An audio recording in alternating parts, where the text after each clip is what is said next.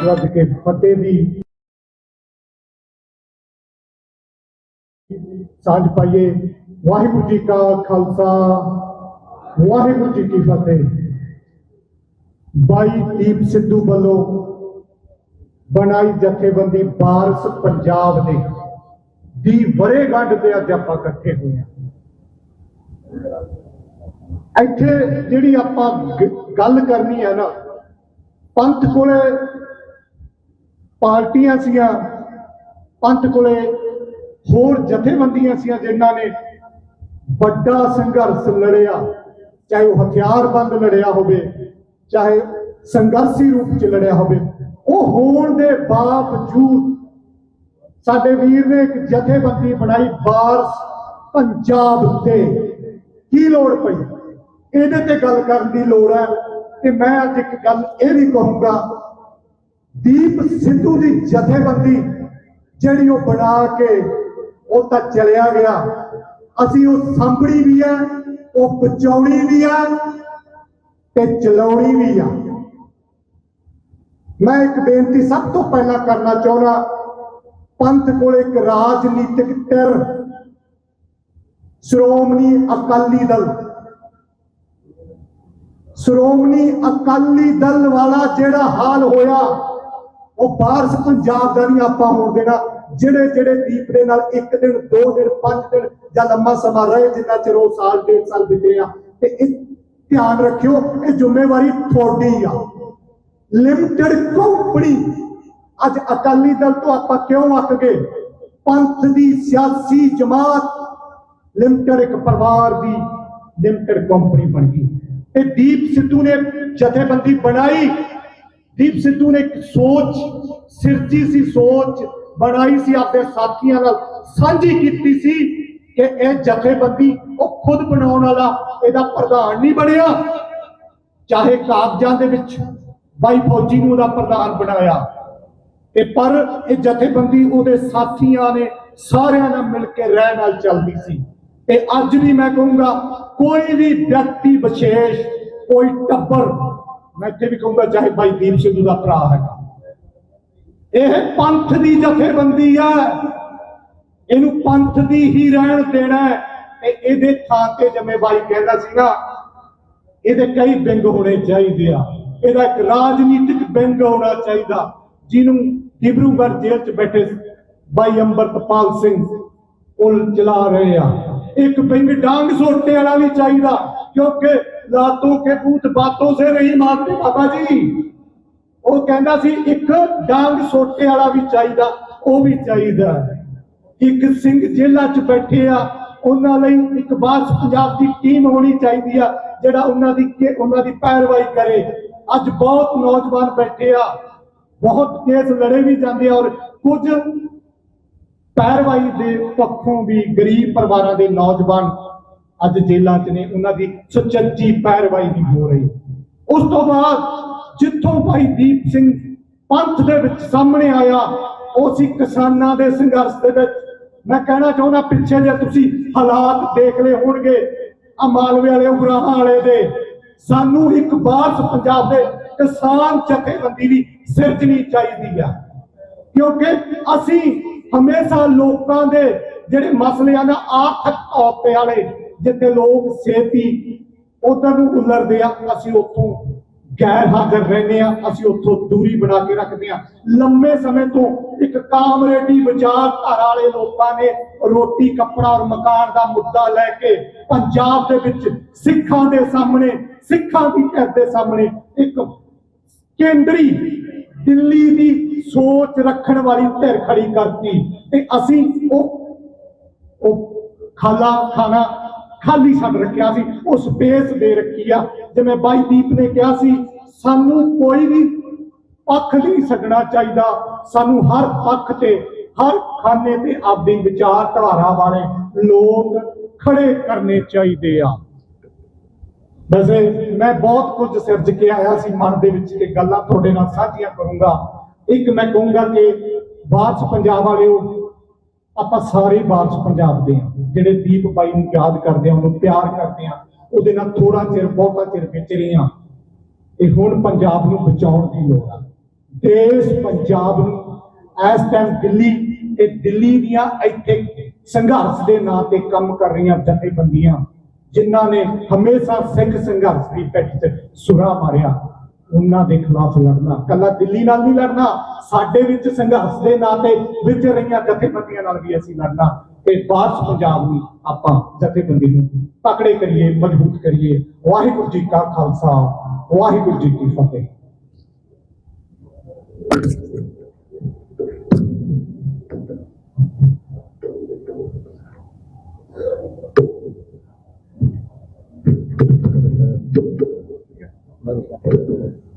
ये सन महेंद्रपाल सिंह मानगढ़ जी जिन्होंने अपने विचार रखे ने, बिल्कुल सही नाम दिता उन्होंने देश पंजाब। ये जिहड़ा स्टेट जिन्हों असीं कहने हैं बिल्कुल साडा देश ही है, ये देश पंजाब आ। और सारे ही असीं इहदे जिहड़े भी देश पंजाब नूं प्यार करदे आ, इहदी चढ़दी कला चाहुंदे आ ते पंजाब दी खुद मुख्तियारी दी गल करदे आ, वो सारे ही पंजाब दे वारस ने। हुण अगले बुलारे भाई सुखविंदर सिंह जी बराड़ रांधेवाल सिंह मुक्तसर साहब तो उन्होंने सभा उस स्टेज के नेड़े आ जाए। उन्होंने तो उपरंत बाबा रेशम सिंह जी फुकराना वो स्टेज के नेड़े आ जाए। भाई सुखविंदर सिंह जी बराड़ रांधेवाल।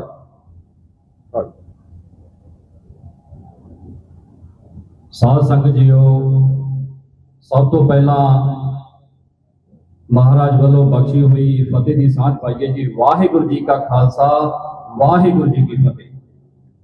सो सीमित समय के आपां सीमित ही गलबात कर सकते हैं। उस लिमिट नूं मद्देनज़र रखते हुए तुहाडे नाल जिहड़ियां दो चार गल्लां जरूरी करनियां हैं जिहदे करके आपां इत्थे रूबरू होए हैं, वो ये है कि सब तो पहला तो अपने दिमागां दे विच ये होना चाहिए भी दीप सिद्धू कौन सी।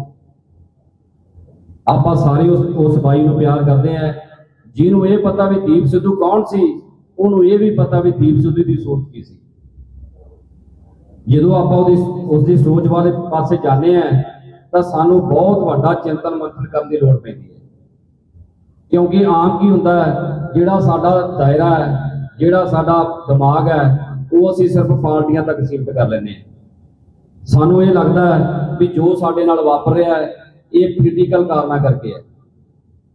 कदे अकाली दल का नाम है, कदे आम आदमी पार्टी का नाम, वधो वध जाके मोदी के सूरी अपनी अट जाती है। पर सानू सोचने की लोड़ है कि सालों के साल हो गए साडे पंजाब दे नाल चल की रहा, ये वापर की रहा है। कई बारी कौमां नूं समा लग जाता है इस गल नूं समझदे होए भी आखिर साडे नाल वार वार ये क्यों वापर रहा है। ते जिहड़ियां कौमां इस गल नूं समझ जांदियां हैं वो बहुत जल्दी अपने राज भाग दियां मालक बन जाती है। जे आपां गल करिए खुद मुख्तियारी की, 1839 ईस्वी तो बाद जिहड़ी खुद मुख्तियारी वो साडे हत्थां विचों निकल गई है। 1839 तक शेरे पंजाब महाराजा रंजीत सिंह का राज आपां देखिया मानिया है, वो स्टेटहुड सब ने मानिया है। साडा अपना एक राज हुंदा सी। अज उस राज नूं प्राप्त करने की खातर असीं किन्ने ज्यादा जदोजहद विच पए हुए हैं। बाई कहता हुंदा सी एक डीप स्टेट से दूजा स्टेट क्राफ्ट। जे आपां दो शब्दां नूं अपने दिमाग दे विच ना पाया तां सानू जिहड़ी ये गेम रचदी पई है, ये पॉलिसीज बनदियां पईयां जो साडे नाल वर्तारे वापरदे पए, वो साडे कदे समझ नहीं आउणगे। सो ये डीप स्टेट एक सोच है उस मेजोरिटी की, जिथे वो मेजोरिटी बैठ के अपनी पॉलिसीज करती है और फिर उसको अलग अलग स्टेटों के उपर एप्लीकेबल करती है। क्योंकि असी खुद मुख्तियारी नूं लैण दी खातर अज तक तुहाडे सामने आपां सारा कुछ किन्ना कुछ आपां सहन कर चुके हैं जी। किन्नी ज्यादा नस्ल खुशी साडी कौम दी हुई है। सानू वादा किया गया भी तुहानू असीं राज भाग देवांगे, कौमी लड़ाई नूं राष्ट्रवादी लड़ाई बना के, सांझी लड़ाई बना के देश दी आजादी खातर सानू विच शामिल किया गया।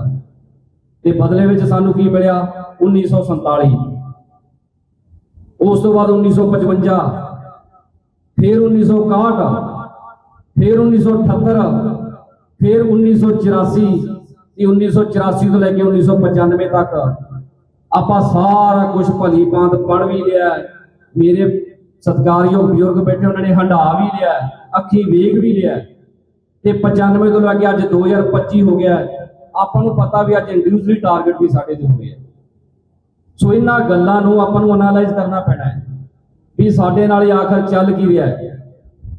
ਇਸ ਚੀਜ਼ ਦੀ ਭਰਪਾਈ ਜੇਕਰ ਅਸੀਂ ਕਰਨੀ ਹੈ, ਜੇਕਰ ਵਾਕਈ ਅਸੀਂ ਆਪਣਾ ਕੌਮੀ ਘਰ ਪ੍ਰਾਪਤ ਕਰਨਾ ਹੈ, ਤਾਂ ਸਾਨੂੰ ਸਿਰ ਜੋੜ ਕੇ ਬੈਠਣਾ ਪੈਣਾ ਹੈ, ਬ੍ਰੇਨ ਸਟੋਰਮਿੰਗ ਕਰਨੀ ਪੈਣੀ, ਉਹਨਾਂ ਚਿਰ ਗੱਲ ਨਹੀਂ ਬਣਨੀ।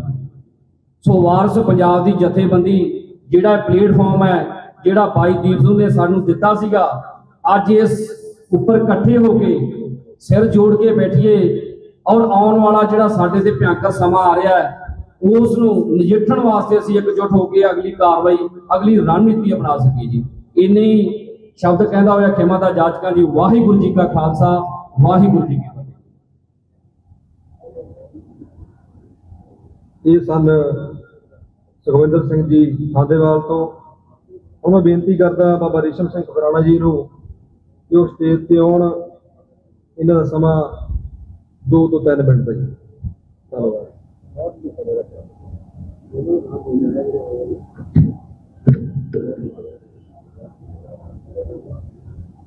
परम सत्कारयोग गुरु रूप खालसा जीओ, अज आप सारे वारस पंजाब जथेबंदी दी वर्षगंढ दे उपर इकट्ठे होए हाँ। वख-वख बुलारियां ने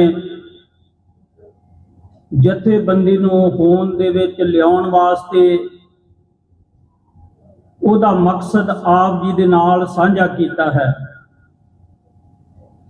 साडे बहुत ही सत्कारयोग भाई दीप सिद्धू जी, जिन्हां ने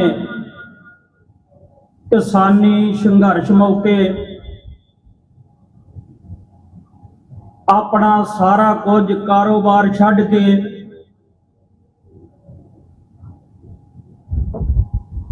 किसानी संघर्ष दे विच आके दरियां दे उपर बैठे।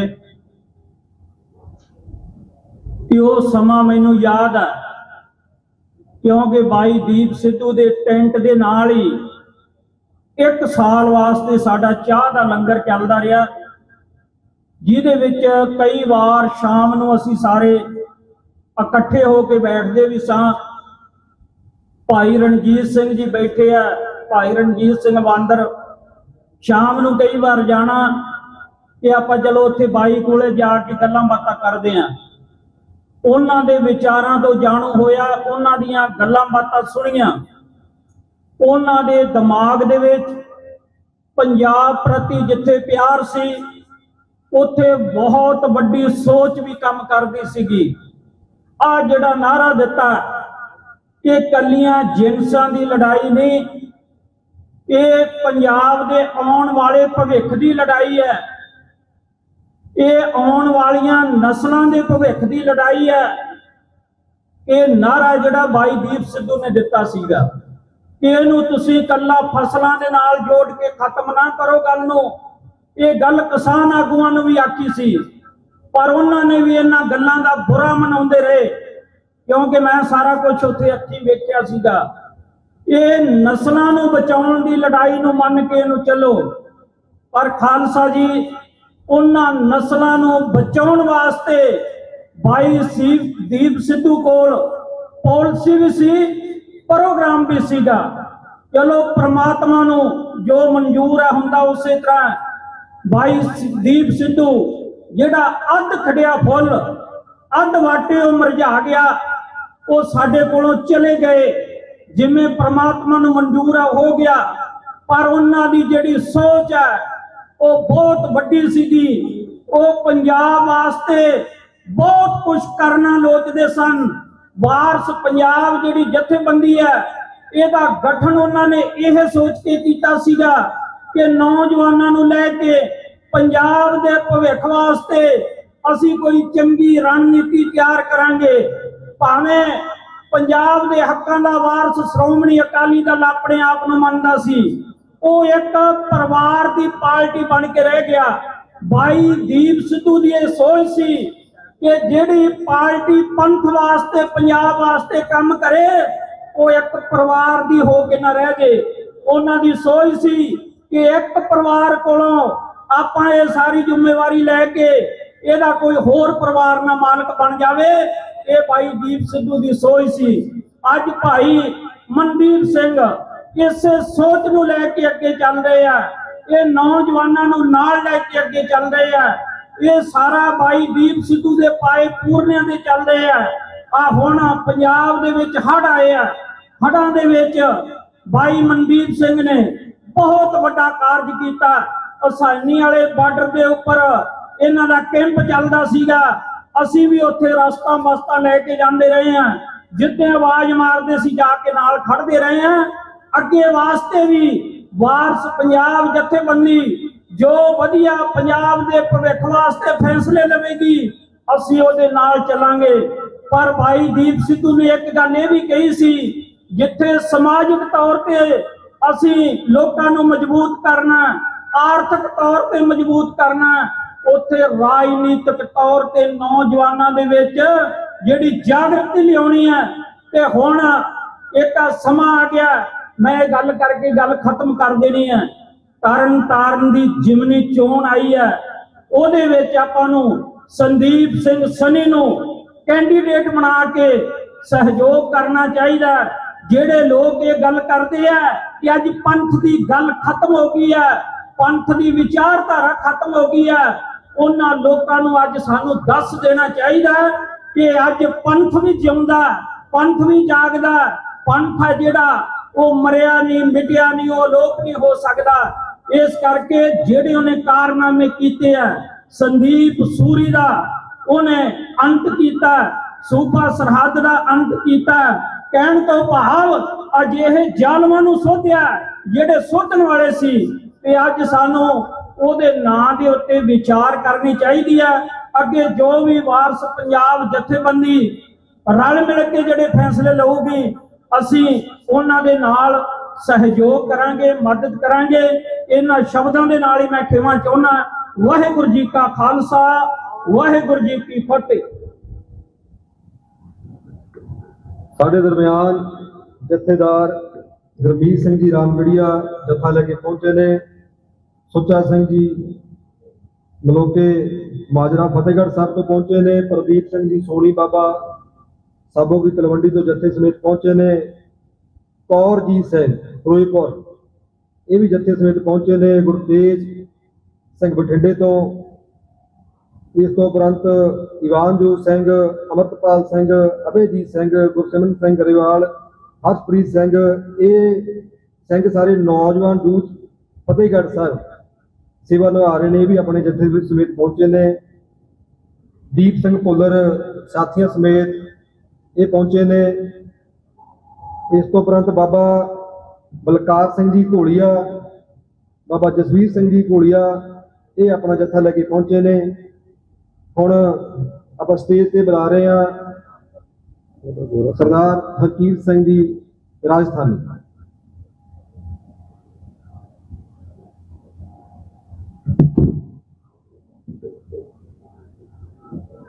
शहीदां दी पावन धरती ते जुड़ बैठे साहिब श्री गुरु ग्रंथ साहिब जी के पंथ दिवाली की हजूरी के विच बैठी सारी संगत, जिन्ने भी इत्थे तुसीं पंथ दर दी आपदे कीमती समय चों समा कढ के पहुंचे हो, सारिआं नूं जी आइआं नूं ते वाहिगुरू जी का खालसा, वाहिगुरू जी की फतेह। समा घट है, गल्लां बहुतियां तुहाडे नाल करनियां। मैं निमाणा जिहा हरकीरत सिंह तुहाडे नाल दो गल्लां साझीआं करना चाहुंदा।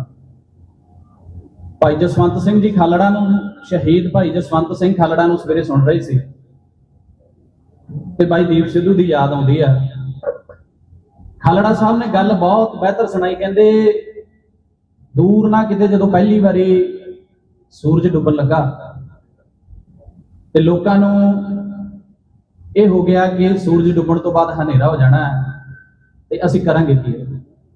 सारे पासे चिंता फैल गई, पर जदों देखते हैं दूर एक दीप जग रहा शन दे विच ਤੇ ਉਹ ਦੀਪ ਨੂੰ ਦੇਖ ਕੇ ਇਹ ਲੱਗਾ, ਦੁਸ਼ਮਣ ਇਹ ਸੋਚਣ ਲੱਗਾ ਕਿ ਇਹ ਛੋਟਾ ਜਿਹਾ ਦੀਪ ਐਡੇ ਵੱਡੇ ਹਨੇਰੇ ਨੂੰ ਕਿੱਦਾਂ ਦੂਰ ਕਰ ਸਕਦਾ ਹੈ। ਪਰ ਸੱਚ ਜਾਣਿਓ, ਖਾਲੜਾ ਸਾਹਿਬ ਦੀ ਅਗਲੀ ਗੱਲ ਨੇ ਰੂਹ ਗੱਡੇ ਖੜੇ ਕਰਤੇ। ਕਹਿੰਦੇ ਵੀ ਉਹ ਛੋਟੇ ਜਿਹੇ ਦੀਪ ਨੂੰ ਦੇਖ ਕੇ ਹੋਰ ਵੀ ਦੀਪ ਜਾਗ ਗਿਆ। ਉਹ ਦੀਪ ਨੂੰ ਦੇਖ ਕੇ ਹੋਰ ਵੀ ਦੀਪ ਜਾਗਣ ਲੱਗੇ। ਮੇਰਾ ਕਹਿਣ ਤੋਂ ਭਾਵ ਬਾਈ ਦੀਪ ਸਿੱਧੂ ਸਾਡੇ ਵਾਲਾ, ਉਹਨੂੰ ਸਾਡੀ ਨੌਜਵਾਨੀ ਨੇ ਪਛਾਣਿਆ ਤੇ ਉਹਦੇ ਜਗਾਏ ਹੋਏ ਦੀਪ ਅੱਜ ਸਾਡੇ ਸਾਹਮਣੇ ਬੈਠੇ ਆ ਤੇ ਸਾਰੀ ਦੁਨੀਆ ਦੇ ਵਿੱਚ ਹੈ।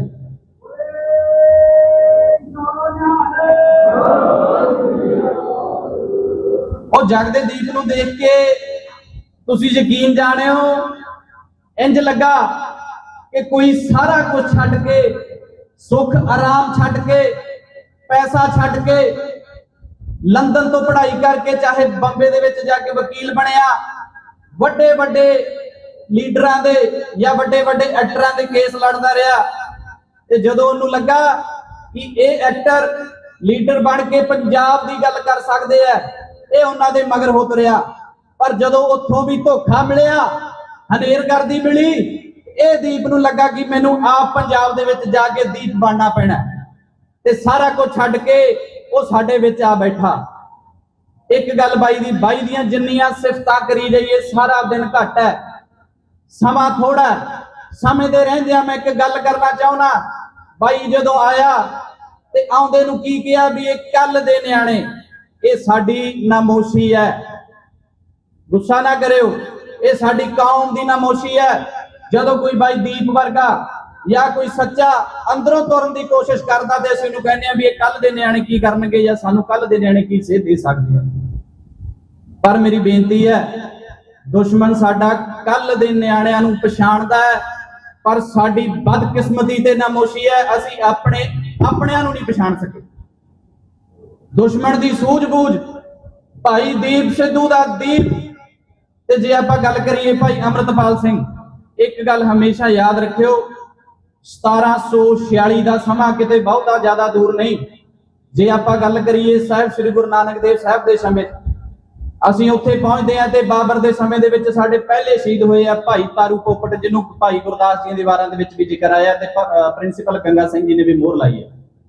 ਮੇਰੇ ਕਹਿਣ ਤੋਂ ਭਾਵ ਹੈ, ਜੇ ਅਸੀਂ ਗੁਰੂ ਨਾਨਕ ਸਾਹਿਬ ਤੋਂ ਲੈ ਕੇ ਸ਼ਹੀਦਾਂ ਦੀ ਗੱਲ ਕਰਦੇ ਆ, 1746 ਚ ਵੀ ਸ਼ਹੀਦੀਆਂ ਸਾਡੀਆਂ, 1846 ਚ ਵੀ ਸਾਡੀਆਂ ਸ਼ਹੀਦੀਆਂ, 1946 ਚ ਵੀ ਸਾਡੀਆਂ ਸ਼ਹੀਦੀਆਂ, 1984 ਚ ਵੀ, 1992, 1995। ਮੈਨੂੰ ਇਹ ਦੱਸੋ ਸ਼ਹਾਦਤਾਂ ਦੀ ਕਮੀ ਕਿੱਥੇ ਹੈ?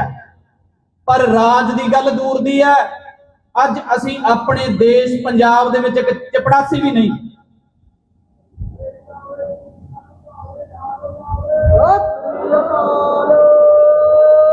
%90 ਸ਼ਹਾਦਤਾਂ ਚਾਂਦੀ ਦੀ ਥਾਲੀ ਦੇ ਵਿੱਚ ਅਸੀਂ ਉਹਨਾਂ ਨੂੰ ਭਾਰਤ ਪਰੋਸ ਕੇ ਦਿੱਤਾ ਤੇ ਸਾਨੂੰ ਲਾਰੇ ਲਾਏ ਗਏ ਵੀ ਤੁਹਾਨੂੰ ਅਸੀਂ ਬਰਾਬਰ ਦੇ ਹੱਕ ਦੇਾਂਗੇ।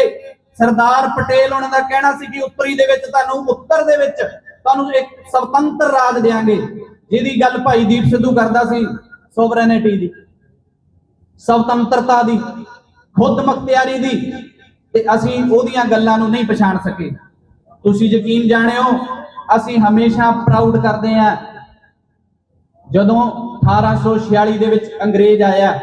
ਇੱਕ ਗੱਲ ਤੁਹਾਡੇ ਨਾਲ ਸਾਂਝੀ ਕਰਨਾ ਚਾਹੁੰਦਾ ਵੀਰ, ਜਦੋਂ ਸਮਾਂ ਹੋ ਜੇ ਮੈਨੂੰ ਦੱਸ ਦਿਓ। 1846 ਚ ਅੰਗਰੇਜ਼ ਆਇਆ ਤੇ ਅੰਗਰੇਜ਼ ਨੇ ਖੱਤ ਲਿਖਿਆ ਕਿ ਇਹ ਜਰਾਇਮ ਪੇਸ਼ਾ ਕੌਮ ਹੈ। ਜੇ ਅੰਗਰੇਜ਼ ਦਾ ਸੁਤੰਤਰ ਰਾਜ ਹਿੰਦੁਸਤਾਨ ਦੇ ਵਿੱਚ ਚਾਹੁੰਦੇ ਹੋ ਤੇ ਇਹ ਸਰਦਾਰਾਂ ਦੇ ਸਿਰਾਂ ਨੂੰ ਘੋੜਿਆਂ ਦੇ ਸੁੰਬਿਆਂ ਦੇ ਥੱਲੇ ਮਸਲਣਾ ਪੈਣਾ। ਸਮਾਂ ਬਦਲਦਾ 100 ਸਾਲ ਬਾਅਦ 1946 ਦਾ ਆਉਂਦਾ। ਸਰਦਾਰ ਪਟੇਲ ਨੂੰ ਖੱਤ ਲਿਖਿਆ ਜਾਂਦਾ ਹੈ ਕਿ ਜਿਨ੍ਹਾਂ ਨੂੰ ਤੁਸੀਂ ਬਾਗੇ ਦੀਆਂ ਸਰਹੱਦਾਂ ਤੋਂ ਲੰਘਾ ਕੇ ਲਿਆਏ ਹੋ, ਇਹ ਕੋਈ ਆਮ ਨਹੀਂ, ਜਰਾਇਮ ਪੇਸ਼ਾ ਕੌਮ ਹੈ। ਤੇ ਸਾਨੂੰ 1931 ਦੇ ਵਿੱਚ ਝੂਠੇ ਵਾਅਦੇ ਕੀਤੇ ਜਾਂਦੇ ਆ ਕਿ ਤੁਸੀਂ ਸਾਡੇ ਨਾਲ ਚੱਲੋ, ਅਸੀਂ ਤੁਹਾਨੂੰ ਉੱਤਰ ਭਾਰਤ ਦੇ ਵਿੱਚ ਸੁਤੰਤਰ ਦੇਸ਼ ਦੇਾਂਗੇ। ਮੰਨਦੇ ਹੋ ਇਹ ਗੱਲ ਨੂੰ ਤੁਸੀਂ ਸਾਰੇ ਜਣੇ? ਤੇ ਅਸੀਂ ਸੋਨੇ ਦੀ ਨਹੀਂ, ਮੈਂ ਇੱਕ ਗੱਲ ਹਮੇਸ਼ਾ ਕਹਿਣਾ, ਚਾਂਦੀ ਦੀ ਨਹੀਂ, ਹੀਰਿਆਂ ਦੀ ਥਾਲੀ ਦੇ ਵਿੱਚ ਜੜ ਕੇ ਉਹਨਾਂ ਨੂੰ ਭਾਰਤ ਦੇਸ਼ ਦਿੱਤਾ ਤੇ ਅਸੀਂ ਦੇਸ਼ 'ਚ ਗੁਲਾਮ ਹੈ ਮਾਨਸਿਕ ਰੂਪ ਤੇ। ਇਹ ਤੁਹਾਨੂੰ ਬਹੁਤਿਆਂ ਨੂੰ ਗੱਲ ਹਜਮ ਨਹੀਂ ਹੋਣੀ, ਪਰ ਤੁਸੀਂ ਇਹ ਗੱਲ ਮੰਨ ਸਕਦੇ ਹੋ ਕਿ ਸਾਡੀ ਨੌਜਵਾਨੀ ਸਾਡੇ ਆਪ ਅਸੀਂ ਆਪ ਇਸ ਦੇਸ਼ ਦੇ ਵਿੱਚ ਸੁਤੰਤਰ ਰੂਪ ਦੇ ਵਿੱਚ ਗੱਲ ਕਰ ਸਕਦੇ ਹਾਂ? ਜੇ ਕਰ ਸਕਦੇ ਹਾਂ ਤਾਂ ਮੈਨੂੰ ਕੋਈ ਹੱਥ ਖੜਾ ਕਰਕੇ ਦੱਸੋ। ਉਹਦਾ ਜਵਾਬ ਮੈਂ ਇੱਥੇ ਹੀ ਦਿਆਂਗਾ, ਮੈਂ ਖਿਮਾ ਵੀ ਮੰਗਦਾ। ਅਸੀਂ ਨਹੀਂ ਕਰ ਸਕਦੇ। ਇੱਕ ਗੱਲ ਹਮੇਸ਼ਾ ਮੈਨੂੰ ਚੁਭਦੀ ਰਹਿੰਦੀ ਹੈ ਜਦੋਂ ਦਾ ਮੈਂ ਇਸ ਇਤਿਹਾਸ ਨੂੰ ਪੜ੍ਹਨ ਲੱਗਾ, ਉਹ ਕਿ ਜਦੋਂ ਵੀ ਨੌਜਵਾਨੀ ਅੱਗੇ ਹੋ ਕੇ ਤੁਰਦੀ ਹੈ, ਅਸੀਂ ਜਦੋਂ ਉਹਦੀ ਕੋਈ ਜਲਾਲਤ ਕਰਦਾ ਹੈ ਅਸੀਂ ਉਹਦਾ ਸਾਥ ਨਹੀਂ ਦਿੰਦੇ। ਜਿਨ੍ਹਾਂ ਨੂੰ ਸਾਥ ਦੇਣਾ ਚਾਹੀਦਾ ਉਹ ਨਹੀਂ ਦਿੰਦੇ, ਅਸੀਂ ਉਹਨਾਂ ਦੀਆਂ ਲੱਤਾਂ ਖਿੱਚਦੇ ਹਾਂ। ਪਰ ਇੱਕ ਗੱਲ ਹਮੇਸ਼ਾ ਯਾਦ ਰੱਖਿਓ, ਮੈਨੂੰ ਦੇਖਣ ਨੂੰ ਮਿਲਦੀ ਹੈ ਨੌਜਵਾਨੀ ਜਦੋਂ ਤੁਰਦੀ ਹੈ ਜਾਂ ਤਾਂ ਜੇਲ੍ਹਾਂ 'ਚ ਹੁੰਦੀ ਹੈ ਤੇ ਜਾਂ ਸਿਵਿਆਂ 'ਚ, ਤੇ ਜਿਹੜੀ ਸਾਨੂੰ ਚਿੱਟੀ ਸ਼ੌਂਕ ਚਿੰਬੜੀ ਹੈ ਉਹ ਰਾਜ ਕਰਦੀ ਹੈ। ਤੇ ਉਹ ਚਿੱਟੀ ਸ਼ੌਂਕ ਸਾਨੂੰ ਕਦੇ ਇਹ ਕਹਿ ਦੇਵੇ ਵੀ ਅਸੀਂ ਤੁਹਾਡੇ ਮਗਰ ਹੈ, ਤੁਸੀਂ ਅੱਗੇ ਹੋ ਕੇ ਤੁਰੋ। ਤੇ ਖਾਲਸਾ ਜੀ, ਮੈਂ ਪੱਕੇ ਵਾਅਦੇ ਨਾਲ ਇਹ ਗੱਲ ਕਹਿ ਸਕਦਾ ਕਿ ਸਾਡੇ ਹੱਕ ਲੈਣੇ ਸਾਡੇ ਤੋਂ ਕਿਤੇ ਬਹੁਤੇ ਦੂਰ ਨਹੀਂ। ਅਸੀਂ ਜਦੋਂ ਕਿਤੇ ਕੋਈ ਧਰਨਾ ਲਾਉਨੇ ਆ, ਅਸੀਂ ਜਿੱਥੇ ਕੋਈ ਸੰਘਰਸ਼ ਵਿੜਦੇ ਆ, ਮਾਫ ਕਰਿਓ, ਧਰਨਾ ਲਫ਼ਜ਼ ਜਿਹੜਾ ਉਹ ਸਾਨੂੰ ਮਹਾਤਮਾ ਗਾਂਧੀ ਦੀ ਕਿਤਾਬ ਦੇ ਵਿੱਚ ਮਿਲਿਆ। ਅਸੀਂ 1947 ਤੋਂ ਬਾਅਦ ਜਾਂ 1947 ਦੇ ਲਾਗੇ ਤਾਗੇ ਧਰਨੇ ਲਾਉਣੇ ਸ਼ੁਰੂ ਕੀਤੇ ਆ। ਉਸ ਤੋਂ ਪਹਿਲਾਂ ਤਾਂ ਸਾਡੀਆਂ ਨਿਹੰਗ ਫੌਜਾਂ ਬੈਠੀਆਂ, ਇਹਨਾਂ ਨੇ ਖੰਡੇ ਖੜਕਾਏ।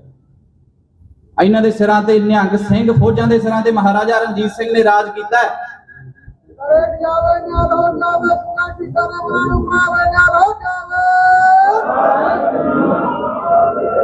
ਜਦੋਂ ਮਹਾਰਾਜਾ ਰਣਜੀਤ ਸਿੰਘ ਇਸ ਦੁਨੀਆ ਤੋਂ ਰੁਖਸਤ ਹੁੰਦਾ ਤਾਂ ਇੱਕ ਗੱਲ ਬਾ ਕਮਾਲ ਲਿਖੀ ਜਾਂਦੀ ਹੈ ਕਿ ਅੱਜ ਸ਼ੇਰ ਨਹੀਂ ਚਿਖਾ ਦੇ ਵਿੱਚ ਸੜਿਆ, ਸੜ ਗਈ ਕਿਸਮਤ ਪੰਜਾਬੀਆਂ ਦੀ। 1947 ਦੇ ਵਿੱਚ ਜਦੋਂ ਅਸੀਂ ਆਪਦਾ ਲਹਿੰਦਾ ਪੰਜਾਬ ਛੱਡ ਕੇ ਇਸ ਘਰ ਦੇ ਵਿੱਚ ਆਉਨੇ ਆ ਕਿ ਸਾਨੂੰ ਇਸ ਘਰ ਦੇ ਵਿੱਚ ਰਾਜ ਦਿੱਤਾ ਜਾਊਗਾ ਜਾਂ ਬਰਾਬਰ ਦੇ ਹੱਕ ਦਿੱਤੇ ਜਾਊਗੇ, ਯਕੀਨ ਮੰਨਿਓ ਸਾਨੂੰ ਜੁੱਤੀਆਂ ਮਾਰੀਆਂ ਗਈਆਂ। ਭਾਈ ਜਸਵੰਤ ਸਿੰਘ ਖਾਲੜਾ, ਕਿੱਡੀ ਕੁ ਪੁਰਾਣੀ ਗੱਲ ਹੈ। ਸੰਤ ਜਰਨੈਲ ਸਿੰਘ ਜੀ ਭਿੰਡਰਾਂ ਵਾਲੇ, ਕਿੱਡੀ ਕੁ ਪੁਰਾਣੀ ਗੱਲ ਹੈ। ਜੇ ਜਾਂਦੇ ਆ ਮਹਾਰਾਜਾ ਰਣਜੀਤ ਸਿੰਘ ਜੀ ਕੋਲੇ, ਹਰੀ ਸਿੰਘ ਨਲੂਆ, ਨਿਧਾਨ ਸਿੰਘ ਪੰਜ ਅੱਖਾ, ਸ਼ਾਮ ਸਿੰਘ ਅਟਾਰੀ, ਬਾਬਾ ਅਕਾਲੀ ਫੂਲਾ ਸਿੰਘ ਜੀ, ਕਿੰਨੀਆਂ ਕੁ ਪੁਰਾਣੀਆਂ ਗੱਲਾਂ ਹੈ। ਪਰ ਅਸੀਂ ਇਹ ਗੱਲਾਂ ਨੂੰ ਮੰਨਣ ਨੂੰ ਯਕੀਨ ਨਹੀਂ, ਸਾਨੂੰ ਇਹ ਅਸੀਂ ਮੰਨਣੀਆਂ ਨਹੀਂ ਚਾਹੁੰਦੇ। ਅਸੀਂ ਜਦੋਂ ਇਹ ਕਹਿੰਦੇ ਆ ਕਿ ਸਾਡਾ ਰਾਜ ਇਹੋ ਜਿਹਾ ਰਾਜ ਰਿਹਾ, ਅਸੀਂ ਚਾਹੇ ਸਾਡੇ ਰਾਜੇ ਦੀ ਇੱਕ ਅੱਖ ਟਾਣੀ ਸੀ, ਮਾਫ ਕਰਿਓ, ਪਰ ਉਹ ਸਾਰਿਆਂ ਨੂੰ ਇੱਕ ਅੱਖ ਨਾਲ ਦੇਖਦਾ ਸੀ। ਇੱਕ ਗੱਲ ਅੱਜ ਤੁਹਾਨੂੰ ਸਾਰਿਆਂ ਨੂੰ ਮੈਂ ਦੱਸਣਾ ਚਾਹੁੰਦਾ, ਸ਼ਾਇਦ ਤੁਹਾਨੂੰ ਨਾ ਪਤਾ ਹੋਵੇ। 1947 ਦੇ ਵਿੱਚ ਜਦੋਂ ਤੁਸੀਂ ਇਹਨਾਂ ਨੂੰ ਰਾਜ ਲੈ ਕੇ ਦਿੱਤਾ ਨਾ, ਰਾਜ ਦੀ ਗੱਲ ਕਰੀਏ, 1947 ਚ ਜਦੋਂ ਤੁਸੀਂ ਇਹਨਾਂ ਨੂੰ ਰਾਜ ਲੈ ਕੇ ਦਿੱਤਾ ਤੇ ਇਹਨਾਂ ਨੇ ਗੁਰਚਰਨ ਸਿੰਘ ਟੋੜਾ ਪ੍ਰਧਾਨ ਸ਼੍ਰੋਮਣੀ ਕਮੇਟੀ ਨੂੰ ਲਿਖਿਆ ਕਿ ਤੁਸੀਂ ਜਿਹੜਾ ਸੋਨਾ ਲਾਇਆ ਉਹਦਾ ਹਿਸਾਬ ਦਿਓ। ਹਰਮੰਦਰ ਸਾਹਿਬ ਚ ਤੁਹਾਡੇ ਕੋਲ ਕਿੰਨਾ ਸੋਨਾ ਹੈ? ਮੁਰਾਰਜੀ ਦੇਸਾਈ ਜਦੋਂ ਪ੍ਰਧਾਨ ਮੰਤਰੀ ਬਣਦਾ ਹੈ, ਉਹ ਲਿਖਦਾ ਕਿ ਦਰਸ਼ਨੀ ਡਿਉੜੀ ਦੇ ਵਿੱਚ ਜਿਹੜੇ ਦਰਵਾਜ਼ੇ ਲੱਗੇ ਨੇ ਉਹ ਸੋਮਨਾਥ ਮੰਦਿਰ ਦੇ ਨੇ। ਕਿਉਂ ਭਾਈ? ਛੜਾਏ ਤਾਂ ਅਸੀਂ ਸੀ, ਤੁਹਾਡੇ ਕੋਲ ਤਾਂ ਖੋਹ ਕੇ ਲੈ ਗਏ ਸੀ। ਉਹਨਾਂ ਦੇ ਹੱਕ ਤੁਹਾਡਾ ਕਿੱਦਾਂ ਹੋਇਆ? ਇਹ ਮੈਂ ਰਾਜ ਦੀ ਗੱਲ ਕਰਦਾ। ਇੱਕ ਗੱਲ ਕਹਿ ਕੇ ਮੈਂ ਤੁਹਾਡੇ ਸਾਰਿਆਂ ਤੋਂ ਇਜਾਜ਼ਤ ਮੰਗਦਾ, ਫੇਰ ਕਦੇ ਤੁਹਾਡੇ ਦਰਸ਼ਨ ਕਰਾਂਗੇ। 10ਵੇਂ ਪਾਤਸ਼ਾਹ ਸਾਹਿਬਜ਼ਾਦਾ ਅਜੀਤ ਸਿੰਘ ਨੂੰ ਜਦੋਂ ਜੰਗ ਦੇ ਵਿੱਚ ਭੇਜਦੇ ਆ ਤੇ ਮਹਾਰਾਜ ਨੇ ਕੋਈ ਵੀ ਤੀਰ ਨਹੀਂ ਛੱਡਿਆ। ਸਾਹਿਬਜ਼ਾਦਾ ਜੁਝਾਰ ਸਿੰਘ ਜੀ ਜਦੋਂ ਜੰਗ ਦੇ ਵਿੱਚ ਜਾਂਦੇ ਆ ਤੇ ਗੁਰੂ ਗੋਬਿੰਦ ਸਿੰਘ ਪਾਤਸ਼ਾਹ ਰੋਹ ਦੇ ਵਿੱਚ ਆ ਕੇ ਤੀਰ ਛੱਡਦੇ ਆ ਮੁਗਲਾਂ ਨੂੰ ਦੱਸਣ ਵਾਸਤੇ ਕਿ ਅਜੇ ਚਮਕੌਰ ਦੀ ਗੜੀ ਦੇ ਵਿੱਚ ਸਾਹਿਬ ਸ੍ਰੀ ਗੁਰੂ ਗੋਬਿੰਦ ਸਿੰਘ ਸਾਹਿਬ ਜਿਉਂਦਾ। ਮੈਂ ਤੁਹਾਨੂੰ ਸਾਰਿਆਂ ਨੂੰ ਇੱਕ ਗੱਲ ਕਹਿਣਾ, ਜੇ ਤੁਸੀਂ ਅੱਜ ਜਿਉਂਦੇ ਹੋ, ਜੇ ਤੁਸੀਂ ਅੱਜ ਸਾਹਿਬ ਸ੍ਰੀ ਗੁਰੂ ਗੋਬਿੰਦ ਸਿੰਘ ਸਾਹਿਬ ਦੇ ਪੁੱਤੋਂ ਤੇ ਆਪਣੇ ਹੱਕਾਂ ਦੀ ਗੱਲ ਖੁੱਲ ਕੇ ਕਰ ਲਓ, ਨਹੀਂ ਤੇ ਸਮਾਂ ਬਹੁਤਾ ਦੂਰ ਨਹੀਂ, ਕੱਲੇ ਕੱਲੇ ਨੂੰ ਘਰੇ ਘਰੇ ਆ ਕੇ ਜੁੱਤੀਆਂ ਵੱਜਣੀਆਂ ਜੇ।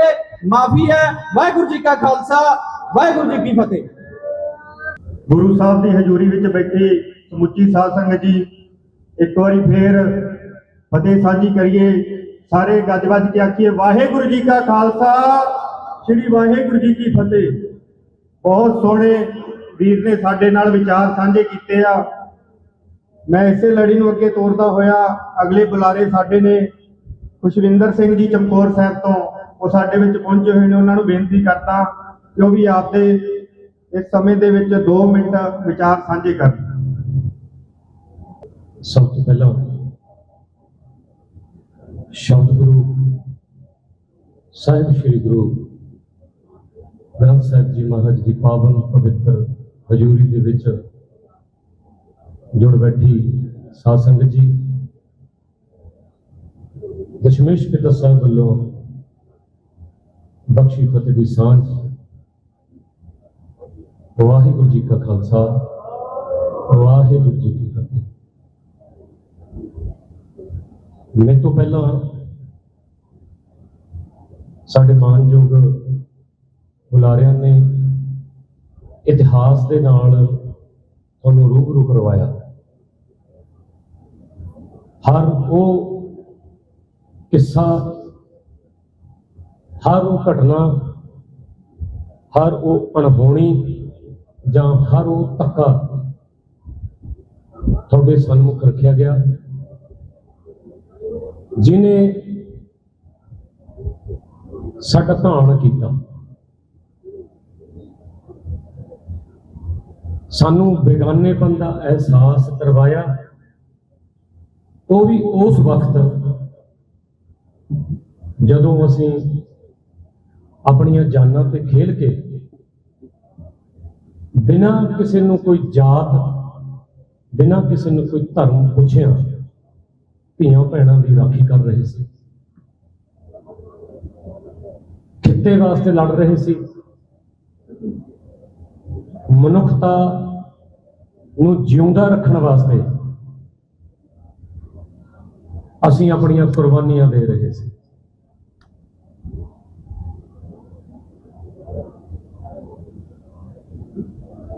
ਮੈਂ ਸਿਰਫ ਤੇ ਸਿਰਫ ਅੱਜ ਦੇ ਸਮੇਂ ਦੀ ਗੱਲ ਕਰੂੰਗਾ। ਜਿਸ ਮਨੋਰਥ ਵਾਸਤੇ ਅੱਜ ਦੀ ਇਹ ਇਕੱਤਰਤਾ ਰੱਖੀ ਗਈ ਆ, ਮੈਂ ਕੋਸ਼ਿਸ਼ ਕਰੂੰਗਾ ਵੀ ਮੈਂ ਉਹ ਤੋਂ ਬਾਹਰ ਨਾ ਜਾਵਾਂ। ਇੱਕ ਨਾਮ ਪਿਛਲੇ ਦਿਨਾਂ ਦੇ ਵਿੱਚ ਹਰ ਉਸ ਸ਼ਖਸ ਦੇ ਮਨ ਦੇ ਵਿੱਚ, ਉਹਦੇ ਜ਼ਿਹਨ ਦੇ ਵਿੱਚ ਗੂੰਜਿਆ ਤੇ ਉਸ ਸ਼ਬਦ ਨੂੰ ਹਰ ਪੰਜਾਬ ਦੀ ਧਰਤੀ ਨੂੰ ਪਿਆਰ ਕਰਨ ਵਾਲਿਆਂ ਨੇ ਪ੍ਰਵਾਨ ਕੀਤਾ। ਉਹ ਨਾਮ ਸੀ ਵਾਰਿਸ ਪੰਜਾਬ ਦੇ। ਇਹ ਮਹਿਜ਼ 3 ਸ਼ਬਦ ਨਹੀਂ ਹੈਗੇ ਸੰਗਤ ਜੀ, ਇਹਨਾਂ 3 ਸ਼ਬਦਾਂ ਦੇ ਵਿੱਚ ਇੱਕ ਸੋਚ ਆ। ਉਹ ਸੋਚ ਜਿਹੜੀ ਬੇਖੌਫ ਆ, ਉਹ ਸੋਚ ਜਿਹਦੇ ਵਿੱਚ ਦਰਦ ਆ, ਉਹ ਸੋਚ ਜਿਹਦੇ ਵਿੱਚ ਫਿਕਰ ਆ, ਉਹ ਸੋਚ ਜਿਹਦੇ ਵਿੱਚ ਭਵਿੱਖ ਦੀ ਵਿਉਂਤ ਆ, ਉਹ ਸੋਚ ਜਿਹਦੇ ਵਿੱਚ ਇੱਕ ਆਪਣਾਪਨ ਹੈ, ਉਹ ਸੋਚ ਜਿਸ ਵਿੱਚ ਸਮਰਪਣ ਹੈ ਆਪਣੇ ਲੋਕਾਂ ਲਈ, ਆਪਣੀ ਧਰਤੀ ਲਈ, ਆਪਣੀ ਖਲਕਤ ਲਈ। ਇਹ ਸੋਚ ਇਹ ਕਿਸੇ ਰਾਹ ਚੱਲਦੇ ਬੰਦੇ ਦੇ ਮਨ ਦੇ ਵਿੱਚ ਜਾਂ ਉਹਦੀ ਸੋਚ ਦੇ ਵਿੱਚ ਪੈਦਾ ਨਹੀਂ ਹੋ ਸਕਦੀ। ਇਹ ਸੋਚ ਉਸ ਸ਼ਖਸ ਦੇ ਹਿਰਦੇ ਦੇ ਵਿੱਚੋਂ ਪੈਦਾ ਹੋ ਜਿਹਦੇ ਅੰਦਰ ਕੋਈ ਚਿਣਗ ਫੁੱਟੀ ਹੋ। ਸੰਗਤ ਤੋਂ ਮਾਫੀ ਮੰਗਦੇ ਆ, ਇੱਕ ਸ਼ਬਦ ਸਾਂਝਾ ਕਰਨ ਲੱਗਾ। ਪਾਤਸ਼ਾਹ ਦੇ ਵਚਨ ਨੇ ਕਿ ਜਬੇ ਬਾਣ ਲਾਗਿਓ ਤਬੇ ਰੋਸ ਜਾਗੀ। ਜਦੋਂ ਇਹ ਪਾਤਸ਼ਾਹ ਦੇ ਹੁਕਮ ਦੇ ਮੁਤਾਬਕ ਕਿਸੇ ਦੇ ਹਿਰਦੇ ਨੂੰ ਇਹ ਬਾਣ ਲੱਗ ਜਾਂਦਾ, ਉਹ ਉਸੇ ਦਿਨ ਆਪਣੇ ਆਪ ਨੂੰ ਕੁਰਬਾਨ ਕਰ ਜਾਂਦਾ ਹੈ। ਜਿਸ ਸ਼ਖਸ ਦੇ ਹਿਰਦੇ ਦੇ ਵਿੱਚੋਂ ਇਹ ਸੋਚ ਪੈਦਾ ਹੋਈ, ਉਸ ਦੇ ਨਾਮ ਦੇ ਵਿੱਚ ਵੀ ਰੋਸ਼ਨੀ ਹੈ, ਉਸ ਦੇ ਨਾਮ ਦੇ ਵਿੱਚ ਵੀ ਪ੍ਰਕਾਸ਼ ਹੈ। ਜੇ ਥੋੜੀ ਜਿਹੀ ਪਲੰਘ ਹੋਰ ਪੁੱਟਾਂ ਤਾਂ ਉਸ ਸ਼ਖਸ ਦੇ ਨਾਮ ਦੇ ਵਿੱਚੋਂ ਇੱਕ ਆਸ ਪੈਦਾ ਹੁੰਦੀ ਹੈ ਕਿ ਉਹ ਨਾਮ ਕਿਸੇ ਜਾਣ ਪਛਾਣ ਦਾ ਮਹਿਤਾਜ ਨਹੀਂ ਹੈ। ਉਹ ਨਾਮ ਜਿਸ ਨੇ ਸੁੱਤੀ ਪਈ ਜਵਾਨੀ ਨੂੰ ਦੱਸਿਆ ਕਿ ਆਪਣਾ ਆਲਣਾ ਕਿਹਨੂੰ ਕਹਿੰਦੇ, ਆਪਣਾ ਘਰ ਕਿਹਨੂੰ ਕਹਿੰਦੇ ਆ, ਜਿਸ ਨੇ ਵਿਰੋਧੀਆਂ ਦੀ ਕਹਿ ਲਓ ਜਾਂ ਡੀਪ ਸਟੇਟ ਸ਼ਬਦ ਵਰਤਿਆ ਜਾਂਦਾ ਕਿਉਂਕਿ ਇੱਕ ਤਾਕਤ ਹੈ ਜਿਹੜੀ ਉਹ ਦਿਖਦੀ ਨਹੀਂ ਹੈ ਕਿਸੇ ਨੂੰ। ਉਸ ਸ਼ਖਸ ਨੇ ਇਸ ਡੀਪ ਸਟੇਟ ਨੂੰ ਉਹਦੇ ਬਣਾਏ ਹੋਏ ਕਾਨੂੰਨਾਂ ਦੇ ਮੁਤਾਬਕ, ਉਹਦੇ ਬੁਣੇ ਹੋਏ ਜਾਲ ਦੇ ਮੁਤਾਬਕ ਹੀ ਉਹਨੂੰ ਦੱਸਿਆ ਕਿ ਪੰਜਾਬ ਜਿਉਂਦਾ ਹੈ, ਜ਼ਮੀਰ ਜਿਉਂਦੀ ਹੈ, ਅਣਖ ਜਿਉਂਦੀ ਹੈ, ਪੰਜਾਬ ਦੇ ਵਾਰਸ ਜਿਉਂਦੇ ਨੇ। ਕੋਈ ਫਿਕਰ ਨਹੀਂ, ਕੋਈ ਪਰਵਾਹ ਨਹੀਂ ਹੈ। ਇੱਕ ਸ਼ਬਦ ਵਰਤੂੰਗਾ ਇੱਥੇ ਨਾਲ ਮੈਂ, ਜਿਸ ਦੇ ਨਾਲ ਕਿਰਦਾਰ ਕੁਸ਼ੀ ਕਰਨ ਦੀ ਕੋਸ਼ਿਸ਼ ਕੀਤੀ ਗਈ। ਉਹ ਸ਼ਬਦ ਸੀ ਗੱਦਾਰ। ਮਨੋਵਿਰਤੀ ਦੇ ਵਿੱਚੋਂ ਉਪਜਿਆ ਇਹ ਸ਼ਬਦ, ਇੱਕ ਘਬਰਾਹਟ, ਇੱਕ ਡਰ ਦੇ ਵਿੱਚੋਂ ਉਪਜਿਆ ਹੋਇਆ ਸੀ ਇਹ ਸ਼ਬਦ। ਡਰ ਗਏ, ਪੱਗਾਂ ਦੇ ਵਿੱਚ ਸਿਰ ਫਸਾਈ ਫਿਰਦੇ ਸੀ ਨਾ ਜਿਹੜੇ, ਮਹਾਰਾਜ ਦੀ ਤਾਬਿਆਂ ਦੇ ਵਿੱਚ ਬੈਠੇ ਆ। ਸਤਿਗੁਰਾਂ ਕੋਲੋਂ ਮਾਫੀ ਮੰਗ ਕੇ ਸ਼ਬਦ ਵਰਤਣਾ ਚਾਹੂੰਗਾ ਵੀ ਜਿਹੜੇ ਘੜਮ ਚੌਧਰੀ ਆ, ਪੰਜਾਬ ਦੇ ਲੀਡਰ ਬਣਨੇ ਨੂੰ ਫਿਰਦੇ ਸੀ, ਸਵਾਰਥ ਆਪੋ ਆਪਣੇ ਸੀ, ਉਹਨਾਂ ਨੇ ਸ਼ਬਦ ਘੜਿਆ ਤੇ ਹਰ ਉਸ ਸੰਵੇਦਨਸ਼ੀਲ ਮੌਕੇ ਤੇ ਇਹ ਸ਼ਬਦ ਵੱਖ-ਵੱਖ ਸਟੇਜਾਂ ਤੋਂ ਵੱਖ-ਵੱਖ ਤੌਰ ਤਰੀਕਿਆਂ ਦੇ ਨਾਲ ਸਾਡੇ ਕੰਨਾਂ ਤੱਕ ਪਹੁੰਚਦਾ ਕੀਤਾ। ਅੱਜ ਵੀ ਇਹ ਕੋਸ਼ਿਸ਼ ਕੀਤੀ ਜਾਂਦੀ ਹੈ, ਪਰ ਪੰਜਾਬ ਦੇ ਜਿਹੜੇ ਵਾਰਸ ਨੇ ਉਹ ਇਸ ਸ਼ਬਦ ਨੂੰ ਨੇੜੇ ਤੇੜੇ ਵੀ ਫਟਕਣ ਨਹੀਂ ਦਿੰਦੇ।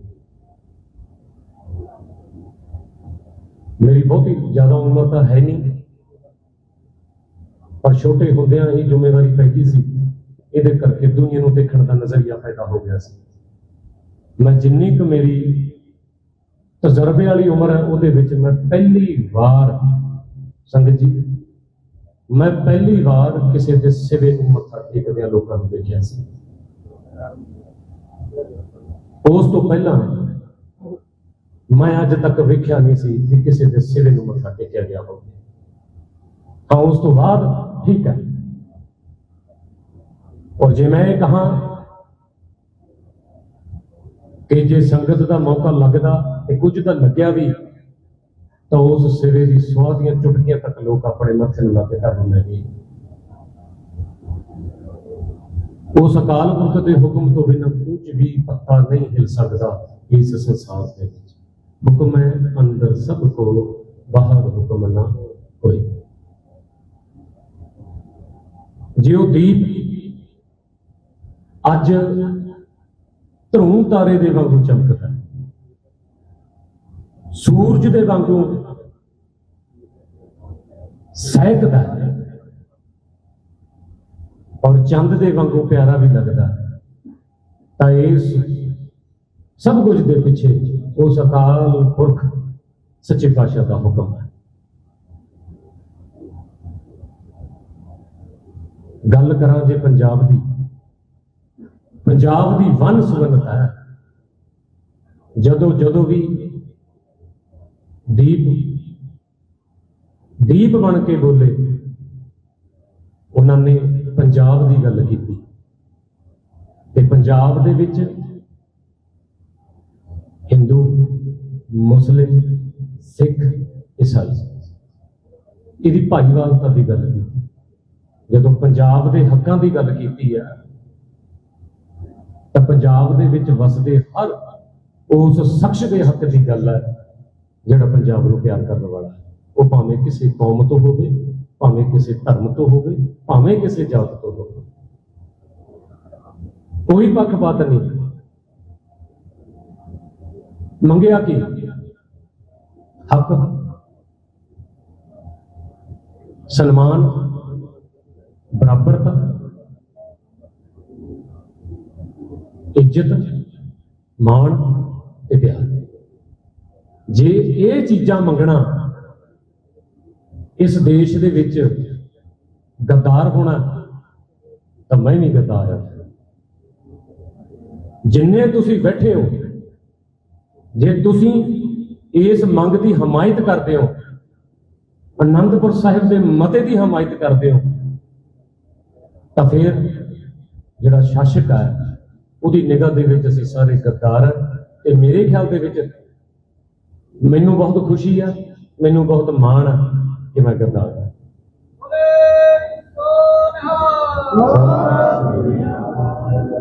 ਜੇ ਆਪਣੀ ਧਰਤੀ, ਆਪਣੇ ਲੋਕਾਂ ਨੂੰ ਪਿਆਰ ਕਰਨ ਨਾਲ ਗੱਦਾਰੀ ਆ, ਤਾਂ ਫਿਰ ਪੂਰਾ ਪੰਜਾਬ ਇਹ ਗੱਦਾਰ ਆ। ਇਹ ਸੋਚ, ਇਹਨੂੰ ਖਤਮ ਕਰਨ ਦੇ ਅੱਜ ਵੀ ਬਹੁਤ ਤੌਰ ਤਰੀਕੇ ਅਪਣਾਏ ਜਾ ਰਹੇ ਨੇ। ਪੰਜਾਬ ਦੇ ਮੁੱਦੇ ਨੇ ਜਿਹੜੇ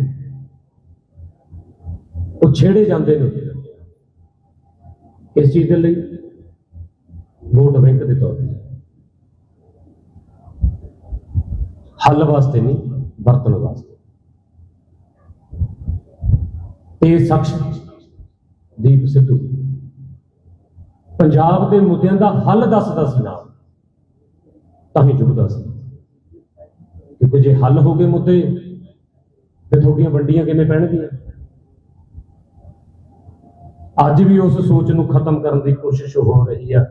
ਪਰਿਵਾਰਵਾਦ ਭਾਰੂ ਹੋ ਰਿਹਾ ਇੱਕ ਨਵੇਂ ਤਰੀਕੇ ਦੇ ਨਾਲ। ਸੋਚ ਖੜੀ ਹੁੰਦੀ ਆ, ਕੋਈ ਸੰਸਥਾ ਖੜੀ ਹੁੰਦੀ ਆ, ਸਭ ਤੋਂ ਪਹਿਲਾਂ ਆਪਣੇ ਬੰਦਿਆਂ ਨੂੰ ਫਿੱਟ ਕਰਨ ਦੀ ਕੋਸ਼ਿਸ਼ ਕੀਤੀ ਜਾਂਦੀ ਹੈ। ਸਾਰੀ ਤਾਕਤ ਆਪਣੇ ਹੱਥਾਂ ਦੇ ਵਿੱਚ ਸੀਮਿਤ ਕਰਨ ਦੀ ਗੱਲ ਹੁੰਦੀ ਹੈ, ਤੇ ਸਾਰੀ ਤਾਕਤ ਨੂੰ ਕੇਂਦਰ ਦੇ ਵਿੱਚ ਇਕੱਠਾ ਕਰ ਲੈਣਾ, ਇੱਕ ਬੰਦੇ ਦੇ ਹੱਥਾਂ ਦੇ ਵਿੱਚ ਦੇ ਦੇਣਾ ਜਾਂ ਇੱਕ ਪਰਿਵਾਰ ਦੇ ਹੱਥਾਂ ਦੇ ਵਿੱਚ ਦੇ ਦੇਣਾ। ਇਸ ਸੋਚ ਨੇ ਤਾਂ ਸਾਡੇ ਪੰਜਾਬ ਦਾ ਪਹਿਲਾਂ ਹੀ ਬਹੁਤ ਬੇੜਾ ਗਰਕ ਕੀਤਾ।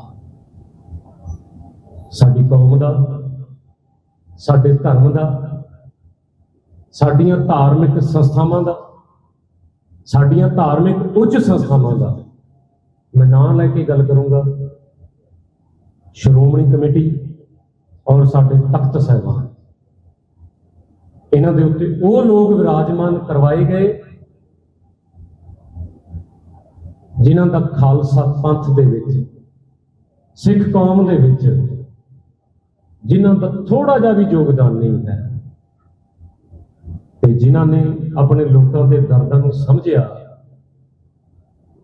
ਆਪਣੇ ਲੋਕਾਂ ਦੀ ਭਾਲ ਦੇ ਵਿੱਚ ਤੁਰੇ। ਇਹਨਾਂ ਤਾਕਤਾਂ ਨੇ ਉਹਨਾਂ ਨੂੰ ਵੀ ਲਾਪਤਾ ਕਰ ਦਿੱਤਾ। ਢਾਡੀ ਸਾਹਿਬ ਬਾਹਰ ਗਾ ਰਹੇ ਸੀ, ਲਾਂਡਰਾਂ ਵਾਲਾ ਜਥਾ, ਉਹ ਕਹਿੰਦੇ ਵੀ ਦੀਪ ਸਿਆਂ ਤੂੰ ਮਰਿਆ ਜਾਂ ਮਾਰਿਆ, ਇਹ ਵੀ ਭੇਤ ਰਹਿ ਗਿਆ। ਇਉਂ ਹੀ ਭੇਤ ਰਹਿ ਗਿਆ ਅਮਰ ਸ਼ਹੀਦ ਭਾਈ ਜਸਵੰਤ ਸਿੰਘ ਖਾਲੜਾ ਸਾਹਿਬ ਦਾ। ਜਿਹੜੇ ਕੌਮੀ ਸ਼ਹੀਦ ਹੁੰਦੇ ਆ, ਉਹ ਇੱਕੋ ਸ਼੍ਰੇਣੀ ਦੇ ਵਿੱਚ ਆ ਜਾਇਆ ਕਰਦੇ ਹਨ, ਇੱਕੋ ਲਾਈਨ 'ਚ ਲੱਗ ਜਾਇਆ ਕਰਦੇ ਹਨ।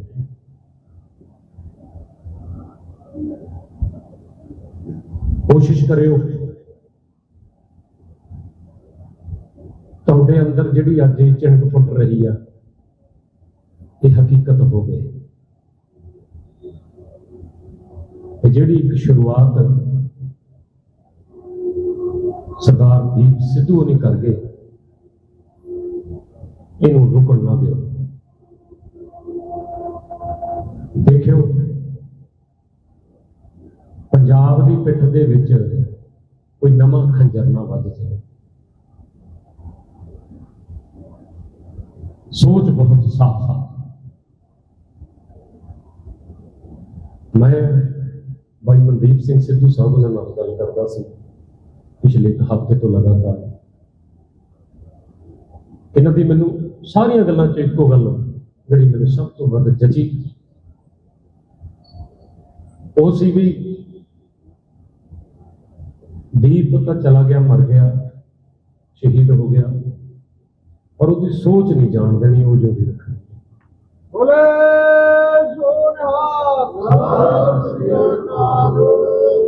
ਉਸੇ ਸੋਚ ਨੂੰ ਜਿਉਂਦਿਆਂ ਰੱਖਣ ਵਾਸਤੇ ਨਵੰਬਰ ਮਹੀਨੇ ਦੀ 26 ਤਰੀਕ ਇਹ ਤੈਅ ਕੀਤੀ ਗਈ ਆ ਸਿੱਖਾਂ ਦਾ ਉਹ ਤਖਤ ਜਿੱਥੋਂ ਅਕਾਲ ਪੁਰਖ ਸੱਚੇ ਪਾਤਸ਼ਾਹ ਧੰਨ ਸਾਹਿਬ ਸ੍ਰੀ ਗੁਰੂ ਗੋਬਿੰਦ ਸਿੰਘ ਮਹਾਰਾਜ ਜੀ ਨੇ ਸਾਨੂੰ ਗੁਰਬਾਣੀ ਦਾ ਬੋਧ ਇਕੱਤਰ ਕਰਕੇ ਬਖਸ਼ਿਸ਼ ਕੀਤੀ, ਸਾਨੂੰ ਸ਼ਬਦ ਤੇ ਕਲਮ ਦਾ ਧਨੀ ਬਣਾਇਆ। ਗੁਰੂ ਕੀ ਕਾਂਛੀ ਦਮਦਮਾ ਸਾਹਿਬ ਤਲਵੰਡੀ ਸਾਹਿਬ, ਉਥੋਂ ਇਹ ਜਾਗਰੂਕ ਜਿਹੜੀ ਯਾਤਰਾ ਪੜਾਅ ਦਰ ਪੜਾਅ ਹੁੰਦਿਆਂ ਇਹਨੇ ਸ਼ਬਦ ਗੁਰੂ ਦੇ ਸਥਾਨ ਤੋਂ ਸ਼ੁਰੂ ਹੋਣਾ ਔਰ ਇਸ ਯਾਤਰਾ ਦੀ ਜਿਹੜੀ ਸੰਪੂਰਨਤਾ ਹੈ ਉਹ ਉਸ ਜਗ੍ਹਾ ਤੇ ਹੋਣੀ ਹੈ ਜਿੱਥੋਂ ਤੁਹਾਡਾ ਜਨਮ ਹੋਇਆ, ਖਾਲਸੇ ਦੀ ਜਨਮ ਹੋਏ ਅਨੰਦਪੁਰ ਸਾਹਿਬ ਜੀ।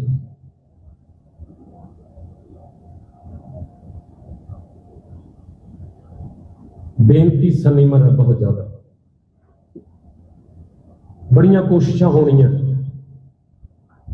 ਬਹੁਤ ਯਤਨ ਹੋਣੇ ਆ, ਹੁਣੇ ਤੋਂ ਸ਼ੁਰੂ ਹੋ ਜਾਣੇ ਨੇ ਵੀ ਇਹ ਯਾਤਰਾ ਨੂੰ ਰੋਕਿਆ ਜਾਵੇ ਜਾਂ ਇਹਨੂੰ ਕਮਜ਼ੋਰ ਕੀਤਾ ਜਾਵੇ। ਕੁਝ ਇੱਕ ਸਾਡੇ ਵਰਗੇ ਦਿਖਣ ਵਾਲੇ ਲੋਕ ਹੀ ਇਹਨੂੰ ਕਮਜ਼ੋਰ ਕਰਨ ਦੀ ਕੋਸ਼ਿਸ਼ ਕਰਨਗੇ, ਭਰਮ ਭੁਲੇਖੇ ਵੀ ਪਾਉਣਗੇ, ਝੂਠ ਵੀ ਵਰਤਣਗੇ।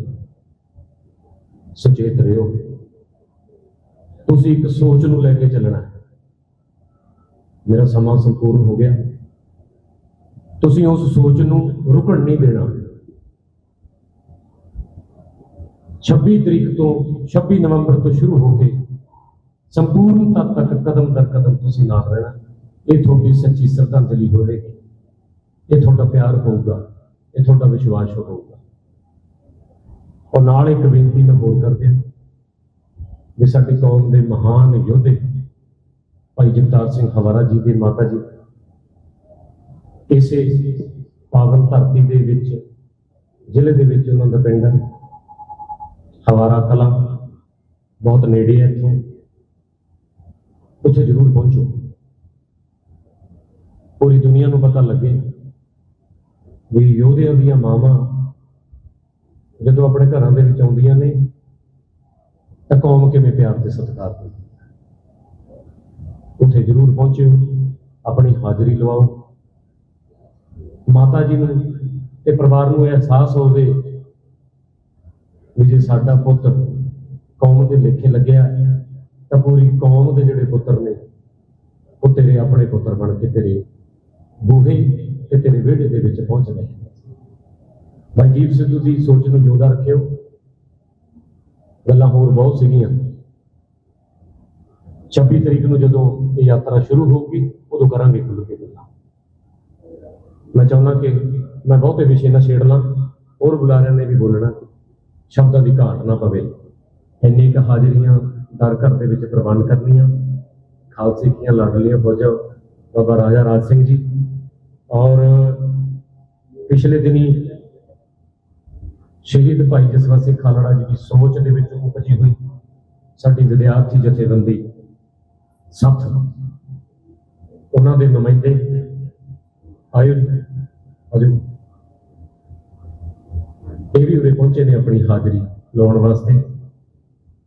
ਪਿਛਲੇ ਦਿਨੀ ਪੰਜਾਬ ਯੂਨੀਵਰਸਿਟੀ ਦੇ ਵਿੱਚ ਬਹੁਤ ਸਮੇਂ ਬਾਅਦ ਜੇ ਦੁਬਾਰਾ ਤੋਂ ਪੰਜਾਬ ਦੀ ਗੱਲ ਹੋਈ, ਪੰਜਾਬ ਦੇ ਮੁੱਦਿਆਂ ਦੀ ਗੱਲ ਹੋਈ, ਪੰਜਾਬ ਦੇ ਸ਼ਹੀਦਾਂ ਦੀ ਗੱਲ ਹੋਈ ਤਾਂ ਇਹ ਉਹ ਮੁੰਡੇ ਨੇ ਜੀ ਜਿਨ੍ਹਾਂ ਨੇ ਮੁੜ ਕੇ ਭਾਈ ਜਸਵੰਤ ਸਿੰਘ ਖਾਲੜਾ ਦੀ ਸੋਚ ਨੂੰ ਜਿਉਂਦਾ ਕੀਤਾ ਹੈ ਅੰਦਰ ਹੀ ਸੀ ਸਾਡੇ।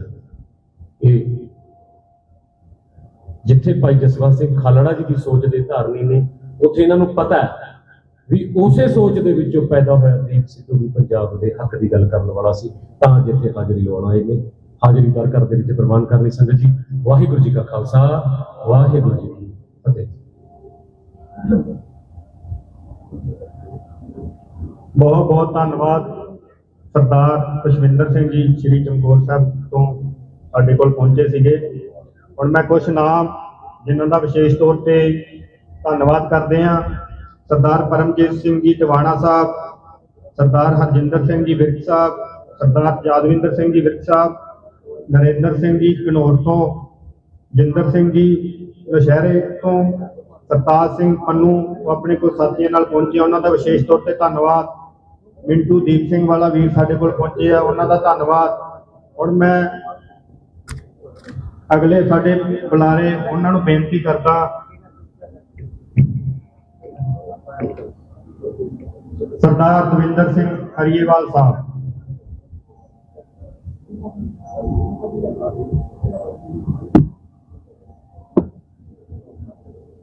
ਕੌਮ ਦੇ ਬੇਤਾਜ ਬਾਦਸ਼ਾਹ ਸਿੱਖ ਰਾਜ ਦੇ ਬਾਨੀ ਬਾਬਾ ਬੰਦਾ ਸਿੰਘ ਬਹਾਦਰ, ਜਿਨ੍ਹਾਂ ਨੇ ਸਰਹੰਦ ਦੀ ਇੱਟ ਨਾਲ ਇੱਟ ਖੜਕਾਈ ਤੇ ਜਿਨ੍ਹਾਂ ਬਾਬਾ ਜੀ ਉਹਦੀ ਕੋਠ ਦੇ ਬਾਬਾ ਜੀ ਅੱਛਾ ਪਤਾ ਨਹੀਂ ਔਰ ਜਿਨ੍ਹਾਂ ਸਾਡੇ ਛੋਟੀ ਉਮਰ ਦੇ ਜਰਨੈਲਾਂ ਨੇ ਇਸ ਧਰਤੀ ਦੇ ਉੱਤੇ ਉਹ ਇਤਿਹਾਸ ਸਿਰਜਿਆ ਜਿਸ ਇਤਿਹਾਸ ਨੂੰ ਦੁਨੀਆ ਦੇ ਵਿੱਚ ਅੱਜ ਤੱਕ ਇਹੋ ਜਿਹਾ ਇਤਿਹਾਸ ਨਹੀਂ ਸਿਰਜਿਆ ਗਿਆ। ਮੇਰੇ ਕਹਿਣ ਤੋਂ ਭਾਵ ਬਾਬਾ ਜੋਰਾਵਰ ਸਿੰਘ ਤੇ ਬਾਬਾ ਫਤਿਹ ਸਿੰਘ ਜਿਹਦੀ ਪਵਿੱਤਰ ਧਰਤੀ ਦੇ ਉੱਤੇ 71 ਵੱਖ-ਵੱਖ ਜਥੇਬੰਦੀਆਂ, ਪੰਥ ਦਾ ਦਰਦ ਰੱਖਣ ਵਾਲੇ ਵੀਰ, ਕੌਮੀ ਜਜ਼ਬਾ ਰੱਖਣ ਵਾਲੀਆਂ ਮੇਰੀਆਂ ਮਾਤਾਵਾਂ, ਮੇਰੀਆਂ ਭੈਣਾਂ ਅਤੇ ਭਾਈ ਦੀਪ ਸਿੱਧੂ ਦੇ ਛੋਟੇ ਭਰਾ ਜਿਨ੍ਹਾਂ ਨੇ ਭਾਈ ਦੀਪ ਦੇ ਜਗਾਏ ਹੋਏ ਦੀਪ ਨੂੰ, ਦੀਵੇ ਨੂੰ, ਉਹ ਸੋਚ ਨੂੰ ਅੱਗੇ ਲਿਜਾਣ ਦਾ ਤਹਈਆ ਕੀਤਾ। ਮੇਰੇ ਕਹਿਣ ਤੋਂ ਬਾਅਦ ਭਾਈ ਮਨਦੀਪ ਸਿੱਧੂ, ਜਿੰਨੀਆਂ ਵੀ ਸੰਗਤਾਂ ਧੰਨ ਧੰਨ ਸਾਹਿਬ ਸ੍ਰੀ ਗੁਰੂ ਗ੍ਰੰਥ ਸਾਹਿਬ ਮਹਾਰਾਜ ਜੀ ਦੀ ਪਾਵਨ ਤੇ ਪਵਿੱਤਰ ਡੋਰ ਦੇ ਵਿੱਚ ਵਿਰਾਜਮਾਨ ਹੋ, ਮੈਂ ਫਤਿਹ ਅਰਜ਼ ਕਰਦਾ, ਪ੍ਰਵਾਨ ਕਰਿਓ। ਵਾਹਿਗੁਰੂ ਜੀ ਕਾ ਖਾਲਸਾ, ਵਾਹਿਗੁਰੂ ਜੀ ਕੀ ਫਤਿਹ। ਮੇਰੇ ਤੋਂ ਪਹਿਲਾਂ ਪੰਥ ਦੇ ਬਹੁਤ ਵਿਦਵਾਨ ਬੁਲਾਰਿਆਂ ਨੇ ਤੁਹਾਡੇ ਨਾਲ ਪੰਥ ਦੀ ਤੇ ਪੰਜਾਬ ਦੀ ਦੁੱਖ ਦੀ ਰੰਗ ਦੇ ਉੱਤੇ ਵਿਚਾਰਾਂ ਦੀ ਸਾਂਝ ਕੀਤੀ ਹੈ। ਮੈਂ ਤੁਹਾਨੂੰ ਬੇਨਤੀ ਵੀਰੋ ਇਹੀ ਕਰਨ ਲੱਗਾ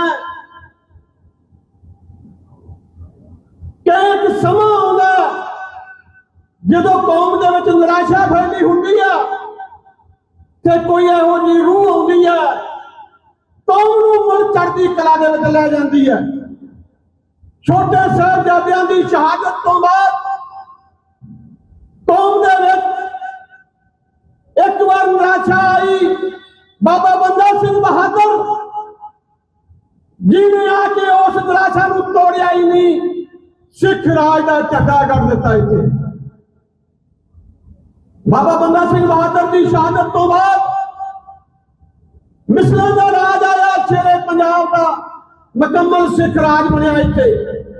ਸ਼ੇਰੇ ਪੰਜਾਬ ਦੀ ਮੌਤ ਤੇ ਬਾਪੂ ਸੋਹਣ ਸਿੰਘ ਸੀਤਲ ਲਿਖਦਾ, ਕਹਿੰਦਾ ਮੋਇਆ ਜਦੋਂ ਪੰਜਾਬ ਦਾ ਮਹਾਰਾਜਾ, ਮੋਈ ਵੀਰਤਾ ਵੀਰ ਪੰਜਾਬੀਆਂ ਦੀ, ਜਿਹਦੇ ਕੋਲੋਂ ਵੈਰੀ ਥਰ ਥਰ ਕੰਬਦੇ ਸੀ।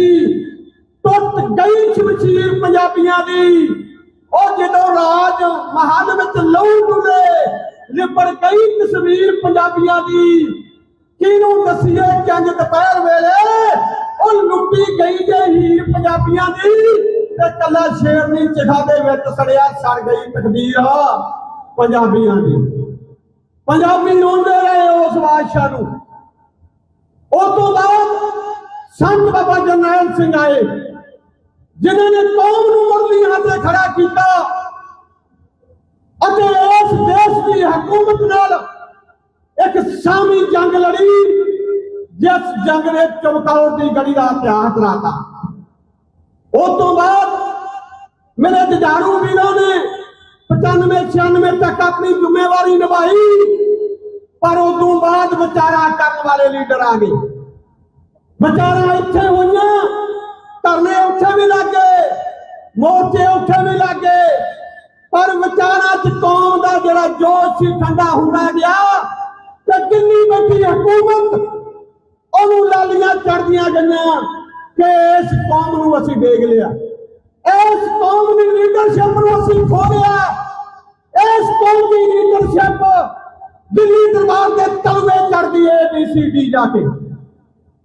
ਤਾਂ ਫਿਰ ਕਿਸਾਨੀ ਸੰਘਰਸ਼ ਆਇਆ।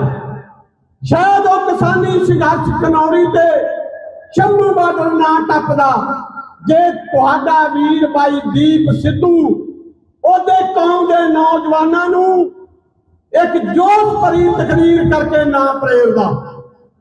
ਬਾਈ ਦੀਪ ਸਿੱਧੂ ਜਿਹਦੇ ਜੋਸ਼ ਨੇ, ਜਿਹਦੀ ਹੋਸ਼ ਨੇ ਬੈਰੀਕੇਡ ਤੋੜੇ, ਸਰਕਾਰ ਦੀਆਂ ਰੋਕਾਂ ਤੋੜੀਆਂ ਤੇ ਦਿੱਲੀ ਦਰਬਾਰ ਤੇ ਮੋਦੀ ਦੀ ਸੰਘੀ ਜਾਨ ਨੱਪੀ।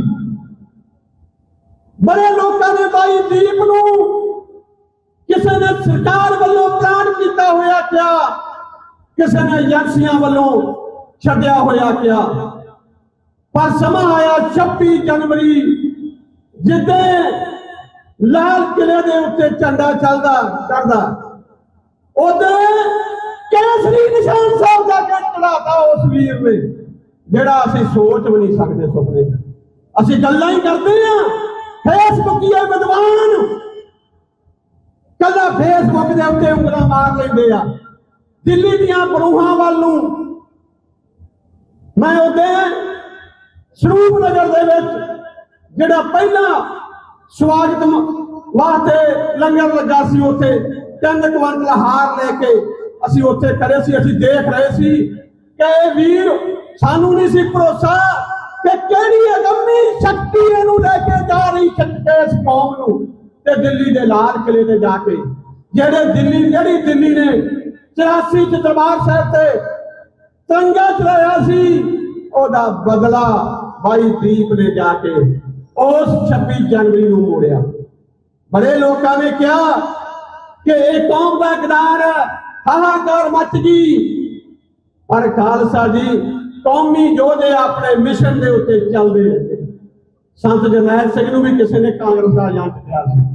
ਆਖਰ ਉਸ ਨੌਜਵਾਨ ਨੇ ਕੌਮ ਦੇ ਨੌਜਵਾਨਾਂ ਤੋਂ ਚਿੰਗ ਜਗਾਈ, ਜਿਸ ਚਿੰਗ ਨੇ ਦਿੱਲੀ ਦੀ ਹਕੂਮਤ ਨੂੰ ਮਜਬੂਰ ਕਰਤਾ ਕਿ ਇਹਦੀ ਆਵਾਜ਼ ਬੰਦ ਕਰ ਦੇ।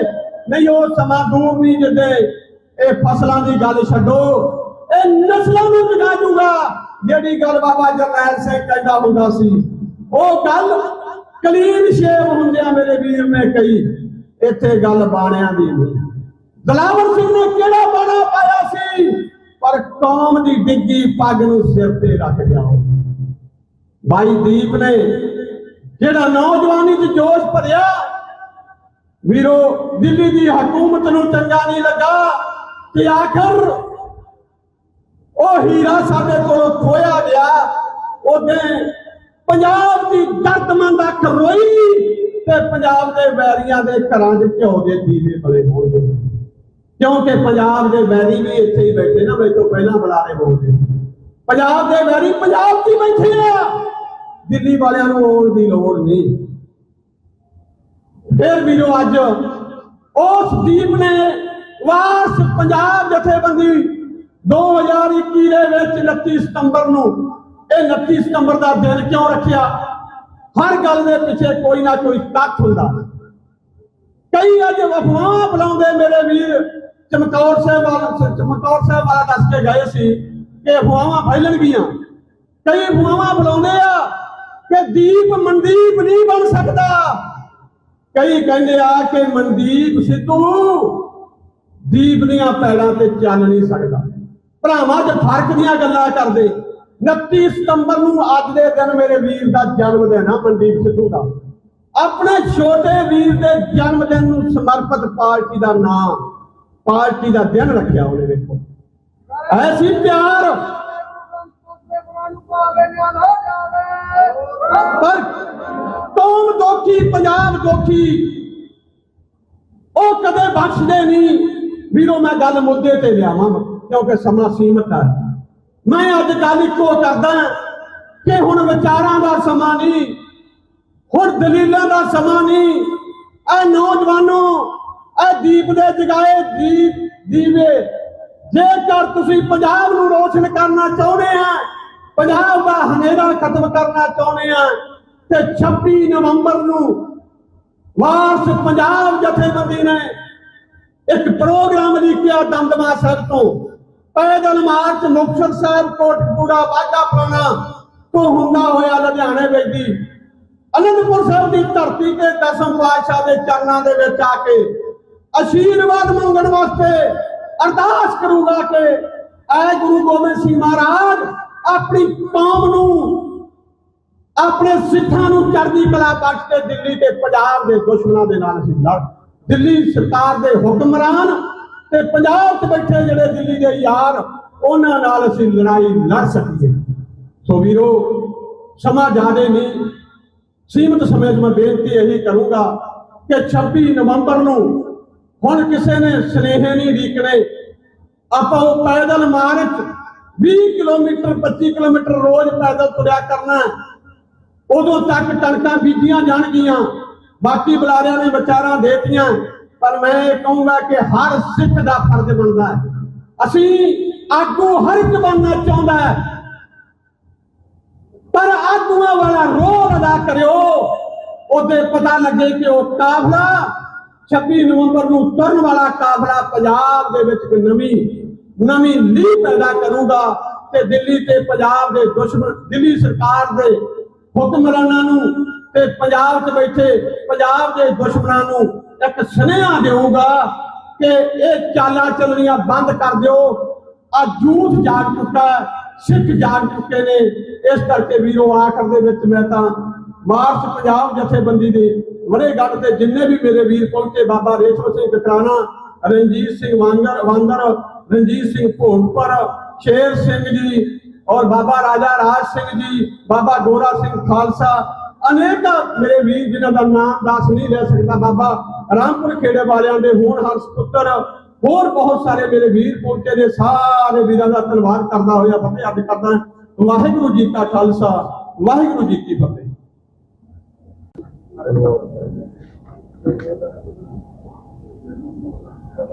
ਸਾਡੇ ਦਰਮਿਆਨ ਸਰਪੰਚ ਪਿੰਦਰ ਸਿੰਘ ਕਾਲੇ ਕੇ ਹਿਥਾਰ, ਸ਼ਮਸ਼ੀਰ ਸਿੰਘ ਹਾਮਚੱਕ ਫਿਰੋਜ਼ਪੁਰ ਤੋਂ ਇਹ ਵਿਸ਼ੇਸ਼ ਤੌਰ ਤੇ ਆਪਣਾ ਜੱਥਾ ਲੈ ਕੇ ਪਹੁੰਚੇ ਨੇ, ਜਿਹੜੇ ਕਿ ਉੱਥੇ ਹਰ ਪੀੜਤਾਂ ਦੀ ਸੇਵਾ ਦੇ ਵਿੱਚ ਜੁਟੇ ਹੋਏ ਨੇ।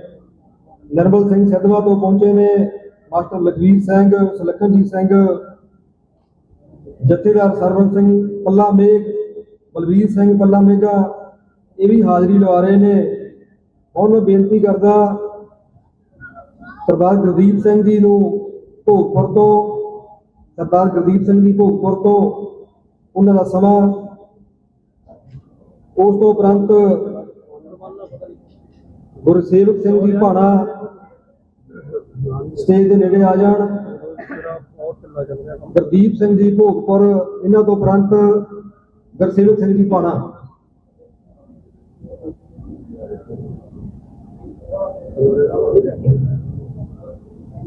ਚਾਕ ਦੀ ਜੋਤ ਧੰਨ ਧੰਨ ਸ੍ਰੀ ਗੁਰੂ ਗ੍ਰੰਥ ਸਾਹਿਬ ਦੀ ਹਜ਼ੂਰੀ ਵਿੱਚ ਬੈਠੀ ਸਾਧ ਸੰਗਤ ਜੀਓ, ਵਾਹਿਗੁਰੂ ਜੀ ਕਾ ਖਾਲਸਾ, ਵਾਹਿਗੁਰੂ ਜੀ ਕੀ ਫਤਿਹ। ਭਾਈ ਦੀਪ ਸਿੱਧੂ ਦੀਆਂ ਕਿਸਾਨੀ ਅੰਦੋਲਨ ਦੇ ਵਿੱਚ ਜਿਹੜੀਆਂ ਉਹਨਾਂ ਦੀਆਂ ਪ੍ਰਭਾਵਤੀਆਂ, ਨੌਜਵਾਨਾਂ ਦੇ ਵਿੱਚ ਇੱਕ ਜੋਸ਼ ਭਰਿਆ ਉਹਨਾਂ ਨੇ, ਮੇਰੇ ਵੀਰ ਨੇ। ਬਾਸ ਪੰਜਾਬ ਦੀ ਜਥੇਬੰਦੀ ਬਾਈ ਨੇ ਖੜੀ ਕੀਤੀ ਤੇ ਬਹੁਤ ਸੁਚੱਜੀ ਉਹਨਾਂ ਦੀ ਟੀਮ, ਜਿਨ੍ਹਾਂ ਨੇ ਅੱਜ ਤੱਕ ਪੰਜਾਬ ਦੇ ਵਿੱਚ ਕਿਤੇ ਵੀ ਕੋਈ ਭੀੜ ਪੈਂਦੀ ਹੈ ਜਥੇਬੰਦੀ ਉੱਤੇ ਪਹੁੰਚਦੀ ਹੈ। ਬਾਈ ਮਨਦੀਪ ਸਿੱਧੂ ਜਿੱਥੇ ਵੀ ਹੜ੍ਹ ਆਏ ਉੱਥੇ ਸਾਡਾ ਵੀਰ ਪਹੁੰਚਿਆ ਤੇ ਉੱਥੇ ਹਰੇਕ ਲੋੜਵੰਦ ਦੀ ਉਹਨਾਂ ਨੇ ਮਦਦ ਕੀਤੀ। ਬਹੁਤ ਵਿਚਾਰਾ ਸੁਣਨ ਨੂੰ ਮਿਲਿਆ ਤੇ ਕੁਝ ਵਿਚਾਰਾ ਮੈਂ ਤੁਹਾਡੇ ਕੋਲੇ ਰੱਖਣਾ ਚਾਹੁੰਦਾ ਆਪਣੇ ਵੀਰਾਂ ਦੇ, ਜਿਹੜੇ ਪੰਜਾਬ ਦੇ ਦਰਦੀ ਅੱਜ ਇਸ ਸਥਾਨ ਦੇ ਉੱਤੇ ਪਹੁੰਚੇ ਆ। ਉਹ ਵਾਕਿਆ ਹੀ ਪੰਜਾਬ ਦੇ ਦਰਦੀ ਆ, ਜਿਨ੍ਹਾਂ ਨੂੰ ਫਿਕਰ ਆ ਪੰਜਾਬ ਦੀ ਕਿਸਾਨੀ, ਜਵਾਨੀ ਤੇ ਵਾਤਾਵਰਨ। ਤੇ ਮੈਂ ਹੱਥ ਜੋੜ ਕੇ ਉਸ ਵੀਰਾਂ ਨੂੰ ਇਹ ਬੇਨਤੀ ਕਰਦਾ ਕਿ ਜਿਹੜਾ ਅੱਜ ਸਾਨੂੰ ਸਾਰੀ ਦੁਨੀਆ ਨੂੰ ਦਿਖਾ ਰਿਹਾ ਆ ਸਾਡਾ ਮੀਡੀਆ ਭਾਈਚਾਰਾ, ਤੇ ਸਾਡੇ ਭਾਈ ਮੀਡੀਆ ਸਾਡੀ ਹਰੇਕ ਚੰਗੀ ਮਾੜੀ ਪੰਜਾਬ ਨੂੰ ਅੱਗੇ ਵਧਣ ਵਾਲੀ ਸੋਚ ਦਿਖਾਉਂਦੀ ਆ। ਤੇ ਵੀਰੋ, ਉਹਨਾਂ ਦੇ ਚੈਨਲ ਬੰਦ ਕੀਤੇ ਜਾਂਦੇ ਆ। ਸਾਡਾ ਭਾਈ ਜਸਵੀਰ ਸਿੰਘ ਉਹ ਮੋਹਰਲੀ ਕਤਾਰ ਦੇ ਵਿੱਚ ਖੜਾ ਹੁੰਦਾ ਸੀ ਤੇ ਵੀਰੋ ਅੱਜ ਕਿੱਥੇ ਆ? ਉਹ ਵੀ ਇਹ ਸਰਕਾਰਾਂ ਨੇ ਵਾਰ-ਵਾਰ ਜਦੋਂ ਚੈਨਲ ਬੰਦ ਹੁੰਦੇ ਆ ਤਾਂ ਵੀਰੋ ਖੜੇ ਕਰਨੇ ਬਹੁਤ ਔਖੇ ਹੁੰਦੇ ਆ। ਸਾਡਾ ਵੀਰ ਜੰਗ ਵੀਰ, ਇਹਨਾਂ ਦਾ ਵੀ ਚੈਨਲ ਕੱਲ ਪਰਸੋਂ ਤੋਂ ਬੰਦ ਹੋ ਗਿਆ। ਮੈਂ ਜਿਹੜੇ ਵੀ ਮੇਰੇ ਵੀਰ ਪੰਜਾਬ ਦਰਦੀ ਆ, ਉਹ ਜੇ ਹਰੇਕ ਦੀ ਬਾਹ ਫੜਦੇ ਆ, ਮੈਂ ਕਹਿੰਦਾ ਜਿਹੜੇ ਸਾਡੇ ਮੀਡੀਆ ਵਾਲੇ ਸਾਡੇ ਵੀਰ ਸਾਡੀ ਗੱਲ ਹਰੇਕ ਤੱਕ ਪਹੁੰਚਾਉਂਦੇ ਆ, ਸਾਨੂੰ ਇਹਨਾਂ ਦਾ ਵੀ ਸਾਥ ਦੇਣਾ ਚਾਹੀਦਾ। ਜੇ ਕੋਈ ਇਹਨਾਂ ਦਾ ਚੈਨਲ ਬੰਦ ਹੁੰਦਾ, ਉਹ ਚੈਨਲ ਕਿਉਂ ਬੰਦ ਹੋਇਆ ਉਹ ਤੁਹਾਨੂੰ ਸਾਰਿਆਂ ਨੂੰ ਪਤਾ। ਬਾਈ ਥਲੀ ਨੇ ਹੁਸ਼ਿਆਰਪੁਰ ਦੇ ਵਿੱਚ ਜਿਹੜਾ ਇੱਕ ਛੋਟਾ ਜਿਹਾ ਬੱਚਾ ਭਈਆ ਨੇ ਜਿਹੜਾ ਉਹ ਮੈਂ ਤਾਂ ਕਹਿੰਦਾ ਉਹ ਸ਼ਹੀਦ ਹੀ ਕੀਤਾ, ਤਸੀਹੇ ਦਿੱਤੇ ਕਿ ਸਾਡੀ ਕੌਮ ਬਿਨਾਂ ਕੁਰਬਾਨੀ ਤੋਂ ਅੱਗੇ ਨਹੀਂ ਵਧਦੀ। ਜੇ ਅੱਜ ਭਈਏ ਭਜਾਓ ਪੰਜਾਬ ਬਚਾਓ ਨਾਰਾ ਲੱਗਾ, ਤੂੰ ਇੱਕ 5-6 ਸਾਲ ਦਾ ਬੱਚਾ ਜਿਹੜਾ ਉਹ ਦੁਸ਼ਟ ਨੇ ਭਈਏ ਨੇ ਉਹਦੇ ਨਾਲ ਇੰਨਾ ਧੱਕਾ ਕੀਤਾ ਤੇ ਵੀਰੋ ਥਲੀ ਬਾਈ ਦੀ ਵੀ ਉਹ ਪੋਸਟ ਜਿਹੜੀ ਆ ਉਹਨਾਂ ਨੇ ਕੱਟ ਦਿੱਤੀ। ਮੈਂ ਉਸ ਵੀਰਾਂ ਨੂੰ ਜਿਨ੍ਹਾਂ ਨੂੰ ਸਾਰੀ ਦੁਨੀਆ ਪਸੰਦ ਕਰਦੀ ਆ, ਸੋਸ਼ਲ ਮੀਡੀਆ ਤੇ ਉਹਨਾਂ ਦਾ ਇੱਕ ਗੱਲ ਸੁਣਦੀ ਆ, ਮੈਂ ਉਹ ਸਾਰੇ ਵੀਰਾਂ ਨੂੰ ਇਹ ਬੇਨਤੀ ਕਰਦਾ ਕਿ ਜਿਹੜੇ ਸਾਡੇ ਵੀਰ ਮੀਡੀਆ ਭਾਈਚਾਰਾ ਆ, ਅਸੀਂ ਉਹਨਾਂ ਦਾ ਡਟ ਕੇ ਸਾਥ ਦਈਏ। 26 ਨਵੰਬਰ ਨੂੰ ਜਿਹੜੀ ਬਾਈ ਹੁਣਾਂ ਨੇ ਦੱਸਿਆ ਕਿ ਆਪਾਂ ਪੈਦਲ ਯਾਤਰਾ ਕਰਨੀ ਆ, ਸਾਡੀ ਸ਼ਹੀਦਾਂ ਜਥੇਬੰਦੀ ਵੀ ਜਿੱਥੇ ਵੀ ਬਾਈ ਸਾਹਿਬ ਡਿਊਟੀ ਲਾਉਣਗੇ ਅਸੀਂ ਪੂਰੀ ਡਿਊਟੀ ਨਿਭਾਵਾਂਗੇ। ਤੇ ਮੇਰੀ ਇਹ ਬੇਨਤੀ ਆ ਕਿ ਜਿਹੜੇ ਪੰਜਾਬ ਦੇ ਅੱਜ ਵਾਰਸ ਬਣੇ ਹੋ ਆ,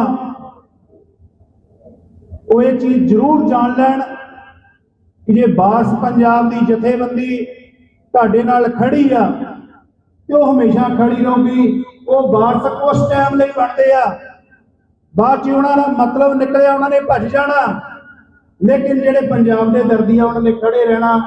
ਇਹੀ ਮੇਰੀ ਬੇਨਤੀ ਆ। ਵਾਹਿਗੁਰੂ ਜੀ ਕਾ ਖਾਲਸਾ, ਵਾਹਿਗੁਰੂ ਜੀ ਕੀ ਫਤਿਹ। ਬਹੁਤ ਬਹੁਤ ਧੰਨਵਾਦ ਬਾਬਾ ਬਲਜਿੰਦਰ ਸਿੰਘ ਜੀ ਰਾਜਪੁਰੇ ਵਾਲੇ ਪਰਵਾਨਾ ਜੀ, ਉਹ ਵੀ ਹਾਜ਼ਰੀ ਲਾ ਕੇ ਗਏ ਆ। ਉਹਨਾਂ ਦੀ ਪਟਿਆਲੇ ਕੋਰਟ ਦੇ ਵਿੱਚ ਤਰੀਕ ਸੀ, ਇਸੇ ਕਰਕੇ ਉਹ ਆਪਣੀ ਹਾਜ਼ਰੀ ਲਾ ਕੇ ਚਲੇ ਗਏ ਆ। ਉਹਨਾਂ ਦਾ ਬਹੁਤ ਵਿਸ਼ੇਸ਼ ਤੌਰ ਤੇ ਧੰਨਵਾਦ ਕਰਦੇ ਆ। ਹੁਣ ਮੈਂ ਬੇਨਤੀ ਕਰਦਾ ਮਨਜੀਤ ਸਿੰਘ ਜੀ ਲੁਧਿਆਣੇ ਵਾਲੇ, ਉਹਨਾਂ ਨੂੰ 2 ਮਿੰਟ ਵਾਸਤੇ ਉਹ ਮਤਲਬ ਆਪਣੀ ਗੱਲਬਾਤ ਰੱਖਣ। दरबार शहनशाह कुल आलम खालसा पंथ की मौजूदा सरकार ज़ारा हजूर हाजरा हजूर ज्ञान के सागर चौंकुंटा के मालिक सर्व कायनात के अंदर वस रही रूहम आत्मक शांति बख्शण वाले धन धन धन साहिब श्री गुरु ग्रंथ साहिब जी महाराज, जिन्हों की अपार पवित्र बख्शिश के रहमत का सदका सज के बैठे हो। 1469 तो लैके 2025 तक जिन्ने खालसे पंथ की खातर लहू डोल के शहीद सिंह ते सिंगड़ियां होए आ, उन्हां सारियां नूं याद करके इक्को बार जोड़ दे के आखो वाहिगुरू जी का खालसा वाहिगुरू जी की फतेह। हजारों बरस नरगिस अपनी बेनूरी पे रोती रही, बड़ी मुश्किल से होता है चमन में दिलावर पैदा। संसार के अंदर नरगिस रोंदी रही, नरगिस तो भाव है कि धरती की कुदरत कि मेरे अंदर वो फुल खिड़े जिहड़ा महका बंडे, पर वो फुल खिड़िया संसार के अंदर। तो याद रखियो जिहड़ा फुल महका वंडदा हुंदा उहदी उम्र बहुत थोड़ी होया करदी है। इक्को गल बोल के मैं फतेह बुलाउण लग्या, समा 2 मिनट दा है। ध्यान धरियो दे धन गुरु गोबिंद सिंह सच्चे पातशाह दमदमा साहिब की धरती तो हजूर साहिब वाल नूं चाले पाउंदे आ ते सिख ओनूं जिहड़ी आ ओह भंग पई भत्त जाणदे आ भी असीं जाना नहीं। उदों वाले राह बड़े औंकड़ा ते मुसीबतां वाले सी। सतगुरु सच्चे पातशाह परिवारां नूं बेनती करदे आ, सतगुरु सिरसे दे लागे एक पिंड आ सोहेवा, सोहेवे की धरती ते पहुंचदे आ, विश्राम करदे आ। ते जदों सोहेवे की धरती ते पहुंचदे आ, उत्थे एक अजीब घटना वापरदी है कि वो जिथे समूह खालसा पंथ जिहड़ा गुरु गोबिंद सिंह महाराज दे नाल बैठा है, वो समूह खालसे पंथ दे विचों कुछ सिंघां दी नज़र एक दरख्त दे उत्ते जांदी है। वो जिहड़ा दरख्त है जंड दा है ते जंड दे उत्ते पिपल उग्या होया है। दोबारा सुनियो, कुछ कु हजूरी सिंघां दी नज़र जंड दे उत्ते जांदी है, जंड दे उत्ते पिपल उग्या होया है। ਉਹਨੂੰ ਬੋਟਨੀ ਦੇ ਵਿੱਚ ਐਪੀਫਾਈਟ ਪਲਾਂਟ ਕਿਹਾ ਜਾਂਦਾ ਹੈ ਇੰਗਲਿਸ਼ ਦੇ ਵਿੱਚ, ਵੀ ਜਿਹੜਾ ਦਰਖਤ ਦੇ ਉੱਤੇ ਦਰਖਤ ਉੱਗੇ। ਤੇ ਕੁਝ ਕੁ ਹਨੂਰੀ ਸਿੱਖਾਂ ਦੇ ਵਿੱਚੋਂ ਗੁਰੂ ਕੇ ਸਿੰਘ ਕਹਿੰਦੇ ਆ ਕਿ ਸਤਿਗੁਰੂ ਪਿੱਪਲ ਦੇ ਜੰਡ ਦੇ ਉੱਪਰ ਪਿੱਪਲ ਉੱਗਿਆ, ਪੱਟ ਆਈਏ ਇਹਨੇ ਫੁੱਲਣਾ ਨਹੀਂ। ਧੰਨ ਗੁਰੂ ਗੋਬਿੰਦ ਸਿੰਘ ਮਹਾਰਾਜ ਸੋਹੇਵੇ ਦੀ ਧਰਤੀ ਤੇ ਭਜਨ ਕਰਦੇ ਆ ਤੇ ਪਿਆਰੇ ਭਾਈ ਦਇਆ ਸਿੰਘ, ਇਹ ਜਿਹੜਾ ਜੰਡ ਦੇ ਉੱਤੇ ਪਿੱਪਲ ਉੱਗਿਆ ਹੈ ਇਹਨੂੰ ਪੱਟਣਾ ਨਹੀਂ ਹੈ। ਅਸੀਂ ਭਜਨ ਕਰਦੇ ਆ ਸੋਹੇਵੇ ਦੀ ਧਰਤੀ ਤੋਂ, ਜਿੱਦਣ ਜੰਡ ਨੂੰ ਪਿੱਪਲ ਖਾ ਜੂਗਾ ਉਦਣ ਧਰਤੀ ਤੇ ਖਾਲਸਾ ਰਾਜ ਆ ਜੂਗਾ। ਤੇ ਸਾਧ ਸੰਗਤ ਉਹ ਪਿੱਪਲ ਜੰਡ ਨੂੰ ਖਾ ਗਿਆ ਵਾ, ਉਹਦੀ ਓਰੀਜਨਲ ਫੋਟੋ ਹੁਣ ਇੱਕ ਨਵੀਂ ਕਿਤਾਬ ਛਪ ਕੇ ਆਈ ਆ 1708 ਦਸਮ ਗੁਰੂ ਦੀ ਦੱਖਣ ਫੇਰੀ, ਉਹਦੇ ਵਿੱਚ ਦਿੱਤੀ ਆ। ਤੇ ਸਾਡੇ ਵਿੱਚੋਂ ਉਹ ਪਿੱਪਲ ਦੇ ਦਰਸ਼ਨ ਕਰਨ ਕੋਈ ਵੀ ਨਹੀਂ ਜਾਂਦਾ। ਉਹ ਪਿੱਪਲ ਦੀ ਓਰੀਜਨਲ ਫੋਟੋ ਦਿੱਤੀ ਆ। ਪਿੱਪਲ ਜੰਡ ਨੂੰ ਖਾ ਗਿਆ ਤੇ 247 ਮੁਲਕਾਂ ਦੇ ਵਿੱਚੋਂ 174 ਦੇਸ਼ਾਂ ਦੇ ਵਿੱਚ ਇਹ ਦੋਹਰਾ ਪੜਿਆ ਜਾਂਦਾ ਹੈ ਕਿ ਰਾਜ ਕਰੇਗਾ ਖਾਲਸਾ, ਆਕੀ ਰਹੇ ਨਾ ਹੋਏ, ਖੁਆਰ ਹੋਏ ਸਭ ਮਿਲਾਂਗੇ, ਬਚੇ ਸ਼ਰਨ ਜੋ ਹੋਏ। ਤੇ ਜਿਹੜੀ ਗੱਲ ਗੁਰੂ ਗ੍ਰੰਥ ਸਾਹਿਬ ਮਹਾਰਾਜ ਦੇ ਚਰਨਾਂ ਦੇ ਵਿੱਚ ਪੜ੍ਹੀ ਜਾਂਦੀ ਹੈ ਉਹ ਸਿੱਧ ਹੋ ਕੇ ਰਹਿੰਦੀ ਹੈ। ਗੁਰੂ ਗ੍ਰੰਥ ਸਾਹਿਬ ਮਹਾਰਾਜ ਦੇ ਚਰਨਾਂ ਦੇ ਵਿੱਚ ਅਰਦਾਸ ਪੜ੍ਹੀ ਗਈ 70-80 ਸਾਲ ਤੇ ਸ਼੍ਰੀ ਨਨਕਾਣਾ ਸਾਹਿਬ ਤੇ ਹੋਰ ਗੁਰਦੁਆਰਿਆਂ ਗੁਰਧਾਮਾਂ ਜਿਨ੍ਹਾਂ ਤੋਂ ਪੰਥ ਨੂੰ ਵਿਛੋੜਿਆ ਗਿਆ ਹੈ, ਖੁੱਲੇ ਦਰਸ਼ਨ ਦੀਦਾਰ ਤੇ ਸੇਵਾ ਸੰਭਾਲ ਦਾ ਦਾਨ ਆਪਣੇ ਖਾਲਸਾ ਜੀ ਨੂੰ ਬਖਸ਼ੋ। ਤੇ ਸਤਿਗੁਰੂ ਨੇ ਕਰਤਾਰਪੁਰ ਦਾ ਲਾਂਘਾ ਗਿਫਟ ਕੀਤਾ ਹੈ। ਖਾਲਸੇ ਪੰਥ ਨੂੰ ਇੱਕੋ ਗੱਲ ਬੋਲ ਕੇ ਫਤਿਹ ਬੁਲਾਉਣ ਲੱਗੇ ਆ। ਗੁਰੂ ਗ੍ਰੰਥ ਸਾਹਿਬ ਦੇ ਬਚਨ ਹੈ ਤਖਤ ਵਹ ਤਖਤ ਕੀ ਲਾਇਕ, ਇੱਕ ਬਚਨ ਹੈ। ਦੂਜਾ ਬਚਨ ਹੈ ਤਖਤ ਰਾਜਾ ਸੋਭ ਹੈ, ਜੇ ਤਖਤ ਲਾਇਕ ਹੋਈ ਤਖਤ ਤੇ ਬਹਿਣ ਦਾ ਹੱਕਦਾਰ ਉਹ ਹੈ ਜਿਹੜਾ ਤਖਤ ਤੇ ਲਾਇਕ ਹੋਵੇ। ਤਖਤ ਤੇ ਉਹ ਰਾਜਾ ਬਹਿ ਸਕਦਾ ਹੈ ਜਿਹੜਾ ਤਖਤ ਦੀ ਸ਼ੋਭਾ ਜਾਣਦਾ ਹੋਵੇ। ਤੇ ਭਾਈ ਨੰਦ ਲਾਲ ਜੀ ਨੇ ਗੁਰੂ ਗੋਬਿੰਦ ਸਿੰਘ ਮਹਾਰਾਜ ਨੂੰ ਇੱਕ ਬਚਨ ਲਿਖਿਆ ਕਿ ਬਾਦਸ਼ਾਹ ਦਰਵੇਸ਼ ਗੁਰੂ ਗੋਬਿੰਦ ਸਿੰਘ ਤੇ ਜਿਹੜਾ ਆਪ ਬਾਦਸ਼ਾਹ ਹੋਵੇ ਉਹਦੇ ਪੁੱਤ ਜਾਂਦਾ ਰਾਜਕੁਮਾਰ ਬਣਿਆ ਕਰਦੇ ਆ ਜਾਂ ਰਾਜਕੁਮਾਰ ਬਣਿਆ ਕਰਦੇ ਆ। ਤੇ ਸਾਧ ਸੰਗਤ ਜਿਹੜੇ ਕਹਿੰਦੇ ਆ ਰਾਜ ਦੀ ਗੱਲ ਕਰਦੇ ਹੋ, ਤਖਤ ਦਾ ਪ੍ਰਮਾਣ ਕੀ ਹੈ? ਉਹ ਦਰਬਾਰ ਸਾਹਿਬ ਦੀ ਧਰਤੀ ਤੇ ਜਾਇਓ, ਇੱਕ ਤਖਤ ਗੁਰੂ ਬਣਾਉਂਦਾ ਹੈ ਧਰਤੀ ਦੇ ਉੱਤੇ, ਤੇ ਜਿਹਦੇ ਉੱਤੇ ਮੁਗਲ ਸਰਕਾਰ ਦੇ 4 ਤਖਤ ਹੈ, ਦਿੱਲੀ, ਆਗਰਾ, ਲਾਹੌਰ ਤੇ ਕਲਾਨੌਰ। ਜਿੱਦਣ ਸ਼ਾਹਜਹਾਂ ਨੇ ਬਣਾਇਆ ਸੀ 7 ਕਰੋੜ 9.5 ਲੱਖ ਦਾ ਸੀ, ਤੇ ਜਿੱਦਣ ਉਹਨੂੰ ਨਾਦਰ ਸ਼ਾਹ ਪੱਟ ਕੇ ਲੈ ਕੇ ਗਿਆ ਉਹ 9 ਕਰੋੜ 7.5 ਲੱਖ ਦਾ ਸੀ। ਤਾਊਸ ਦਾ ਅਰਥ ਹੁੰਦਾ ਮੋਰ। ਤਾਊਸ ਗੁਰੂ ਘਰ ਦਾ ਇੱਕ ਸਾਜ਼ ਵੀ ਹੈ, ਤੇ ਸਾਧ ਸੰਗਤ ਜਿੱਥੇ ਭਾਰਤ ਦਾ ਬਾਦਸ਼ਾਹ ਬੈਠੇਗਾ ਉਹ 2 ਫੁੱਟ ਉੱਚੇ ਚਬੂਤਰੇ ਤੇ ਵਿਚਿੱਤਰ ਨਾਟਕ 10ਵੇਂ ਗ੍ਰੰਥ ਦੇ ਵਿੱਚ ਇੱਕ ਬਚਨ ਹੈ, ਬਾਬੇ ਕੇ ਬਾਬਰ ਕੇ ਤੂੰ ਆਪ ਕਰੇ ਪਰਮੇਸ਼ਰ ਸੋ। ਬਾਬਰ ਕਿਆਂ ਦੇ ਪੁੱਤਾਂ ਨੂੰ ਸ਼ਹਿਜ਼ਾਦੇ ਆਖਿਆ ਜਾਂਦਾ ਹੈ, ਤੇ ਬਾਬੇ ਕੇ ਦੇ ਪੁੱਤਾਂ ਨੂੰ ਸਾਹਿਬਜ਼ਾਦੇ ਆਖਿਆ ਜਾਂਦਾ ਹੈ। 10 ਪਾਤਸ਼ਾਹੀਆਂ ਦੇ 22 ਸਾਹਿਬਜ਼ਾਦੇ ਹੈ। 22 ਦਾ ਅੰਕੜਾ ਬਹੁਤ ਵੱਡਾ ਹੈ, ਮੇਰੇ ਕੋਲ ਸਮਾਂ ਨਹੀਂ ਹੈ। ਇੱਕੋ ਗੱਲ ਬੋਲ ਕੇ ਫਤਿਹ ਬਣਾਉਣ ਲੱਗਿਆ। ਇੱਕ ਪਾਸੇ ਭਾਰਤ ਦਾ ਬਾਦਸ਼ਾਹ ਬੈਠੂਗਾ 2 ਫੁੱਟ ਉੱਚੇ ਚਬੂਤਰੇ ਤੇ ਗੁਰੂ ਹਰਗੋਬਿੰਦ ਸਾਹਿਬ, ਬਾਬਾ ਬੁੱਢਾ ਸਾਹਿਬ ਤੇ ਭਾਈ ਗੁਰਦਾਸ ਸਿੰਘ ਚੜਾ ਕੇ ਮੋੜੀ ਹੈ। ਧਰਤੀ ਤੋਂ 12 ਫੁੱਟ ਉੱਚਾ ਚਬੂਤਰਾ ਬਣਾ ਕੇ ਪਾ ਕੇ ਮੀਰੀ ਪੀਰੀ ਦੀਆਂ 2 ਕਿਰਪਾਨਾਂ ਢਾਡੀ ਨੱਥਮਲ ਤੇ ਅਬਦੁਲ ਖੈਰ ਆਏ ਆ, ਤੇ ਜਿਹੜੀ ਪਹਿਲੀ ਵਾਰ ਪੜੀ ਹੈ ਉਹ ਕੋਈ ਨਹੀਂ ਸੁਣਾਉਂਦਾ। ਉਹ ਬਾਹਰ ਹੈ ਕਿ ਸਤਿਗੁਰ ਬਿੰਦ ਵਡਾਲੀ ਦੇ ਜਨਮਿਆ, ਜੋ ਚੰਦ ਸੂਰਜ ਬਾਲਾ ਚੜੀ ਦਾ ਰੱਬ ਨੇ ਭੰਗੂਰਾ ਕੱਲਿਆ ਆਪ, ਉੱਪਰ ਲਾਲ ਜਵੇਹਰ ਜੜੀ ਦਾ ਭੰਗੂਰੇ ਨੂੰ ਡੋਰਾ ਪੰਜਾ ਰੇਸ਼ਮੀ, ਉੱਪਰ ਸਤਿਗੁਰ ਆਸਣ ਧਰੀ ਦਾ ਢਾਡੀਆਂ ਨੂੰ ਬਖਸ਼ਾ ਬਖਸ਼ੇ ਸਤਿਗੁਰੂ, ਜੋ ਮਾਣਕ ਹੀਰਾ ਅਣਗੁਣੀ ਦਾ ਤੇਰਾ ਨਾਮ ਲਿਆ ਗੁਰੂ ਹਰਗੋਬਿੰਦ, ਅਮਰਾਵਤ ਪੌੜੀ ਚੜੀ ਦਾ ਕੌਣ ਬੰਦਾ ਤੁਧ ਨਾਲ ਅੜੀ ਦਾ। ਐ ਗੁਰੂ ਹਰਗੋਬਿੰਦ ਸਾਹਿਬ ਮਹਾਰਾਜ ਦੁਨੀਆ ਦੇ ਕਿਸੇ ਬੰਦੇ ਚ ਦਮ ਨਹੀਂ ਹੈ ਕਿ ਤੁਹਾਡੇ ਮੂਹਰੇ ਆ ਕੇ ਅੜ ਜਾਏਗਾ। ਤੇ ਸਾਧ ਸੰਗਤ ਇੱਕ ਤਖਤ ਗੁਰੂ ਬਣਾਉਂਦਾ ਧਰਤੀ ਦੇ ਉੱਪਰ, ਤੇ ਜਾਇਓ ਲੰਗਰ ਹਾਲ ਜਿੱਥੇ ਪ੍ਰਸ਼ਾਦਾ ਬਣਾਉਣ ਵਾਲੀ ਮਸ਼ੀਨ ਲੱਗੀ ਆ ਉੱਥੇ ਹੁਣ ਬੋਰਡ ਲਾ ਦਿੱਤਾ ਗਿਆ ਰਾਮਗੜੀਆ ਬੁੰਗਾ, ਤੇ ਰਾਮਗੜੀਆ ਬੁੰਗਾ ਧਰਤੀ ਦੇ ਥੱਲੇ 5 ਮੰਜ਼ਲੀ ਕਿਲਾ, ਤੇ ਦੂਜੀ ਮੰਜ਼ਲ ਦੇ ਵਿੱਚ ਪਤਾਲ ਦੀਆਂ ਜੜ੍ਹਾਂ ਦੇ ਵਿੱਚ ਸਰਦਾਰ ਬਾਬਾ ਜੱਸਾ ਸਿੰਘ ਰਾਮਗੜੀਏ ਦਾ ਤਖਤ ਬਣਾਇਆ। ਇੱਕ ਤਖਤ ਧਰਤੀ ਦੇ ਉੱਤੇ ਆ ਦਰਬਾਰ ਸਾਹਿਬ, ਇੱਕ ਤਖਤ ਪਤਾਲ ਦੀ ਧਰਤੀ ਦੇ ਵਿੱਚ ਹੈ ਸਰਦਾਰ ਜੱਸਾ ਸਿੰਘ ਰਾਮਗੜੀਆ ਨੂੰ। ਇਹ ਕੌਮ ਨੂੰ, ਇਹ ਪੰਥ ਨੂੰ ਤਖਤ ਤੋਂ ਬਹਿਣ ਤੋਂ ਕੋਈ ਨਹੀਂ ਰੋਕ ਸਕਦਾ।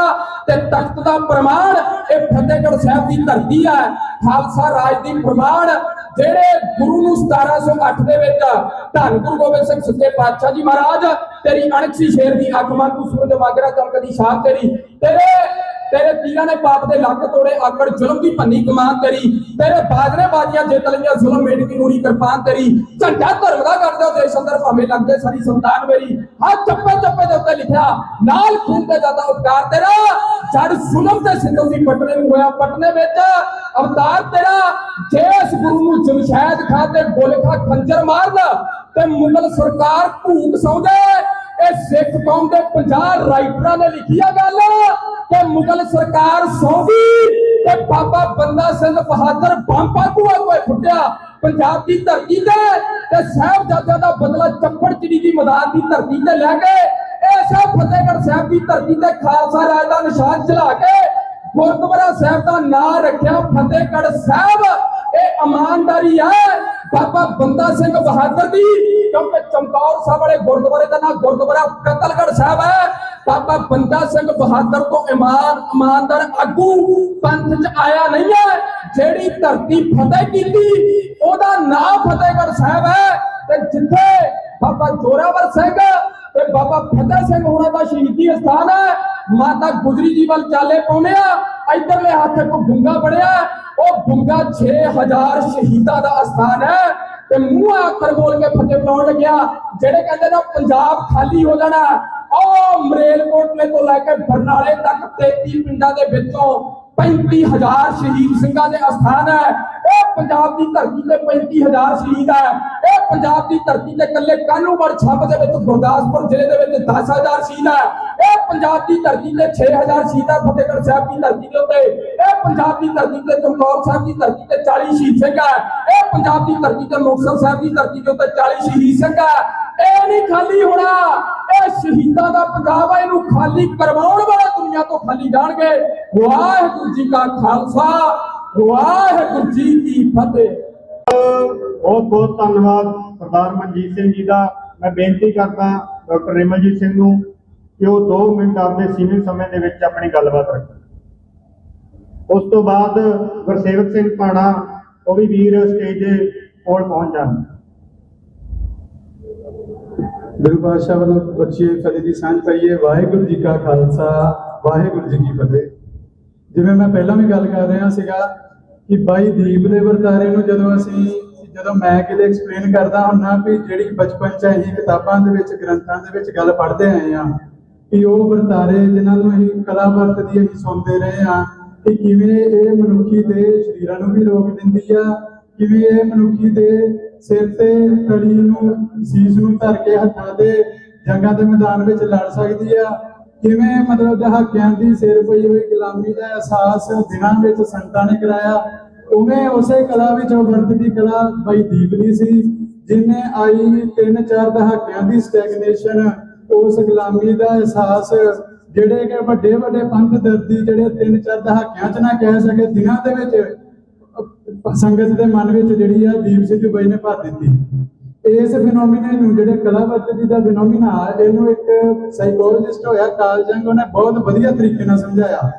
ਉਹ ਕਹਿੰਦਾ ਵੀ ਜਿਹੜੀ ਸਾਡੀ ਅਵਚੇਤਨ ਮਨ ਆ ਵੀ ਉਹ ਸਾਰਾ ਜੁੜਿਆ ਹੋਇਆ ਤੇ ਉਹਦਾ ਜਿਹੜਾ ਮਤਲਬ ਸੋਰਸ ਆ ਉਹ ਰਹਿ ਕੇ ਉਹ ਚਸ਼ਮਾ ਫੁੱਟਦਾ ਰਹਿੰਦਾ। ਜਿਵੇਂ ਅਸੀਂ ਕਹਿੰਦੇ ਹਾਂ ਵੀ ਗੁਰੂ ਸਾਹਿਬ ਦੀ ਜੋਤ ਹਰ ਇੱਕ ਇਨਸਾਨ ਦੇ ਵਿੱਚ ਵਸਦੀ ਆ ਤੇ ਉਹ ਸਾਰਿਆਂ ਨਾਲ ਕਨੈਕਟਡ ਆ, ਉਵੇਂ ਉਹ ਜਿਹੜਾ ਚਸ਼ਮਾ ਆ ਉਹ ਅਨਕੌਂਸ਼ੀਅਸ ਚੇਤਨ ਮਨ ਦਾ ਰਹਿ ਕੇ ਸਮੇਂ ਸੀਮਤ ਵਿੱਚ ਫੁੱਟਦਾ ਰਹਿੰਦਾ। ਉਵੇਂ ਹੀ ਅਸੀਂ ਉਸ ਵਰਤਾਰੇ ਨੂੰ ਬਾਈ ਦੀਪ ਦਾ ਵੇਖਦੇ ਹਾਂ ਵੀ ਉਹ ਇੱਕ ਚਸ਼ਮਾ ਫੁੱਟਿਆ, ਪਰ ਉਹ ਦੱਸਦਾ ਵੀ ਉਹਦੀ ਤਰਾਸਦੀ ਕੀ ਆ ਵੀ ਜਦੋਂ ਉਸ ਚਸ਼ਮੇ ਚੋਂ ਅਸੀਂ ਪਾਣੀ ਪੀਣ ਜਾਂਦੇ ਆ, ਹੌਲੀ ਹੌਲੀ ਅਸੀਂ ਉਹਦੇ ਤੇ ਆਪਣਾ ਅਧਿਕਾਰ ਜਮਾਉਣ ਲੱਗ ਜਾਂਦੇ ਆ। ਫਿਰ ਉਹਦੇ ਆਲੇ ਦੁਆਲੇ ਅਸੀਂ ਫੈਂਸਿੰਗ ਸ਼ੁਰੂ ਕਰ ਦਿੰਦੇ ਆ, ਕਿਹੜਾ ਇਹਦੇ ਚ ਆਊਗਾ, ਕਿਹੜਾ ਇਹਦੇ ਚੋਂ ਪਾਣੀ ਪੀਊਗਾ, ਕਿਹੜਾ ਇਹ ਨਹੀਂ ਪੀਊਗਾ। ਇਹ ਉਹ ਵਰਤਾਰਾ ਜਿਹੜਾ ਸਾਰੀ ਦੁਨੀਆ 'ਚ ਵਰਤ ਰਿਹਾ, ਜਿਹੜਾ ਅੱਜ ਤੋਂ 200 ਸਾਲ ਪਹਿਲਾਂ ਕਿਤਾਬਾਂ ਵਿੱਚ ਲਿਖਿਆ, ਜਿਹੜਾ ਅਸੀਂ ਆਪ ਵਰਤਕ ਹੁੰਦਾ ਵੇਖ ਰਿਹਾ। ਉਹਨੂੰ ਬਾਈ ਦੀਪ ਸਿੱਧੂ ਦੇ ਕੰਟੈਕਸਟ 'ਚ ਮੈਂ ਇਵੇਂ ਦੱਸੂਗਾ ਵੀ ਦੀਪ ਜਦੋਂ ਬਲ ਰਿਹਾ ਆ, ਉਹ ਆਸੇ ਪਾਸੇ ਤੇ ਚਾਨਣ ਕਰ ਰਿਹਾ, ਪਰ ਉਹਦੇ ਥੱਲੇ ਹਨੇਰਾ। ਉਹ ਹਨੇਰਾ ਕਿੱਥੋਂ ਆ ਰਿਹਾ? ਉਹ ਹਨੇਰਾ ਉਸ ਲੋਕਾਂ 'ਚੋਂ ਆ ਰਿਹਾ ਆ ਜਿਹੜੇ ਉਸ ਜੋਤ ਤੋਂ, ਉਸ ਦੋਤ ਨੂੰ ਬਲਦੀ ਨੂੰ ਵੇਖ ਨਹੀਂ ਸਕਦੇ, ਉਸ ਦੀਆਂ ਲੱਤਾਂ ਖਿੱਚਣਾ ਚਾਹੁੰਦੇ ਆ। ਇਹ ਹਨੇਰਾ ਉਹਨੂੰ ਸਿਗਨੀਫਾਈ ਕਰਦਾ। ਇਹ ਤੁਸੀਂ ਬਾਈ ਦੀਪ ਦੇ ਕੇਸ ਦੇ ਵਿੱਚ ਵੀ ਵਰਤਾਰਾ ਵੇਖਿਆ ਹੋਊਗਾ, ਪਰ ਗੱਲ ਇਹ ਆ ਵੀ ਉਹ ਦੀਵੇ ਦੇ ਥੱਲੇ ਬਲਦਾ ਹਨੇਰਾ ਜਿਹੜਾ ਉਹ ਦੂਰ ਕਿਵੇਂ ਹੋ ਸਕਦਾ ਵੀ ਬਾਈ ਦੀਪ ਵਾਂਗੂ ਉਸ ਦੀ ਦਿੱਤੀ ਹੋਈ ਚਿਣਕ ਨੂੰ ਅਸੀਂ ਜਦੋਂ ਆਪਣੇ ਅੰਦਰ ਵਸਾਵਾਂਗੇ, ਉਹਦੇ ਵਾਂਗੂ ਅਸੀਂ ਦੀਪ ਬਣਾਂਗੇ ਤੇ ਉਹਦੇ ਚ ਫੇਰੇ ਜਦੋਂ ਅਸੀਂ ਚਾਨਣ ਕਰਾਂਗੇ ਤਾਂ ਉਹ ਜਿਹੜਾ ਜੜ੍ਹਾਂ 'ਚ ਬੈਠਾ ਹਨੇਰਾ ਜਿਹੜਾ ਉਹ ਦੂਰ ਹੋ ਸਕਦਾ। ਸੋ ਅਸੀਂ ਇੱਥੇ ਸਿਰਫ ਉਸ ਚਸ਼ਮੇ ਹਯਾਤ ਵਿੱਚੋਂ ਪਾਣੀ ਨਹੀਂ ਪੀਣਾ ਹੈ, ਅਸੀਂ ਉਸ ਚਿਣਕ ਦੀ ਰੋਸ਼ਨੀ ਨਹੀਂ ਮੰਨਣਾ ਹੈ, ਸਾਨੂੰ ਉਹ ਚਸ਼ਮੇ ਹਯਾਤ ਆਪ ਬਣਨਾ ਪੈਣਾ, ਸਾਨੂੰ ਉਹ ਰੋਸ਼ਨ ਚਿਣਕ ਜਿਹੜੀ ਆ ਆਪਣੇ ਅੰਦਰ ਜਗਾਉਣੀ ਪੈਣੀ ਆ। ਦੂਜੀ ਗੱਲ ਉਹਦੇ ਵਿੱਚ ਵੀ ਜਿਹੜੀ ਰੋਸ਼ਨੀ ਤੁਸੀਂ ਵੇਖਦੇ ਹੋ, ਜਿਹੜਾ ਦੀਵਾ ਬਲਦਾ ਉਹ ਆਪਣੇ ਆਪ ਨੂੰ ਬਾਲਦਾ, ਉਹਦੀ ਇੱਕ ਕੋਸਟ ਆ, ਆਪਦੇ ਆਪ ਨੂੰ ਬਾਲ ਕੇ ਫਿਰ ਅਸੀਂ ਜਿਹੜਾ ਹੈ ਦੁਨੀਆ ਨੂੰ ਚਾਨਣ ਮਨਾਰਾ ਦੁਨੀਆ ਵਾਸਤੇ ਹੀ ਬਣ ਸਕਦੇ ਆ। ਇਸ ਗੱਲ ਨੂੰ ਸਾਨੂੰ ਦਿਲਾਂ ਵਿੱਚ ਵਸਾਉਣ ਦੀ ਬਹੁਤ ਲੋੜ ਹੈਗੀ ਆ। ਜਿਵੇਂ ਬਾਈ ਦੀਪ ਦਾ ਤੁਸੀਂ ਵਰਤਾਰਾ ਵੇਖਿਆ, ਬਹੁਤ ਬੰਦੇ ਜਿਹੜੇ ਅੱਜ ਉਸ ਵਰਤਾਰੇ ਨੂੰ ਕੈਸ਼ ਕਰਨ ਦੀ ਕੋਸ਼ਿਸ਼ ਕਰ ਰਹੇ ਆ, ਉਸ ਗੱਲ ਤੇ ਸਾਨੂੰ ਠੱਲ ਪਾਉਣ ਦੀ ਲੋੜ ਹੈਗੀ ਆ। ਜਿਵੇਂ ਦੀਪ ਬਾਈ ਨੇ ਆਪ ਬਲ ਕੇ ਚਾਨਣ ਮਨਾਰਾ ਕੀਤਾ, ਆਪ ਉਸ ਕੋਸ਼ ਗੱਡੀਆਂ ਚੋਂ ਉਸ ਸਰਮਾਏ ਤੋਂ ਬਾਹਰ ਨਿਕਲਿਆ, ਉਵੇਂ ਹੀ ਸਾਨੂੰ ਉਸ ਉਹਦੇ ਤੋਂ ਬਾਹਰ ਨਿਕਲ ਕੇ ਇਸ ਲੜਾਈ ਦੇ ਮੈਦਾਨ ਵਿੱਚ ਉਹ ਚਿਣਕ ਆਪਣੇ ਅੰਦਰ ਰੱਖ ਕੇ ਉਹ ਦੀਵਾ ਬਣ ਕੇ ਸਾਨੂੰ ਬਲਣਾ ਪੈਣਾ। ਇਹ ਜਿਹੜੀਆਂ ਧਾਰਨਾਵਾਂ ਤੁਹਾਨੂੰ ਦਿੱਤੀਆਂ ਜਾਂਦੀਆਂ ਵੀ ਹਾਂਜੀ ਸਿੱਖ ਜੁੜ ਕੇ ਨਹੀਂ ਇਕੱਠੇ ਹੁੰਦੇ, ਵੀ ਭਰਾ ਭਰਾ ਦਾ ਵੈਰੀ ਆ, ਇਹਨਾਂ ਦਾ ਖੰਡਨ ਕਰੀਏ। ਬਾਈ ਉਹਨਾਂ ਨੇ ਪਹਿਲਾਂ ਵੀ ਗੱਲ ਕੀਤੀ ਆ ਵੀ ਜੇ ਸਿੱਖ ਸਿੱਖ ਦਾ ਵੈਰੀ ਨਾ ਹੋਵੇ, ਜੇ ਆਪਣੇ ਵਿੱਚ ਗਰਦਾਰ ਨਾ ਹੋਵੇ, ਇਹ ਜੰਗ ਅਸੀਂ ਬਹੁਤ ਸਖਾਲੀ ਜਿੱਤ ਸਕਦੇ ਹਾਂ। ਸੋ ਬਾਈ ਦੀਆਂ ਜਿਹੜੀਆਂ ਗੱਲਾਂ ਨੇ ਉਹ ਗੱਲਾਂ ਇਹਨਾਂ ਇਸ਼ਾਰਿਆਂ ਵੱਲ ਹੀ ਆ, ਇਸ਼ਾਰੇ ਮਾਤਰ ਉਹ ਗੱਲਾਂ ਨੇ, ਉਹ ਇਹੀ ਦੱਸ ਰਹੀ ਆ ਕਿ ਇਹ ਗਦਾਰਾਂ ਨੂੰ ਸਾਨੂੰ ਪਛਾਣਨ ਦੀ ਲੋੜ ਆ। ਔਰ ਇਤਿਹਾਸ ਇਹਨਾਂ ਗੱਲਾਂ ਨਾਲ ਭਰਿਆ ਹੋਇਆ। ਜੇ ਰਮਾਇਣ ਦਾ ਯੁੱਧ ਵੀ ਹੋਇਆ ਆ, ਉਹਦੇ ਵਿੱਚ ਸ਼੍ਰੀ ਰਾਮ ਜੇ ਕਿਸੇ ਨਾਲ ਲੜ ਰਹੇ, ਆਪ ਨਾਰਾਇਣ ਜੇ ਆਏ ਕਿਸੇ ਨਾਲ ਲੜ ਰਹੇ ਆ, ਤੇ ਅੱਗੇ ਵੀ ਰਾਵਣ ਆ ਜਿਹੜਾ ਕਿ 4 ਵੇਦਾਂ ਦਾ ਗਿਆਨੀ ਆ, ਜਿਹੜਾ ਸਭ ਤੋਂ ਵੱਡਾ ਸ਼ਿਵ ਦਾ ਭਗਤ ਆ, ਕਹਿਣ ਨੂੰ ਉਹ ਵੀ ਭਰਾ ਆ। ਜੇ ਮਹਾਭਾਰਤ ਦਾ ਯੁੱਧ ਹੋ ਰਿਹਾ ਤੇ ਉਹ ਪਾਂਡਵਾਂ ਵਿੱਚ ਤੇ ਕੌਰਵਾਂ ਵਿੱਚ ਹੋ ਰਿਹਾ, ਉਹ ਵੀ ਹਿੰਦੂ ਨੇ, ਉਹ ਵੀ ਭਰਾ ਨੇ। ਪਰ ਖਾਲਸੇ ਦੀ ਜਲਵਾਰ ਜਿਹੜੀ ਆ ਜਦੋਂ ਉੱਠੀ ਆ, ਉਹਨੇ ਧਰਮ ਦਾ ਨਿਤਾਰਾ ਕੀਤਾ। ਉਹ ਵਿਅਕਤੀ ਵਿਸ਼ੇਸ਼, ਉਹ ਧਰਮ ਦੇ ਵਿਸ਼ੇਸ਼ ਕਦੀ ਨਹੀਂ ਉਤਰੀ ਵੀ।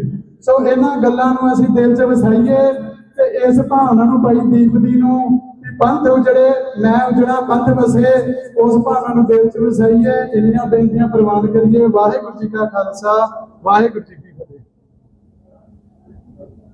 ਪਰਵਿੰਦਰ ਸਿੰਘ ਹੈਪੀ ਮੋਗੇ ਤੋਂ, ਜਿਨ੍ਹਾਂ ਨੂੰ ਚੈਟ ਦੇ ਮਾਮਲੇ ਦੇ ਵਿੱਚ UAP ਲਾ ਕੇ 4 ਮਹੀਨੇ ਉਹਨਾਂ ਨੇ ਜੇਲ੍ਹ ਕੱਟੀ ਆ। ਉਹ ਆਏ ਨੇ, ਉਸ ਤੋਂ ਉਪਰੰਤ NSA ਦੇ ਅਧੀਨ ਜੇਲ੍ਹ ਕੱਟ ਰਹੇ ਨੇ ਸ਼ੇਰ ਸਿੰਘ, ਦੌਲਤਪੁਰਾ ਬਸੰਤ ਸਿੰਘ ਦੇ ਚਾਚਾ ਜੀ ਆਏ ਨੇ, ਭਾਈ ਜਗਮੀਤ ਸਿੰਘ ਜੀ ਆਏ ਨੇ, ਖਾੜਕੂ ਸੰਘਰਸ਼ ਦੇ ਜਿਨ੍ਹਾਂ ਨੇ ਲਹੂ ਡੋਲਵੀਂ ਪੰਜਾਬ ਦੀ ਧਰਤੀ ਤੇ ਲੜਾਈ ਲੜੀ ਆ, ਭਾਈ ਦਲੀਪ ਸਿੰਘ ਜੀ ਖੱਟੜਾ, ਜਿਨ੍ਹਾਂ ਨੂੰ ਜਿੰਦਾ ਸ਼ਹੀਦ ਵੀ ਕਹਿੰਦੇ ਆਪਾਂ। ਉਹ ਸਾਇਨਾਈਡ ਖਾ ਗਏ ਸੀ, ਪਰ ਫਿਰ ਵੀ ਪਰਮਾਤਮਾ ਨੇ ਉਹਨਾਂ ਨੂੰ ਜਿਹੜਾ ਰੱਖਿਆ, ਉਹ ਸਾਡੇ ਵਿੱਚ ਪਹੁੰਚੇ ਨੇ। ਵਿਸ਼ੇਸ਼ ਤੌਰ ਤੇ ਧੰਨਵਾਦ। ਹੁਣ ਮੇਰਾ ਬੇਨਤੀ ਕਰਦਾ ਭਾਈ ਗੁਰਸੇਵ ਸਿੰਘ ਭਾੜਾ ਜੀ ਨੂੰ। ਉਸ ਤੋਂ ਉਪਰੰਤ ਅਗਲੇ ਬੁਲਾਰੇ ਬਾਬਾ ਰਾਜਾ ਰਾਜ ਸਿੰਘ ਜੀ, ਉਹਨਾਂ ਨੂੰ ਬੇਨਤੀ ਹੈ ਕਿ ਸਟੇਜ ਦੇ ਨੇੜੇ ਆ ਜਾਣ।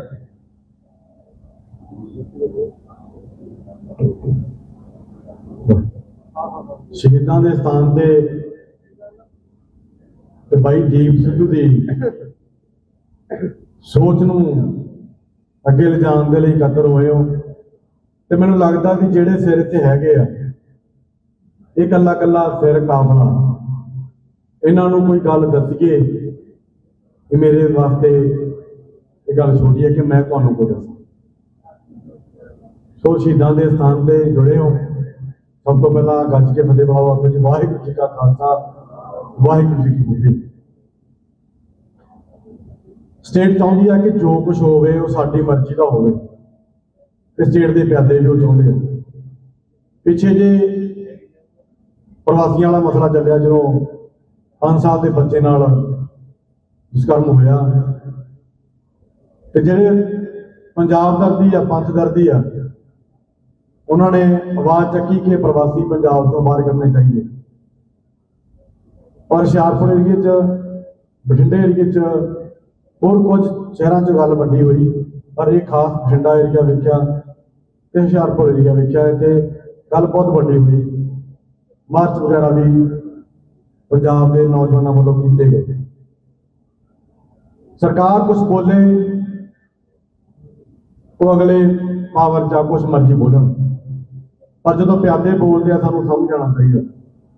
ਕਾਮਰੇਡ ਗੁਰਾਮ ਵਰਗੇ ਕਹਿੰਦੇ ਆ ਕਿ 5 ਪੈਰੇ ਵੀ ਪ੍ਰਵਾਸੀ ਸੀ।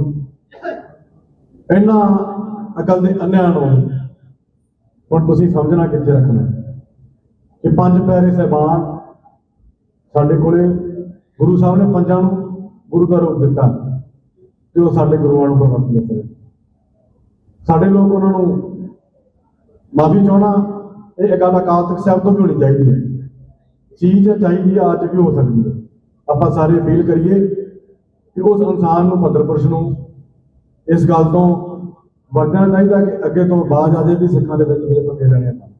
ਤੇ ਸਿੱਖਾਂ ਦੇ ਟਰਨਲ ਮਸਲੇ ਆ, ਪੰਜਾਬ ਦੇ ਵਿੱਚ ਸਿੱਖਾਂ ਦਾ ਕਾਰਾ, ਪੰਜਾਬ ਉਹ ਸਿੱਖਾਂ ਦਾ ਮਰਜ਼ੀ ਆ, ਸਿੱਖਾਂ ਨੇ ਚਾਹੁੰਦੇ ਕੀ ਕਰਨਾ ਹੈ।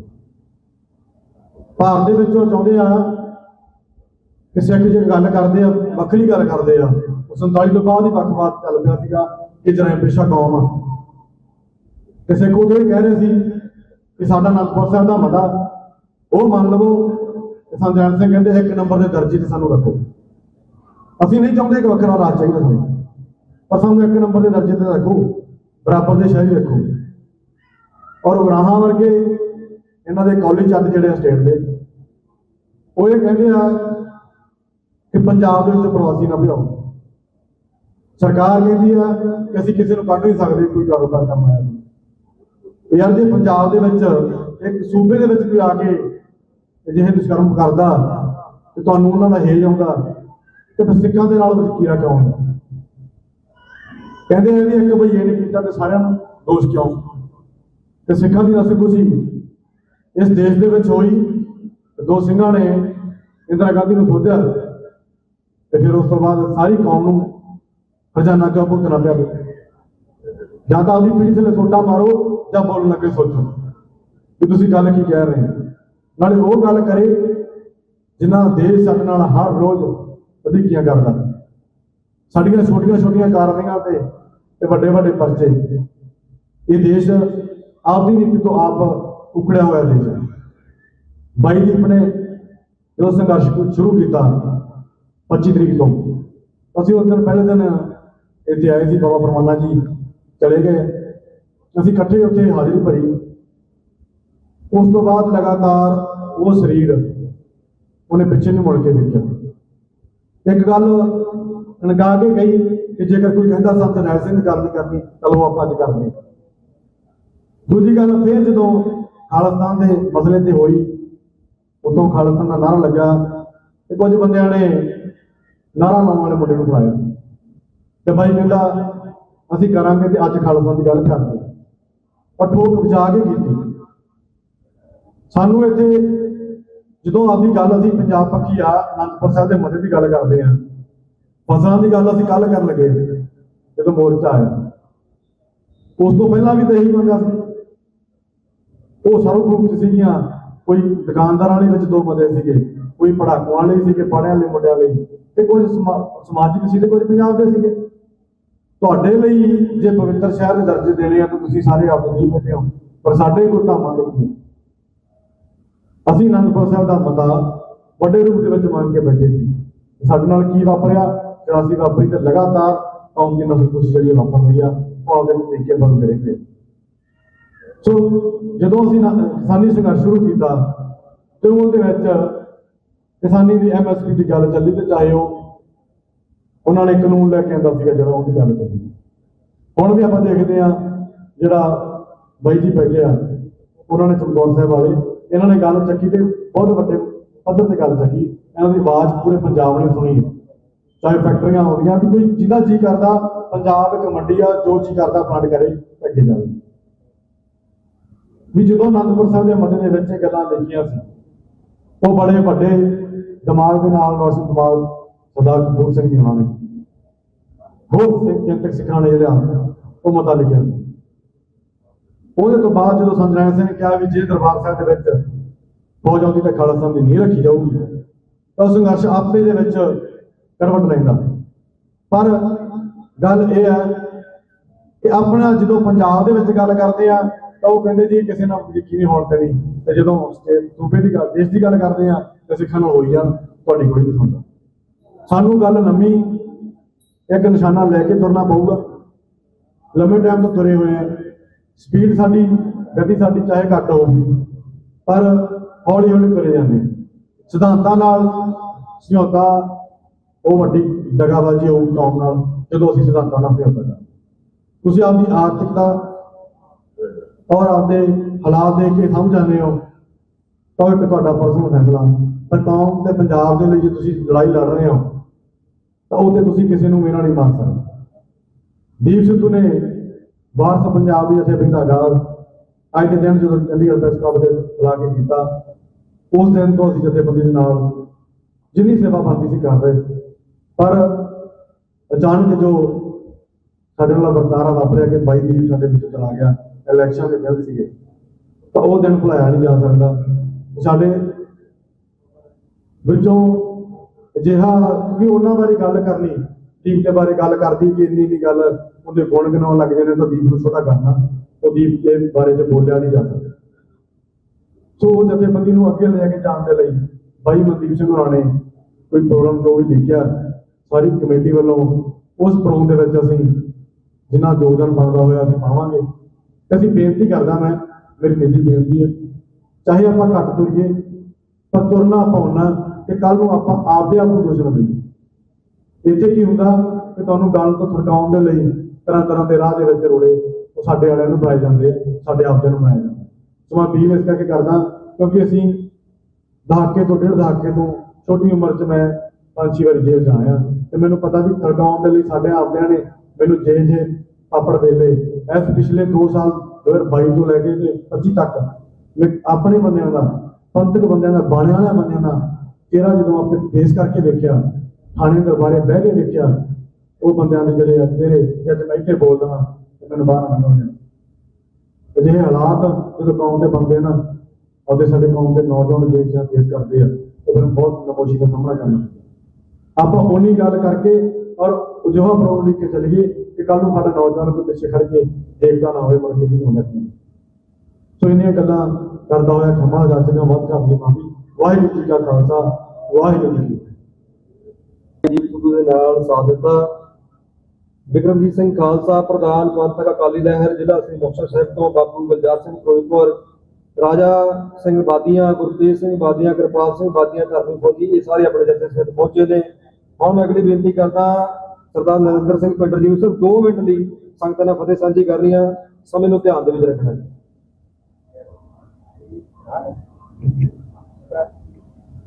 ਸ਼ਹੀਦਾਂ ਦੀ ਧਰਤੀ ਫਤਿਹਗੜ੍ਹ ਸਾਹਿਬ 'ਚ ਬੈਠੀ ਸਾਧ ਸੰਗਤ ਜੀਓ, ਆਓ ਫਤਿਹ ਦੀ ਸਾਂਝ ਪਾਈਏ। ਵਾਹਿਗੁਰੂ ਜੀ ਕਾ ਖਾਲਸਾ, ਵਾਹਿਗੁਰੂ ਜੀ ਕੀ ਫਤਿਹ। ਅੱਜ ਇੱਥੇ ਜਿੰਨੀਆਂ ਰੂਹਾਂ ਪਹੁੰਚੀਆਂ ਨੇ, ਇਹ ਸਾਰੀਆਂ ਉਹ ਰੂਹਾਂ ਨੇ ਜਿਹੜੀਆਂ ਦੀਪ ਬਾਈ ਨੂੰ ਸੱਚੇ ਦਿਲੋਂ ਪਿਆਰ ਕਰਦੀਆਂ ਨੇ ਤੇ ਸਮਰਪਿਤ ਨੇ। ਮੈਂ ਕੋਈ ਬੁਲਾਰਾ ਨਹੀਂ ਹੈਗਾ, ਮੈਂ ਜਿਹੜੀ ਸੰਗਤ ਬੈਠੀ ਆ ਉਹਨਾਂ 'ਚ ਮੈਂ ਉਹੀ ਬੰਦਾ ਜਿਹੜਾ ਦੀਪ ਬਾਈ ਤੋਂ ਪ੍ਰਭਾਵਿਤ ਹੋ ਕੇ, ਉਹਦੀ ਸੋਚ ਤੋਂ ਪ੍ਰਭਾਵਿਤ ਹੋ ਕੇ ਬਾਈ ਨਾਲ ਜੁੜਿਆ ਸੀ। ਇੱਥੇ ਬੁਲਾਰੇ ਬਹੁਤ ਦੀਪ ਬਾਈ ਬਾਰੇ ਦੱਸ ਕੇ ਗਏ ਨੇ, ਪੰਥਕ ਗੱਲਾਂ ਕਰੀਆਂ ਨੇ। ਮੈਨੂੰ ਇੱਕ ਗੱਲ ਯਾਦ ਆਈ, ਦੀਪ ਬਾਈ ਇਹ ਗੱਲ ਕਹਿੰਦਾ ਹੁੰਦਾ ਸੀ ਉਹਦੇ ਸਾਥੀਆਂ ਨੇ, ਜਦੋਂ ਦੀਪ ਬਾਈ ਨੂੰ ਕਿਹਾ ਵੀ ਬਾਈ ਧਿਆਨ ਰੱਖਿਆ ਕਰ, ਤੂੰ ਇਕੱਲਾ ਨਾ ਕਿਤੇ ਵਿਚਰਿਆ ਕਰ, ਤਾਂ ਦੀਪ ਬਾਈ ਨੇ ਇਹ ਗੱਲ ਕਹੀ ਸੀ, ਕਹਿੰਦਾ ਯਾਰ ਤੁਸੀਂ ਪੰਜਾਬ ਦੀ ਗੱਲ ਕਰ ਰਹੇ ਹੋ, ਪੰਜਾਬ ਦੀ ਲੜਾਈ ਲੜ ਰਹੇ ਹੋ, ਦਿਲਾਂ 'ਚ ਡਰ ਰੱਖ ਕੇ ਕਦੇ ਪੰਜਾਬ ਦੀ ਲੜਾਈ ਨਹੀਂ ਲੜੀ ਸਕਦੇ ਤੁਸੀਂ। ਮੈਂ ਦੀਪ ਬਾਈ ਨਾਲ ਫਿਲਮ ਵੀ ਕੀਤੀ ਹੈ, ਮੈਂ ਦੀਪ ਬਾਈ ਦੇ ਨਾਲ ਕਿਸਾਨੀ ਅੰਦੋਲਨ ਦੇ ਵਿੱਚ ਵੀ ਵਿਚਰਿਆ। ਹੁਣ ਜਦੋਂ ਉਹ ਗੱਲ ਕਰੀਏ ਫਿਲਮ ਵਾਲੀ, ਜਦੋਂ ਦੀਪ ਬਾਈ ਫਿਲਮਾਂ ਦੇ ਵਿੱਚ ਆਉਂਦਾ, ਉਦੋਂ ਬਾਈ ਦਾ ਔਰਾ ਥੋੜਾ ਹੋਰ ਤਰ੍ਹਾਂ ਦਾ ਸੀ। ਉਹ ਬੰਦਾ ਜਿਹੜੀ ਆਪਾਂ ਕਹਿੰਦੇ ਆ ਮਾਇਆ, ਨੋਟ, ਪੈਸੇ, ਉਹਨਾਂ ਨੂੰ ਹੱਥ ਨਹੀਂ ਸੀ ਲਾਉਂਦਾ। ਉਹ ਕਹਿੰਦਾ ਸੀ ਇਹ ਜਿਹੜੇ ਪੈਸੇ ਹੁੰਦੇ ਨੇ ਇਹ ਬੜੇ ਡਰਟੀ ਹੁੰਦੇ ਨੇ, ਪਤਾ ਨਹੀਂ ਕਿਹੜੇ ਕਿਹੜੇ ਹੱਥਾਂ 'ਚ ਆਏ ਹੁੰਦੇ ਨੇ।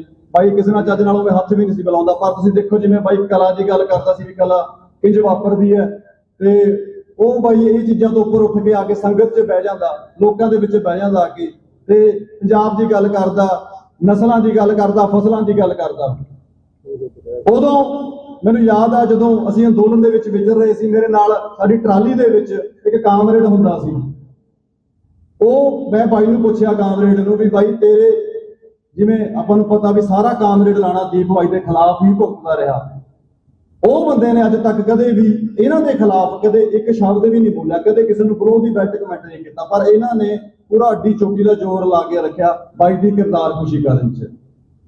ਤੇ ਮੈਂ ਉਹਨੂੰ ਪੁੱਛਿਆ ਕਾਮਰੇਡ ਨੂੰ ਵੀ ਬਾਈ ਆਪਣੇ ਅੰਦੋਲਨ 'ਚ ਜਿਹੜਾ ਬਾਈ ਦੀਪ ਸਿੱਧੂ ਆਪਣੇ ਨਾਲ ਵਿਚਰ ਰਿਹਾ, ਵੀ ਤੇਰੇ ਉਹਦੇ ਬਾਰੇ ਕੀ ਵਿਚਾਰ ਨੇ?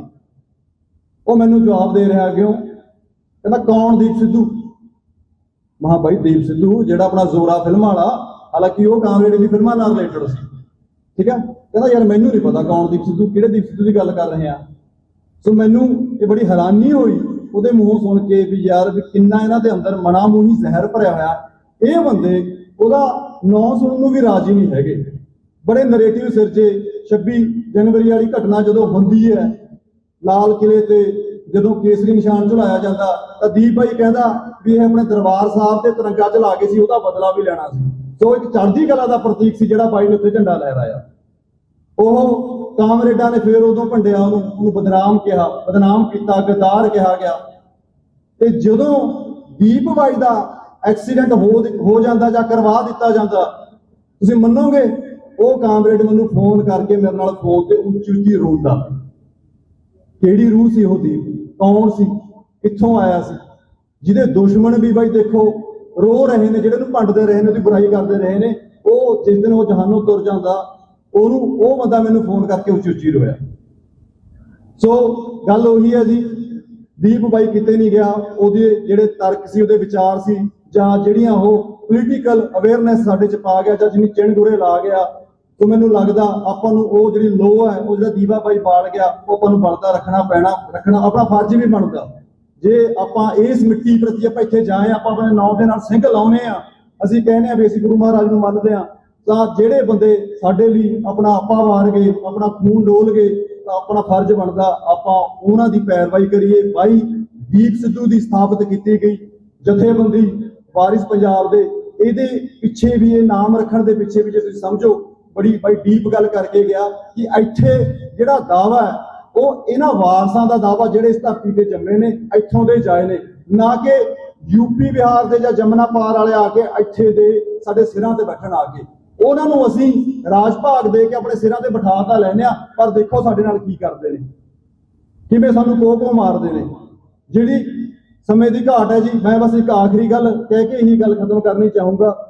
ਜਿਵੇਂ ਪੰਜਾਬ ਦੀ ਗੱਲ ਕਰਨ ਵਾਲਾ ਤੇ NSA ਲਾ ਕੇ ਉਹਨਾਂ ਨੂੰ ਜੇਲ੍ਹਾਂ 'ਚ ਬੰਦ ਕਰ ਦਿੱਤਾ ਜਾਂਦਾ। ਐਵੇਂ ਹੁਣ ਸੋਨਮ ਵਾਂਗਚੁਕ ਜਿਹਨੇ ਲਦਾਖ 'ਚ ਗੱਲ ਕਰੀ ਵੀ ਸਾਡਾ 4000 ਸਕੁਅਰ ਕਿਲੋਮੀਟਰ ਦਾ ਏਰੀਆ ਚੀਨ ਨੇ ਦੱਬ ਲਿਆ, ਵੀ ਉਹਦੀ ਗੱਲ ਕਿਉਂ ਨਹੀਂ ਕਰ ਰਹੇ। ਅੱਜ ਉਹਦੇ ਵੀ NSA ਲਾ ਕੇ ਇਹਨਾਂ ਨੇ ਉਹਨੂੰ ਜੇਲ੍ਹ 'ਚ ਬੰਦ ਕਰਤਾ। ਹੁਣ ਚੀਨ ਵਾਲੇ ਕੋਲ ਭਾਰਤ ਵਾਲੇ ਕਿਹੜੇ ਮੂੰਹ ਨਾਲ ਮੰਗ ਲੈਣ ਜਾ ਕੇ ਵੀ ਸਾਡੀ ਜਗ੍ਹਾ ਛੱਡੋ?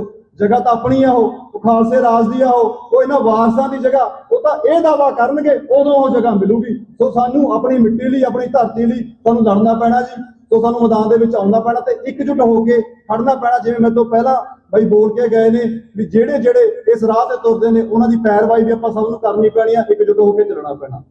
ਇੰਨਾ ਕਹਿੰਦਾ ਖਿਮਾ ਜਾਚਕਾਂ ਜੀ। ਵਾਹਿਗੁਰੂ ਜੀ ਕਾ ਖਾਲਸਾ, ਵਾਹਿਗੁਰੂ ਜੀ ਕੀ ਫਤਿਹ। ਬਹੁਤ ਬਹੁਤ ਧੰਨਵਾਦ ਨਰਿੰਦਰ ਸਿੰਘ ਪਿੰਡਰ ਜੀ ਦਾ। ਜਿੰਨੇ ਵੀ ਬੁਲਾਰੇ ਇਸ ਪੰਥਕ ਸਟੇਜ ਤੋਂ ਬੋਲਦੇ ਨੇ, ਇਹ ਤਾਂ ਆਪਾਂ ਨੂੰ ਭਲੀ ਭਾਂਤ ਜਾਣਦੇ ਆ ਕਿ ਸਾਰੇ ਹੀ ਆਪਾਂ ਜਜ਼ਬਾਤੀ ਬੰਦੇ ਹੁੰਦੇ ਆ ਤੇ ਮੱਲੋ ਮੱਲੀ ਕੋਈ ਨਾ ਕੋਈ ਗੱਲ ਦੇ ਨਾਲ ਗੱਲ ਜੁੜਦੀ ਰਹਿੰਦੀ ਹੈ ਤੇ ਸਮੇਂ ਦਾ ਖਿਆਲ ਨਹੀਂ ਰਹਿੰਦਾ ਹੈਗਾ।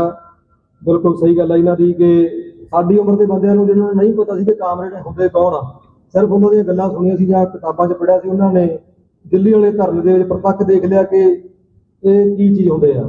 ਸਾਨੂੰ ਵੀ ਉਦੋਂ ਪਤਾ ਲੱਗਿਆ ਕਿ ਕਾਮਰੇਡ ਹੈ ਕੀ ਚੀਜ਼ ਆ। ਇਹਨਾਂ ਦੇ ਅਸੀਂ ਜਿਹੜੇ ਕਾਰਨਾਮੇ ਉੱਤੇ ਦੇਖੇ, ਅੱਖੀਂ ਦੇਖੇ ਆ। ਹੁਣ ਮੈਂ ਬੇਨਤੀ ਕਰਦਾ ਬਾਬਾ ਰਾਜਾ ਰਾਜ ਸਿੰਘ ਜੀ ਨੂੰ ਕਿ ਉਸ ਸਟੇਜ ਤੇ ਆਉਣ ਔਰ ਆਪਣੇ ਵਿਚਾਰ ਸੰਗਤਾਂ ਦੇ ਸਨਮੁਖ ਰੱਖਣ ਔਰ ਆਪਾਂ ਇੱਕ ਜਕਾਰੇ ਦੇ ਨਾਲ ਬਾਬਾ ਜੀ ਦਾ ਸਵਾਗਤ ਕਰਦੇ ਹਾਂ। ਬਲੇ ਸੋ ਨਿਹਾਲ।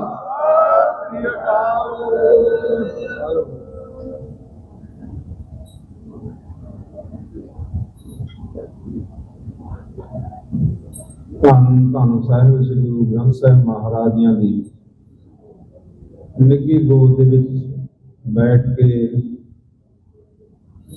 ਆਪਾਂ ਸਾਰੇ ਬਾਈ ਦੀਪ ਸਿੱਧੂ ਦੀ ਬਣਾਈ ਹੋਈ ਜਥੇਬੰਦੀ ਵਾਪਸ ਪੰਜਾਬ ਦੀ ਵਰ੍ਹੇਗੰਢ ਦੇ ਵਿੱਚ ਪੁੱਜੇ ਹਾਂ। ਆਓ ਸਾਰੇ ਗੱਜ ਕੇ ਫਤਿਹ ਬੁਲਾਈਏ। ਵਾਹਿਗੁਰੂ ਜੀ ਕਾ ਖਾਲਸਾ, ਵਾਹਿਗੁਰੂ ਜੀ ਕੀ ਫਤਿਹ। ਜਿਹੜੀ ਦੀਪ ਦੀ ਸੋਚ ਸੀ ਬਹੁਤ ਉੱਚੀ ਸੁੱਚੀ ਵਿਲੱਖਣ ਸੀ। ਮੈਨੂੰ ਕਈ ਵਾਰੀ ਐ ਹੋ ਜਾਂਦਾ ਵੀ ਹਜੇ ਅਸੀਂ ਉਹਦੀ ਸੋਚ ਨੂੰ ਅਪਣਾਇਆ ਹੀ ਨਹੀਂ, ਅਸੀਂ ਉਹਦੀ ਸੋਚ ਵੱਲ ਤੁਰੇ ਹੀ ਨਹੀਂ ਹੈਗੇ।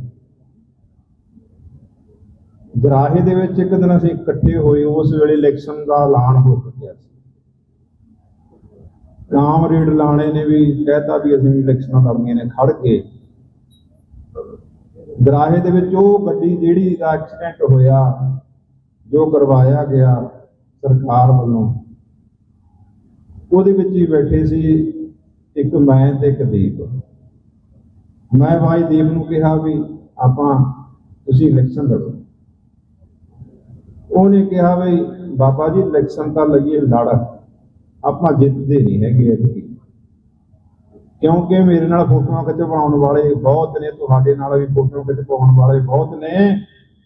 ਪੰਜਾਬ ਦੇ ਜਿਹੜਾ ਦੁਰਦਸ਼ਾ, ਪੰਜਾਬ ਦਾ ਜਿਹੜਾ ਹਾਲ ਆ, ਜਿਹੜੀਆਂ ਦੂਜੀਆਂ ਪੋਲੀਟੀਕਲ ਪਾਰਟੀਆਂ ਨੇ, ਜਿੰਨੀਆਂ ਰਾਜਨੀਤੀ ਨੇ, ਉਹਨਾਂ ਨੇ ਐਸਾ ਜਾਲ ਬੁਣ ਰੱਖਿਆ, ਆਪਾਂ ਨੂੰ ਇਸ ਚੋਣ ਦੇ ਵਿੱਚ ਤੋੜਨਾ ਅਸੰਭਵ ਹੈ, ਆਪਾਂ ਜਿੱਤ ਨਹੀਂ ਸਕਦੇ।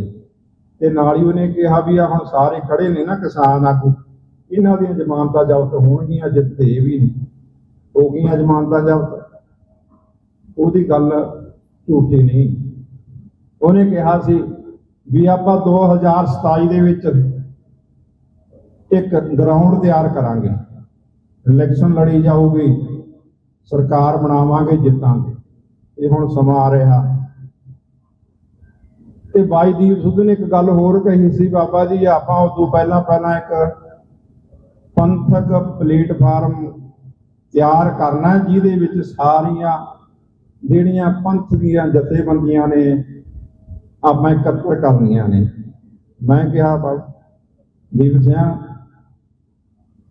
ਮੈਂ ਤਿਆਰ ਹਾਂ ਤੇਰੇ ਨਾਲ, ਪਰ ਇੱਕ ਗੱਲ ਹੈ, ਜੇ ਤਾਂ ਆਪਾਂ ਨੇ ਉਹ ਬੰਦੇ ਲੈਣੇ ਨੇ ਜਿਨ੍ਹਾਂ ਨੇ ਕਦੇ ਪੰਜਾਬ ਤੇ ਪੰਥ ਨਾਲ ਗਦਾਰੀ ਨਹੀਂ ਕੀਤੀ, ਜਿਨ੍ਹਾਂ ਨੇ ਕਿਤੇ ਨਮੋਸ਼ੀ ਨਹੀਂ ਦਵਾਈ ਪੰਜਾਬ ਨੂੰ, ਪੰਥ ਨੂੰ। ਉਹਨਾਂ ਨੇ ਇੱਕ ਦੋ ਬੰਦਿਆਂ ਦੇ ਨਾਮ ਲਏ, ਕਹਿੰਦੇ ਆਪਾਂ ਉਹਨਾਂ ਤੱਕ ਪਹੁੰਚ ਕਰਾਂਗੇ, ਇੱਕ ਤਾਂ ਬਾਬਾ ਜਿਹੜਾ ਸੀਗਾ ਬਾਬਾ ਰਾਮਪੁਰ ਖੇੜੇ ਵਾਲੇ ਮਹਾਂਪੁਰਖ, ਉਹਨਾਂ ਦਾ ਨਾਮ ਬਾਬਾ ਕੁਲਵਿੰਦਰ ਸਿੰਘ ਜੀ, ਇੱਕ ਦੋ ਹੋਰ ਲੈ ਮੈਨੂੰ ਯਾਦ ਨਹੀਂ ਹੈ। ਤੇ ਮੈਂ ਕਿਹਾ ਬਿਲਕੁਲ ਠੀਕ ਆ, ਜਿਨ੍ਹਾਂ ਤੇ ਕੋਈ ਅੱਜ ਤੱਕ ਦਾਗ ਨਹੀਂ ਲੱਗਿਆ ਆਪਾਂ ਉਹੀ ਬੰਦੇ ਇਕੱਠੇ ਕਰਨੇ ਨੇ। ਅਸੀਂ ਤੁਹਾਡੀ ਗੱਲ ਦੇ ਨਾਲ ਸਹਿਮਤ ਹਾਂ। ਤੇ ਅੱਜ ਸਾਨੂੰ ਇਹ ਸੋਚ ਜਿਹੜੀ ਬਾਈ ਦੀਪ ਦੀ ਸੀ ਵੀ ਪੰਥਕ ਇਕੱਤਰਤਾ ਕਰਕੇ ਅਸੀਂ ਆਪਣਾ ਜਿਹੜਾ 27 ਦਾ ਪਲੇਟਫਾਰਮ ਹੈ ਤਿਆਰ ਹੋ ਰਿਹਾ, ਆਪਾਂ ਜਿੱਤਣਾ ਹੈ, ਹਰ ਹਾਲਤ ਦੇ ਵਿੱਚ ਜਿੱਤਣਾ ਹੈ। ਏਕਤਾ ਜ਼ਰੂਰੀ ਹੈ। ਮੈਂ ਬੇਨਤੀ ਕਰਨਾ ਚਾਹੁੰਦਾ, ਦੇਖੋ ਭਾਈ ਅਮਰਤਪਾਲ ਸਿੰਘ ਵਾਰਸ ਪੰਜਾਬ ਜਥੇਬੰਦੀ ਨੂੰ ਸ਼੍ਰੋਮਣੀ ਅਕਾਲੀ ਦਲ ਵਾਰਸ ਪੰਜਾਬ ਦੇ ਵਿੱਚ ਤਬਦੀਲ ਕਰ ਚੁੱਕਿਆ ਤੇ ਸਾਡੇ 2 MP ਵੀ ਜਿੱਤੇ ਨੇ, ਇੱਕ ਆਜ਼ਾਦ ਸੀ, ਉਹ ਵੀ ਆਜ਼ਾਦ ਸੀ, ਉਹ ਵੀ ਵਾਰ ਪੰਜਾਬ ਦੇ ਆ ਗਏ। ਅਸੀਂ ਨੇ ਹੁਣ 2027 ਦੀ ਇਲੈਕਸ਼ਨ ਜਿੱਤਣੀ ਹੈ, ਹਰ ਹਾਲਤ ਦੇ ਵਿੱਚ ਜਿੱਤਣੀ ਹੈ। ਮੈਂ ਬੇਨਤੀ ਕਰਨਾ ਚਾਹੁੰਦਾ, ਇਸ ਵਰ੍ਹੇਗੰਢ ਦੇ ਵਿੱਚ ਜੇ ਬਾਪੂ ਅਮਰਤਪਾਲ ਸਿੰਘ ਦੇ ਪਿਤਾ ਜੀ ਆਉਂਦੇ ਹੋਰ ਗੱਲ ਬਣ ਜਾਣੀ ਸੀ, ਜੇ ਸਰਬਜੀਤ ਸਿੰਘ ਮਲੋਆ ਆਉਂਦੇ ਹੋਰ ਗੱਲ ਬਣ ਜਾਣੀ ਸੀ। ਅੱਜ ਇਹ ਮੀਡੀਆ ਜਿਹੜਾ ਇਹ ਦੂਰੀਆਂ ਵਧਾ ਦਿੰਦਾ ਹੈ, ਇਹਨਾਂ ਨੇ ਇਹੀ ਪੇਸ਼ ਕਰਨਾ ਵੀ ਇਹ 2 ਧੜੇ ਹੋ ਗਏ। ਅਸੀਂ 2 ਧੜਿਆਂ ਦੇ ਵਿੱਚ ਨਹੀਂ ਵੰਡਿਆ ਜਾਣਾ, ਅਸੀਂ ਇੱਕੋ ਹੀ ਰਹਿਣਾ। ਜਿਹੜੀ ਦੀਪ ਸਿੱਧੂ ਦੀ ਸੋਚ ਹੈ, ਜਿਹੜੀ ਉਹਦੀ ਅਸੀਂ ਉਹੀ ਅਪਣਾਉਣੀ ਆ ਵੀ ਇੱਕ ਇਹਦੇ ਵਿੱਚ ਰਹਿ ਕੇ ਅਸੀਂ ਨਾਲ ਰਹਿ ਕੇ ਦੀਪ ਦੀ ਜਿਹੜੀ ਸੋਚ ਹੈ ਉਹਨੂੰ ਬਰਕਰਾਰ ਰੱਖਣਾ ਹੈ। ਅਸੀਂ ਸੋਚ ਨੂੰ ਟੁੱਟਣ ਨਹੀਂ ਦੇਣਾ, ਸੋਚ ਨੂੰ ਖਤਮ ਨਹੀਂ ਹੋਣ ਦੇਣਾ ਹੈ। ਸਾਡੇ ਵਿੱਚ ਬਹੁਤ ਸਾਰੇ ਆ ਕੇ ਹਾਵੀ ਹੋ ਜਾਂਦੇ ਨੇ ਜਿਹੜੇ ਸਾਨੂੰ ਅੱਡੋ ਪਾਟ ਕਰਨਾ ਚਾਹੁੰਦੇ ਨੇ, ਪਰ ਅਸੀਂ ਨਹੀਂ ਹੋਣਾ। ਅਸੀਂ ਇਕੱਤਰ ਰਹਿ ਕੇ ਆਪਣੇ ਸੱਚ ਦੀ ਆਵਾਜ਼ ਬੁਲੰਦ ਕਰਨੀ ਹੈ। ਮੈਂ ਜਦੋਂ ਵੀ ਬੋਲਦਾ ਹੀ ਕਹਿਣਾ ਵੀ ਮੈਨੂੰ ਕਿਸੇ ਅਹੁਦੇ ਦੀ ਲੋੜ ਨਹੀਂ ਹੈ, ਮੈਂ ਨਹੀਂ MLA ਬਣਨਾ, ਨਾ ਮੈਂ ਇਲੈਕਸ਼ਨ ਲੜਨੀ ਹੈ ਸ਼੍ਰੋਮਣੀ ਕਮੇਟੀ ਦੀ, ਨਾ ਹੋਰ ਕਿਸੇ ਪ੍ਰਧਾਨਗੀ ਦੀ ਸਾਨੂੰ ਚਾਹ ਆ। ਅਸੀਂ ਤਾਂ ਪੰਥ ਦੇ ਕੂਕਰ ਨੁਮਾਇੰਦੇ ਬਣ ਕੇ ਅਸੀਂ ਹੋਕਾ ਦੇਣਾ। ਹੁਣ ਅਸੀਂ ਬਿਲਕੁਲ ਜਿਹੜੀ ਇਲੈਕਸ਼ਨ ਹੈ ਕਾਮਯਾਬੀ ਵੱਲ ਵਧੇ ਹੋਏ ਆ, ਕਾਮਯਾਬੀ ਸਾਡੇ ਪੈਰਾਂ ਦੇ ਵਿੱਚ ਪਈ ਹੈ। ਅਸੀਂ ਇਕੱਤਰ ਹੋ ਕੇ ਚੱਲਣਾ ਹੈ। ਜੋ ਤੁਸੀਂ ਪ੍ਰੋਗਰਾਮ ਦਿੱਤਾ ਅਸੀਂ ਉਹਦੇ ਨਾਲ ਸਹਿਮਤ ਹਾਂ, ਸਾਰੇ ਇਕੱਤਰ ਹੋ ਕੇ ਤੁਰੀਏ। ਭਾਈ ਜਗਤਾਰ ਸਿੰਘ ਹਵਾਰਾ ਦੀ ਮਾਤਾ ਜੀ ਜਿਹੜੇ 4 ਸਾਲ ਬਾਅਦ ਆਏ ਨੇ, ਅੱਜ ਸਾਰੇ ਉੱਥੇ ਜਾ ਰਹੇ ਨੇ।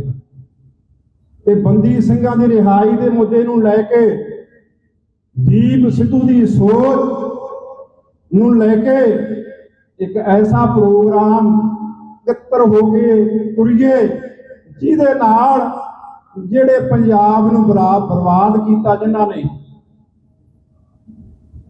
ਉਹਨਾਂ ਨੂੰ ਪਛਾੜਨਾ ਹੈ। ਜੇ ਤੁਸੀਂ ਇਕੱਤਰ ਹੋ ਕੇ ਨਾ ਚੱਲੇ, ਅੱਜ ਜਿਨ੍ਹਾਂ ਨੇ ਪੰਜਾਬ ਨੂੰ ਬਰਬਾਦ ਕੀਤਾ ਹੈ, ਜਿਨ੍ਹਾਂ ਨੇ ਗੁਰੂ ਗ੍ਰੰਥ ਸਾਹਿਬ ਮਹਾਰਾਜ ਦੀਆਂ ਬੇਅਦਬੀਆਂ ਕਰਾਈਆਂ, ਸੌਦਾ ਸਾਹਿਬ ਨੂੰ ਮਾਫੀ ਦਿੱਤੀ, ਬੇਅਦਬੀਆਂ ਕਰਨ ਵਾਲੇ ਦੋਸ਼ੀਆਂ ਤੇ ਗੋਲੀਆਂ ਚਲਾਈਆਂ, ਇੱਕ ਗੱਲ ਯਾਦ ਰੱਖਿਓ, ਜੇ ਤੁਸੀਂ ਇਕੱਤਰ ਹੋ ਕੇ ਨਾ ਚੱਲੇ ਉਹ ਦੁਬਾਰੇ ਫਿਰ ਪੰਜਾਬ ਦੇ ਕਾਬਜ ਹੋਣਗੇ। ਫਿਰ ਆਹੀ ਇੱਕ ਸਾਡੇ ਕੋਲ ਸਮਾਂ ਹੈ, ਜੇ ਅਸੀਂ ਇਕੱਤਰ ਹੋ ਕੇ ਚੱਲਾਂਗੇ। ਜੇ ਨਹੀਂ ਤਾਂ ਜੇ ਫਿਰ ਇਸੇ ਤਰ੍ਹਾਂ ਠੇਡੇ ਕਰਨੇ ਰਹਿਣਾ ਹੈ। ਹੁਣ ਸਮਾਂ ਭਰਾਵੋ, ਇਕੱਤਰ ਹੋ ਕੇ ਚੱਲਣਾ ਹੀ ਪੈਣਾ ਸਾਨੂੰ। ਪੁਰਾਤਨ ਜਥੇਬੰਦੀਆਂ ਅਲੱਗ-ਅਲੱਗ ਸੀ, ਪਰ ਜਦੋਂ ਪੰਜਾਬ ਦੀ ਗੱਲ ਆਉਂਦੀ ਸੀ, ਉਦੋਂ ਸਾਰੇ ਮਤਭੇਦ ਭੁਲਾ ਕੇ ਇੱਕ ਮੰਚ ਤੇ ਇਕੱਤਰ ਹੋਇਆ ਕਰਦੇ ਸੀ। ਇਹ ਸਾਨੂੰ ਵੀ ਹੋਣਾ ਪੈਣਾ। ਜਿਹੜੇ ਕੋਈ ਗਿੱਲੇ ਸ਼ਿਕਵੇ ਨੇ, ਅਸੀਂ ਤੁਹਾਡਾ ਵਿੱਚ ਬੈਠਾਂਗੇ, ਅਸੀਂ ਉਹ ਦੂਰ ਕਰ ਸਕਦੇ ਹਾਂ।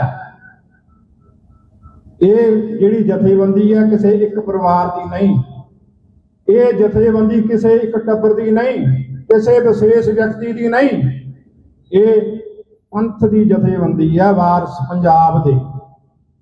ਤੇ ਜਿਹੜੀ ਦੀਪ ਸਿੱਧੂ ਦੇਖੋ ਸੋਚ ਕੱਢੀ ਸੀ, ਜਿਸ ਦਿਨ ਇਸ ਦਿਨ ਇਸੇ ਧਰਤੀ ਤੋਂ ਬਾਬਾ ਜੋਰਾਵਰ ਸਿੰਘ, ਬਾਬਾ ਫਤਿਹ ਸਿੰਘ, ਮਾਤਾ ਗੁਜਰ ਕੌਰ ਦੀ ਗੋਦ ਦੇ ਵਿੱਚੋਂ ਇਹ ਵਾਰਸ ਪੰਜਾਬ ਦੀ ਜਥੇਬੰਦੀ ਜਿਹੜੀ ਬਣੀ ਨਿਕਲੀ ਤੇ ਅੱਜ ਕਿੱਥੇ ਪਹੁੰਚ ਗਈ। ਅੱਜ ਬੱਚੇ ਬੱਚੇ ਦੀ ਜ਼ੁਬਾਨ ਤੇ ਹਰੇਕ ਕਹਿੰਦਾ ਮੈਂ ਵਾਰਸ ਪੰਜਾਬ ਦੀ ਬਣਨਾ ਹੈ। ਦੀਪ ਜਗ ਗਿਆ, ਬੁਝਿਆ ਨਹੀਂ, ਦੀਪ ਜਗ ਗਿਆ। ਕੱਲੇ ਕੱਲੇ ਬੱਚੇ ਦੇ ਵਿੱਚ ਵਾਰਸ ਪੰਜਾਬ ਬਣਨ ਦੀ ਚਾਹਵਾਨ ਹੈ। ਤੇ ਇੱਥੋਂ ਤੁਰ ਕੇ ਕਿੱਥੇ ਤੱਕ ਪਹੁੰਚ ਗਏ ਆਪਾਂ। ਤੇ ਉਸ ਦੀਪ ਦੀ ਸੋਚ ਤੇ ਉਹਦਾ ਤਿਆਗ ਦੀ ਭਾਵਨਾ ਹੋਣੀ ਚਾਹੀਦੀ ਲੀਡਰ ਦੇ ਵਿੱਚ। ਜਿਸ ਦਿਨ ਇਹ ਜਥੇਬੰਦੀ ਬਣਾਈ ਸੀ ਉਹਨੇ ਇਹ ਨਹੀਂ ਕਿਹਾ ਵੀ ਮੈਂ ਪ੍ਰਧਾਨ ਬਣਨਾ ਹੈ। ਦਿਖਾਓ ਕਿਤੇ ਉਹਨੇ ਪ੍ਰਧਾਨ ਲਿਖਾਇਆ ਹੋਵੇ ਜਾਂ ਬਣਿਆ ਹੋਵੇ। ਉਹਨੇ 5 ਸਿੰਘ ਤਿਆਰ ਕਰੇ ਸੀ, 5 ਉਹਨਾਂ ਦੇ ਨਾਮ ਪੇਸ਼ ਕੀਤੇ ਵੀ ਇਹ ਜਥੇਬੰਦੀ ਨੂੰ ਚਲਾਉਣਗੇ। ਆਪਦਾ ਪ੍ਰਧਾਨ ਬਣਿਆ ਹੀ ਨਹੀਂ। ਅੱਜ ਅਸੀਂ ਇਹ ਵੀ ਦੇਖਣਾ ਹੈ, ਅਸੀਂ ਇਹ ਤਿਆਗਣਾ ਪਊ ਸਾਨੂੰ ਸਾਰਾ ਕੁਝ। ਅਸੀਂ ਜੇ ਦੀਪ ਦੀ ਸੋਚ ਨੂੰ ਬਚਾਉਣਾ ਹੈ, ਪੰਥ ਨੂੰ ਇਕੱਠਾ ਕਰਕੇ ਪੰਜਾਬ ਦੀ ਹੋਂਦ ਨੂੰ ਬਚਾਉਣਾ ਹੈ, ਕਿਸਾਨੀ ਨੂੰ ਬਚਾਉਣਾ ਹੈ, ਜਵਾਨੀ ਨੂੰ ਬਚਾਉਣਾ ਹੈ। ਅੱਜ ਸਾਡੇ ਉੱਤੇ ਸੈਂਟਰ ਸਰਕਾਰ, ਇਹ ਏਜੰਸੀਆਂ ਪੱਬਾਂ ਭਾਰ ਨੇ ਵੀ ਅਸੀਂ ਕਿਸ ਤਰ੍ਹਾਂ ਇਹਨਾਂ ਨੂੰ, ਕਿਉਂਕਿ ਹੁਣ ਉਹਨੂੰ ਪਤਾ ਵੀ ਜਿਹੜੀ ਪੰਜਾਬ ਦੇ ਵਿੱਚ ਹਵਾ ਚੱਲਦੀ ਹੈ ਉਹ ਵਾਰਸ ਪੰਜਾਬ ਦੇ ਜਥੇਬੰਦੀ ਦੀ ਹੈ। ਇਸ ਟਾਈਮ ਜੇ ਅਸੀਂ ਇਸ ਨੌਜਵਾਨਾਂ ਦੇ ਵੇਗ ਨੂੰ ਨਾ ਪਛਾਣਿਆ ਫਿਰ ਸਾਡੇ ਵਰਗਾ ਮੂਰਖ ਕੌਣ ਹੋਊਗਾ। ਸਾਨੂੰ ਪਛਾਣਨਾ ਪੈਣਾ ਹੈ ਕੀ ਕਹਿੰਦੇ ਆ ਲੋਕ, ਨੌਜਵਾਨ ਕੀ ਚਾਹੁੰਦਾ ਹੈ। ਸਭ ਤੋਂ ਪਹਿਲਾਂ ਤਾਂ ਸਾਨੂੰ ਤਿਆਗ ਦੀ ਭਾਵਨਾ ਹੋਣੀ ਚਾਹੀਦੀ ਆ ਵੀ ਅਸੀਂ ਪੰਜਾਬ ਬਚਾਉਣਾ। ਸਿਰਫ ਪੰਜਾਬ, ਸਾਡਾ ਪੰਜਾਬ ਨਸ਼ਿਆਂ ਨੇ ਖਤਮ ਕਰਤਾ। ਗੈਂਗ ਸੱਟਰ ਕਹਿ ਕੇ ਇਹਨਾਂ ਨੇ ਸਾਨੂੰ ਮਾਰਨਾ ਸ਼ੁਰੂ ਕਰਤਾ। ਧੀਆਂ ਭੈਣਾਂ ਦੀ ਸਾਡੇ ਬੇਪਤੀ ਇਹਨਾਂ ਨੇ ਕਰਨ ਲੱਗ ਕੇ। ਬਾਹਰੋਂ ਆ ਕੇ ਇੱਥੇ ਪ੍ਰਵਾਸ ਹੋ ਗਿਆ। ਸਾਨੂੰ ਤਾਂ ਸਾਰੇ ਪਾਸੋਂ ਮਾਰੀ ਜਾਂਦੇ ਨੇ, ਕਿਹੜੇ ਪਾਸੋਂ ਨਹੀਂ ਮਾਰ ਪੈਂਦੀ। ਇਹ ਹੁਣ ਤੁਸੀਂ ਦੇਖਿਆ ਹੀ ਆ, ਵੀਡੀਓ ਵੀ ਆ ਗਈ ਜਿਹਦੇ ਵਿੱਚ ਕਹਿੰਦੇ ਨਾ ਬਾਂਸ ਰਹੂ ਨਾ ਵੱਜੂ ਬਾਂਸਰੀ, ਨਾ ਰਹੂਗਾ ਬਾਂਸ ਨਾ ਵੱਜੂਗੀ ਬਾਂਸਰੀ। ਹੜ ਵੀ ਇਹਨਾਂ ਦੀ ਦੇਣੀ ਹੈ। ਤੇ ਖੜਨ ਵਾਲਾ ਕੌਣ ਆ? ਪੰਜਾਬ। ਜਿਨ੍ਹਾਂ ਨੂੰ ਪੰਜਾਬ ਦਾ ਦਰਦ ਸੀ, ਸਾਡੇ ਮੁਸਲਮਾਨ ਵੀਰ, ਸਾਡੇ ਹਰਿਆਣੇ ਦੇ ਜਾਟ ਵੀਰ, ਖਾਪ ਪੰਚਾਇਤਾਂ, ਹੋਰ ਬਹੁਤ ਸਾਰੀ ਆਈ ਸਾਡੇ ਨਾਲ ਖੜੇ। ਪਰ ਇਹ ਜਿਹੜੀ ਸਰਕਾਰ ਹੈ ਇਹਨਾਂ ਦੇ ਇਹੀ ਆ ਵੀ ਇਹ ਕਿਸੇ ਨਾ ਕਿਸੇ ਤਰੀਕੇ ਸਾਨੂੰ ਖਤਮ ਕਰਨ। ਅਸੀਂ ਉਹ ਗੱਲ ਹੋਣ ਨਹੀਂ ਦੇਣੀ। ਅਸੀਂ ਗੁਰੂ ਗ੍ਰੰਥ ਦੇ ਪੰਥ ਦੇ ਝੰਡਾ ਵਰਤਾਰ ਹੈ। ਅਸੀਂ ਉਹ ਝੰਡਾ ਚੱਕ ਕੇ ਖੜ ਗਏ। ਅਸੀਂ ਆਪਸ ਵਿੱਚ ਇਕੱਠੇ ਹੋ ਕੇ ਲੜਾਂਗੇ। ਉਹ ਸ਼ਕਤੀਆਂ ਜਿਹੜੀਆਂ ਪੰਜਾਬ ਨੂੰ ਪਹਿਲਾਂ ਹੀ ਬਰਬਾਦ ਕਰ ਚੁੱਕੀਆਂ ਨੇ ਉਹਨਾਂ ਨੂੰ ਪੰਜਾਬ ਤੇ ਹਾਵੀ ਨਹੀਂ ਹੋਣ ਦੇਣਾ, ਜਿੰਨਾ ਮਰਜ਼ੀ ਯਤਨ ਕਰ ਲੈਣ।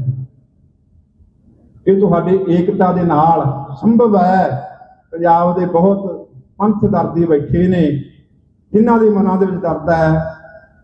ਬਾਬਾ ਰੇਸ਼ਮ ਸਿੰਘ ਜੀ ਹੋਣੀ, ਇਹਨਾਂ ਨੇ ਕਦੇ ਕਿਹਾ ਬਹੁਤ ਬਹੁਤ ਧੰਨਵਾਦ ਬਾਬਾ ਰਾਜਾ ਰਾਜ ਸਿੰਘ ਜੀ ਦਾ, ਜਿਨ੍ਹਾਂ ਨੇ ਆਪਣੇ ਕੀਮਤੀ ਵਿਚਾਰ ਸੰਗਤਾਂ ਨਾਲ ਰੱਖੇ ਔਰ ਬਾਈ ਦੀਪ ਦੀਆਂ ਯਾਦਾਂ ਨੂੰ ਤਾਜ਼ਾ ਕੀਤਾ। ਹੁਣ ਮੈਂ ਬੇਨਤੀ ਕਰਦਾ ਭਾਈ ਭੁਪਿੰਦਰ ਸਿੰਘ ਜੀ ਰਾਮਪੁਰ ਖੇੜੇ ਵਾਲਿਆਂ ਨੂੰ ਕਿ ਉਹ ਸੰਗਤਾਂ ਦੇ ਸਨਮੁਖ ਹੋਣ ਔਰ ਚੰਦ ਸ਼ਬਦਾਂ ਦੇ ਵਿੱਚ ਆਪਣੀ ਸੰਗਤਾਂ ਦੇ ਨਾਲ ਵਿਚਾਰਾਂ ਦੀ ਸਾਂਝ ਪਾਉਣਗੇ। ਭਾਈ ਬਾਬਾ ਰਾਜਾ ਰਾਜ ਸਿੰਘ ਜੀ ਨੂੰ ਬੇਨਤੀ ਆ ਕਿ ਉਹ ਬਾਬਾ ਰਾਜਾ ਰਾਜ ਸਿੰਘ ਜੀ ਨੂੰ ਕਿ ਉਹ 5 ਮਿੰਟ ਵਾਸਤੇ ਰੁਕ ਜਾਣ। ਇੱਕ ਪੋਸਟਰ ਜਿਹੜਾ ਆਪਾਂ 26 ਨਵੰਬਰ ਨੂੰ ਮਾਰਚ ਦਾ ਆਪਾਂ ਉਹ ਜਾਰੀ ਕਰਨਾ। ਉਹਨਾਂ ਨੂੰ ਬੇਨਤੀ ਆ ਕਿ 5 ਮਿੰਟ ਆਪਣੇ ਜੱਥੇ ਨੂੰ ਲੈ ਕੇ ਰੁਕ ਜਾਣ। ਹੁਣ ਭਾਈ ਭੁਪਿੰਦਰ ਸਿੰਘ ਜੀ ਰਾਮਪੁਰ ਖੇੜੇ ਤੋਂ।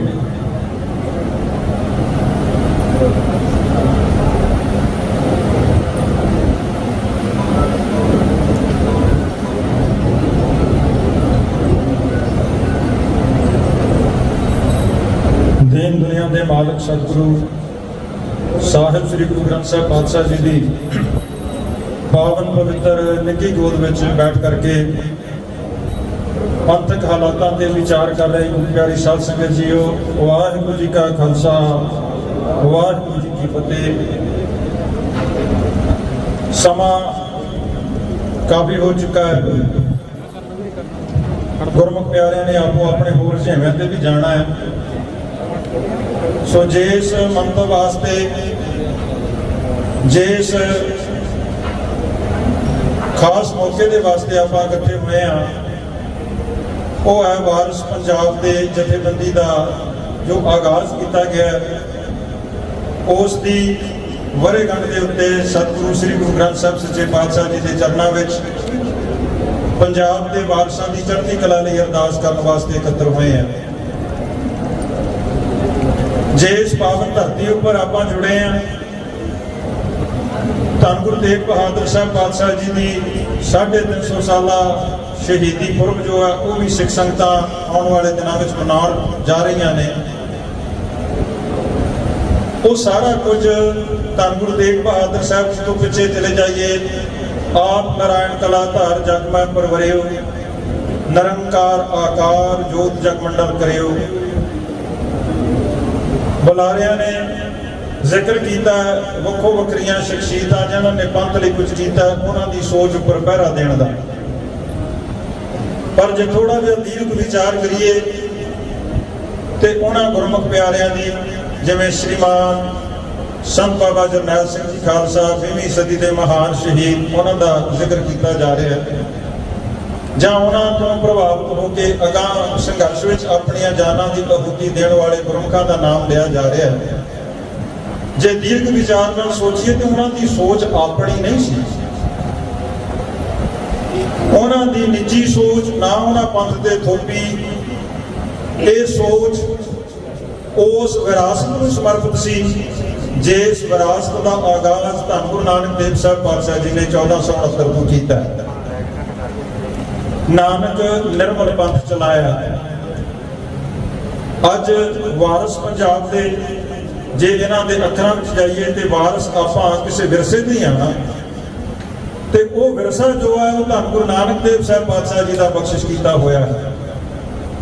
ਉਹ ਏਡਾ ਵਿਰਾਟ ਹੈ, ਏਡਾ ਵੱਡਾ ਹੈ ਕਿ ਉਸ ਦੇ ਵੱਖੋ ਵੱਖਰੇ ਅੰਗਾਂ ਨੂੰ ਰੂਪਮਾਨ ਕਰਨ ਲਈ ਉਸ ਨਿਰੰਕਾਰੀ ਜੋਤ ਨੇ 10 ਜਾਮਿਆਂ ਵਿੱਚ ਵਿਚਰਨਾ ਕੀਤਾ। ਉਸ ਵਿਰਾਸਤ ਨੂੰ ਸਾਡੇ ਸਾਹਮਣੇ ਰੂਪਮਾਨ ਕਰਨ ਲਈ ਸਤਿਕਾਰਯੋਗ ਭਾਈ ਖੁਸ਼ਵਿੰਦਰ ਸਿੰਘ ਹੋਰਾਂ ਨੇ ਬਹੁਤ ਹੀ ਡੂੰਘੇ ਰਮਜ਼ਾਨ ਦੇ ਵਿੱਚ ਤੇ ਬੜੇ ਬੇਬਾਕ ਅਤੇ ਪ੍ਰਭਾਵਸ਼ਾਲੀ ਸ਼ਬਦਾਂ ਵਿੱਚ ਆਪ ਜੀ ਦੇ ਨਾਲ ਵਿਚਾਰ ਸਾਂਝੇ ਕੀਤੇ। ਉਸ ਗੁਰੂ ਨਾਨਕ ਦੇਵ ਸਾਹਿਬ ਪਾਤਸ਼ਾਹ ਜੀ ਦੀ ਵਿਰਾਸਤ ਨੂੰ 10 ਹੀ ਪਾਤਸ਼ਾਹੀਆਂ ਨੇ ਉਹਦੇ ਵੱਖੋ ਵੱਖਰੇ ਅੰਗਾਂ ਨੂੰ ਇਸ ਦੁਨੀਆ ਦੇ ਸਾਹਮਣੇ ਰੂਪਮਾਨ ਕੀਤਾ, ਤੇ ਫਿਰ ਉਸ ਗੁਰੂ ਨਾਨਕ ਸਾਹਿਬ ਦੀ ਵਿਰਾਸਤ ਨੂੰ ਉਹਨਾਂ ਦੇ ਵਾਰਸਾਂ ਨੇ ਗੁਰਸਿੱਖੀ ਦੇ ਪਿਆਰਿਆਂ ਦੇ ਰੂਪ ਵਿੱਚ ਦੁਨੀਆ ਦੇ ਉੱਪਰ ਪ੍ਰਚੰਡ ਕਰਨ ਵਾਸਤੇ ਵੱਖੋ ਵੱਖਰੇ ਖੇਤਰਾਂ ਵਿੱਚ ਵੱਖੋ ਵੱਖਰੇ ਤਰੀਕਿਆਂ ਦੇ ਨਾਲ ਕਾਰਜ ਕੀਤਾ। ਔਰ ਜਿੱਥੇ ਉਸ ਵਿਰਾਸਤ ਦੇ ਬਹੁਤ ਜ਼ਿਆਦਾ ਅੰਗ ਨੇ, ਮੈਂ ਬੈਠਾ ਸੋਚ ਰਿਹਾ ਸਾਂ ਕਿ ਜੇ ਉਸ ਆਪਣੇ ਵਿਰਸੇ ਦੇ ਇੱਕ ਅੰਗ ਉੱਪਰ ਅੱਜ ਗੁਰਸਿੱਖ ਪਹਿਰਾ ਦੇ ਦੇਣ ਕਿ ਹੋਏ ਇਕੱਤਰ ਮਿਲੋ ਮੇਰੇ ਭਾਈ, ਦੁਬਦਾ ਦੂਰ ਕਰੋ ਲਿਵ ਲਾਏ, ਹਰ ਨਾਮੇ ਕੇ ਹੋ ਜੋੜੀ, ਗੁਰਮੁਖ ਬੈਸੋ ਸਭਾ ਵਿਛਾਏ। ਗੱਲਾਂ ਭਾਵੇਂ ਬਹੁਤ ਵੱਡੀਆਂ ਨੇ, ਸੰਤ ਜਰਨੈਲ ਸਿੰਘ ਹੋਰਾਂ ਦਾ ਜ਼ਿਕਰ ਕੀਤਾ ਜਾ ਰਿਹਾ ਹੈ, ਪਰ ਮੈਂ ਖਿਮਾ ਮੰਗ ਕੇ ਆਖਦਾ ਕਿ ਸ਼ਾਇਦ ਆਤਮਿਕ ਤੌਰ ਤੇ ਜੋ ਗੁਰੂ ਨਾਨਕ ਸਾਹਿਬ ਦੀ ਵਿਰਾਸਤ ਨੇ ਸਾਨੂੰ ਪ੍ਰੇਰਿਆ ਕਿ ਹਰ ਨਾਮੇ ਕੇ ਹੋ ਜੋੜੀ, ਅੱਜ ਸ਼ਾਇਦ ਨੌਜਵਾਨਾਂ ਵਿੱਚ ਉਸ ਦੀ ਕਿਸੇ ਹੱਦ ਤੱਕ ਕਮੀ ਹੈ। ਜਿਤਨਾ ਚਿਰ ਤੱਕ ਧੰਨ ਗੁਰੂ ਗ੍ਰੰਥ ਸਾਹਿਬ ਸੱਚੇ ਪਾਤਸ਼ਾਹ ਜੀ ਦੀ ਪਾਵਨ ਪਵਿੱਤਰ ਗੁਰਬਾਣੀ ਤੇ ਉਹਦੇ ਵਿੱਚ ਬਖਸ਼ਿਸ਼ ਕੀਤੇ ਉਸ ਨਾਮ ਦੇ ਨਾਲ ਜੁੜ ਕੇ ਨਿਜ ਤੋਂ ਉੱਪਰ ਉੱਠ ਕੇ ਵਰਤਣ ਦੀ ਜੋ ਵਿਰਾਸਤ ਹੈ ਉਹਦੇ ਅਸੀਂ ਵਾਰਸ ਨਹੀਂ ਬਣਦੇ। ਲੱਖਾਂ ਯਤਨ ਕਰ ਲਈਏ, ਕਾਮਯਾਬੀ ਸ਼ਾਇਦ ਨਹੀਂ ਮਿਲਣੀ, ਜਿਹਦਾ ਜ਼ਿਕਰ ਬਾਬਾ ਜੀ ਨੇ ਵੀ ਕੀਤਾ। ਸੋ ਦਾਸ ਵਿਸਤਾਰ ਵਿੱਚ ਨਹੀਂ ਜਾਣਾ ਚਾਹੁੰਦਾ ਕਿਉਂਕਿ ਮਹਾਂਪੁਰਖਾਂ ਨੇ ਜਾਣਾ ਹੈ। ਗੁਰਦੁਆਰਾ ਰਾਮਪੁਰ ਖੇੜਾ ਸਾਹਿਬ ਜਿਸ ਦੇ ਬਾਰੇ ਵਿੱਚ ਆਪ ਜੀ ਸਾਰੇ ਜਾਣਦੇ ਹੋ, ਇਹ ਉਹ ਸਥਾਨ ਹੈ ਜਿੱਥੇ ਇਸ ਵਿਰਾਸਤ ਨੂੰ ਸਾਂਭਣ ਵਾਸਤੇ ਇਹਦੇ ਵਾਰਸਾਂ ਨੇ ਇਕੱਠੇ ਹੋ ਕੇ ਸਮੁੱਚੇ ਪੰਥ ਨੇ 1982 ਵਿੱਚ ਧਰਮ ਯੁੱਧ ਮੋਰਚੇ ਦਾ ਆਗਾਜ਼ ਕੀਤਾ। ਉਦੋਂ ਸਮੁੱਚਾ ਪੰਥ ਇਕੱਠਾ ਹੋਇਆ ਔਰ ਵੱਡੇ ਮਹਾਂਪੁਰਖਾਂ ਨੇ ਸੱਚਖੰਡ ਵਾਸੀ ਬ੍ਰਹਮ ਗਿਆਨੀ ਸ਼੍ਰੀਮਾਨ ਸੰਤ ਬਾਬਾ ਹਰਨਾਮ ਸਿੰਘ ਜੀ ਰਾਮਪੁਰ ਖੇੜੇ ਵਾਲੇ 85 ਸਾਲ ਦੀ ਬਿਰਧ ਅਵਸਥਾ ਵਿੱਚ ਸਤਿਕਾਰਯੋਗ ਸ੍ਰੀ ਮਨ ਸੰਤ ਬਾਬਾ ਜਰਨੈਲ ਸਿੰਘ ਜੀ ਦੇ ਉਸ ਸਮੇਂ ਦੇ ਸਮੁੱਚੀ ਪੰਥਕ ਲੀਡਰਸ਼ਿਪ ਵੱਲੋਂ ਇਹ ਜ਼ੋਰ ਦੇਣ ਦੇ ਕਿ ਆਪ ਜੀ ਖੁਦ ਨਾ ਜਾਓ, ਜਥਾ ਭੇਜ ਦਿਓ, ਪਰ ਉਹਨਾਂ ਨੇ ਇਸ ਵਿਰਾਸਤ ਦੀ, ਇਸ ਵਿਰਸੇ ਦੀ ਰਖਵਾਲੀ ਕਰਦਿਆਂ, ਉਹਦੇ ਵਾਰਸ ਬਣਦਿਆਂ ਆਪਣੇ ਸਰੀਰ ਦੀ ਆਹੂਤੀ ਦਿੱਤੀ।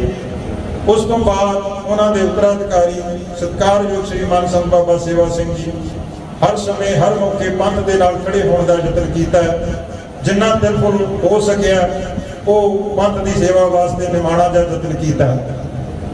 ਔਰ ਵੀ ਭਾਈ ਦੀਪ ਸਿੰਘ ਦੀ ਗੱਲ ਹੋ ਰਹੀ ਸੀ ਕਿ ਉਸ ਦੀ ਬਾਜ ਤੀਖਣ ਬੁੱਧੀ, ਜਿਹਦੇ ਵਿੱਚੋਂ ਉਸ ਛਾਨਣੇ ਵਿੱਚੋਂ ਬਹੁਤ ਉਂਗਲਾਂ ਦੇ ਗਿਣੇ ਚੁਣੇ ਜਾਣ ਵਾਲੇ ਸੱਜਣ ਨਿਕਲੇ, ਜਿਨ੍ਹਾਂ ਉੱਪਰ ਉਸਨੇ ਭਰੋਸਾ ਜਤਾਇਆ। ਉਹਦੇ ਵਿੱਚੋਂ ਇੱਕ ਸ਼ਖਸੀਅਤ ਸ੍ਰੀ ਮਾਨ ਸੰਤ ਬਾਬਾ ਸੇਵਾ ਸਿੰਘ ਜੀ ਵੀ ਸਨ, ਜਿਨ੍ਹਾਂ ਪਾਸ ਉਹ ਭਾਵੇਂ ਥੋੜੇ ਚਿਰ ਵਾਸਤੇ ਇਕਾਈ ਬਕਾਏ ਰਾਤਾਂ ਨੂੰ ਆ ਕੇ ਮਿਲਦੇ ਰਹੇ। ਔਰ ਸੇਖਨਿਆ ਪੁਸਤਕ ਜਿਹਦਾ ਜ਼ਿਕਰ ਵੀ ਹੋਇਆ, ਉਸ ਪੁਸਤਕ ਦਾ ਮਹਾਂਪੁਰਖਾਂ ਦੇ ਜੀਵਨ ਦਾ ਪ੍ਰਭਾਵ ਭਾਈ ਦੀਪ ਸਿੰਘ ਦੇ ਜੀਵਨ ਉੱਪਰ ਅਵਸ਼ ਪਿਆ। ਔਰ ਬਾਬਾ ਜੀ ਨਾਲ ਵਾਅਦਾ ਵੀ ਕੀਤਾ, ਪਰ ਸਤਿਗੁਰੂ ਨੂੰ ਜਿਵੇਂ ਭਾਉਂਦਾ ਸੀ ਸਮੇਂ ਨੇ ਉਹਨਾਂ ਨੂੰ ਸਮਾਂ ਨਹੀਂ ਦਿੱਤਾ। ਸੋ ਜੋ ਉਹ ਸਿੱਖੀ ਸਰੂਪ ਕਲਗੀਧਰ ਪਾਤਸ਼ਾਹ ਜੀ ਦੇ ਕੰਡੇ ਬਾਟੇ ਦਾ ਅੰਮ੍ਰਿਤ ਛਕ ਕੇ ਪੰਥ ਦੀ ਹੋਰ ਸੇਵਾ ਕਰ ਸਕਦੇ। ਬਾਬਾ ਜੀ ਗਵਾਹ ਨੇ ਕਿ ਜਦੋਂ ਬੰਦੀ ਸਿੰਘਾਂ ਦੀ ਰਿਹਾਈ ਵਾਸਤੇ ਮੋਹਾਲੀ ਵਾਲੇ ਮੋਰਚੇ ਦਾ ਆਗਾਜ਼ ਕਰਨਾ ਸੀ, ਉਸ ਸਥਾਨ ਤੇ ਮੰਤਰ ਮੀਟਿੰਗ ਹੋਈ, ਉਦੋਂ ਵੀ ਇਹੋ ਹੀ ਜ਼ਿਕਰ, ਇਹੋ ਹੀ ਬੇਨਤੀਆਂ ਪੰਥ ਦੇ ਚਰਨਾਂ ਵਿੱਚ ਸਤਿਕਾਰਯੋਗ ਬਾਬਾ ਸੇਵਾ ਸਿੰਘ ਜੀ ਵੱਲੋਂ ਕੀਤੀਆਂ ਜਾਂਦੀਆਂ ਨੇ ਕਿ ਵੱਖੋ ਵੱਖਰੇ ਰੂਪ ਵਿੱਚ ਜ਼ੋਰ ਲਾਉਣ ਦੀ ਬਜਾਏ ਆਪਾਂ ਭਲਿਓ ਇੱਕ ਮੰਚ ਤੇ ਇੱਕ ਸਤਿਗੁਰੂ ਗੁਰੂ ਗ੍ਰੰਥ ਸਾਹਿਬ ਸੱਚੇ ਪਾਤਸ਼ਾਹ ਦੀ ਪਾਵਨ ਗੋਦ ਵਿੱਚ ਇਕੱਤਰ ਹੋ ਕੇ ਆਪਣੀਆਂ ਨਿਜ ਨੂੰ ਜਿਹੜਾ ਪਾਸੇ ਰੱਖ ਕੇ ਨਿਜ ਤੋਂ ਉੱਪਰ ਉੱਠ ਕੇ, ਕਿਉਂਕਿ ਇਹ ਵੀ ਸਾਡੀ ਵਿਰਾਸਤ ਦਾ ਇੱਕ ਹਿੱਸਾ ਹੈ ਕਿ ਪੰਥ ਵਸੇ ਮੈਂ ਉਜੜਾ, ਆਪਣੇ ਆਪ ਨੂੰ ਆਪਣੇ ਨਿਜ ਨੂੰ ਪਾਸੇ ਕਰਕੇ ਪੰਥ ਦੇ ਹਿੱਤਾਂ ਵਾਸਤੇ, ਪੰਥ ਦੇ ਨਿਜ ਵਾਸਤੇ ਜੋ ਕਾਰਜ ਕਰਨਾ ਹੈ, ਸਮਝ ਤੋਂ ਪਰੇ ਹੈ ਕਿ ਕਿਉਂ ਸਾਡੇ ਵਿੱਚ ਇਹ ਬਿਰਤੀ ਪਨਪ ਨਹੀਂ ਰਹੀ, ਪੈਦਾ ਨਹੀਂ ਹੋ ਰਹੀ।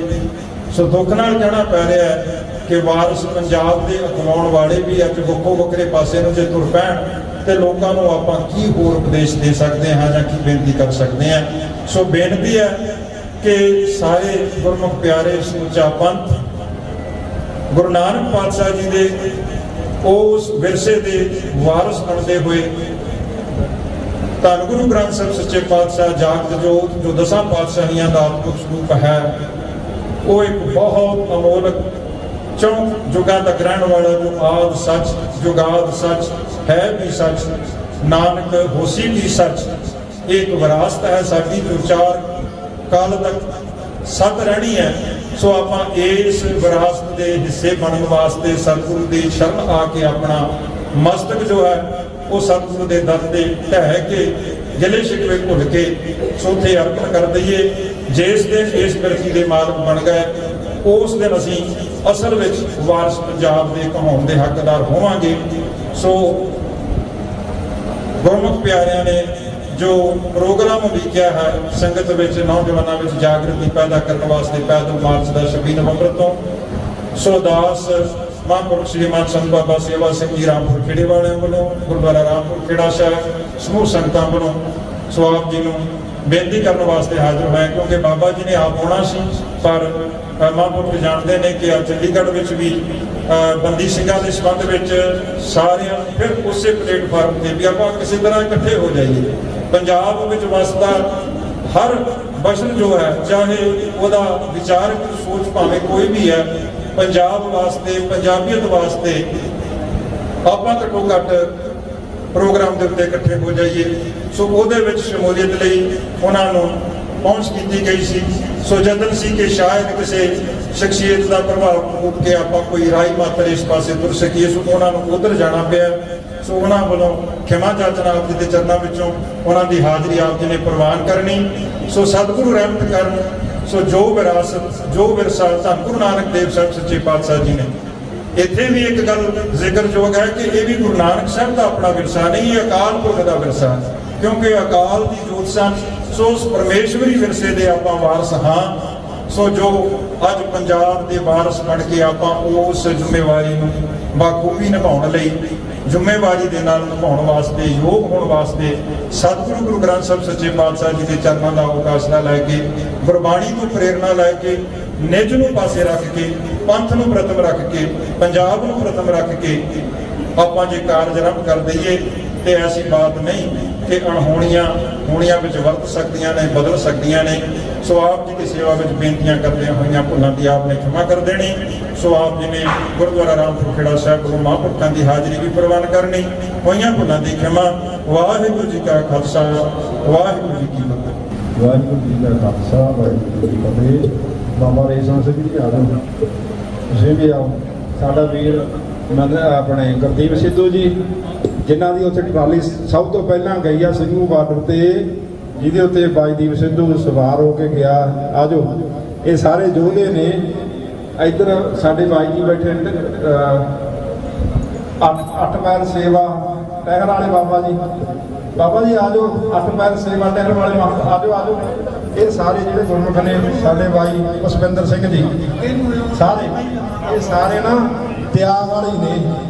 ਇਹ ਸਾਰੇ ਤਿਆਗ ਵਾਲੇ ਨੇ, ਸਾਨੂੰ ਨਹੀਂ ਕਿਸੇ ਚੀਜ਼ ਦੀ ਲੋੜ ਹੈ। ਧੰਨਵਾਦ ਸਾਰਿਆਂ ਦਾ। ਬੋਲੇ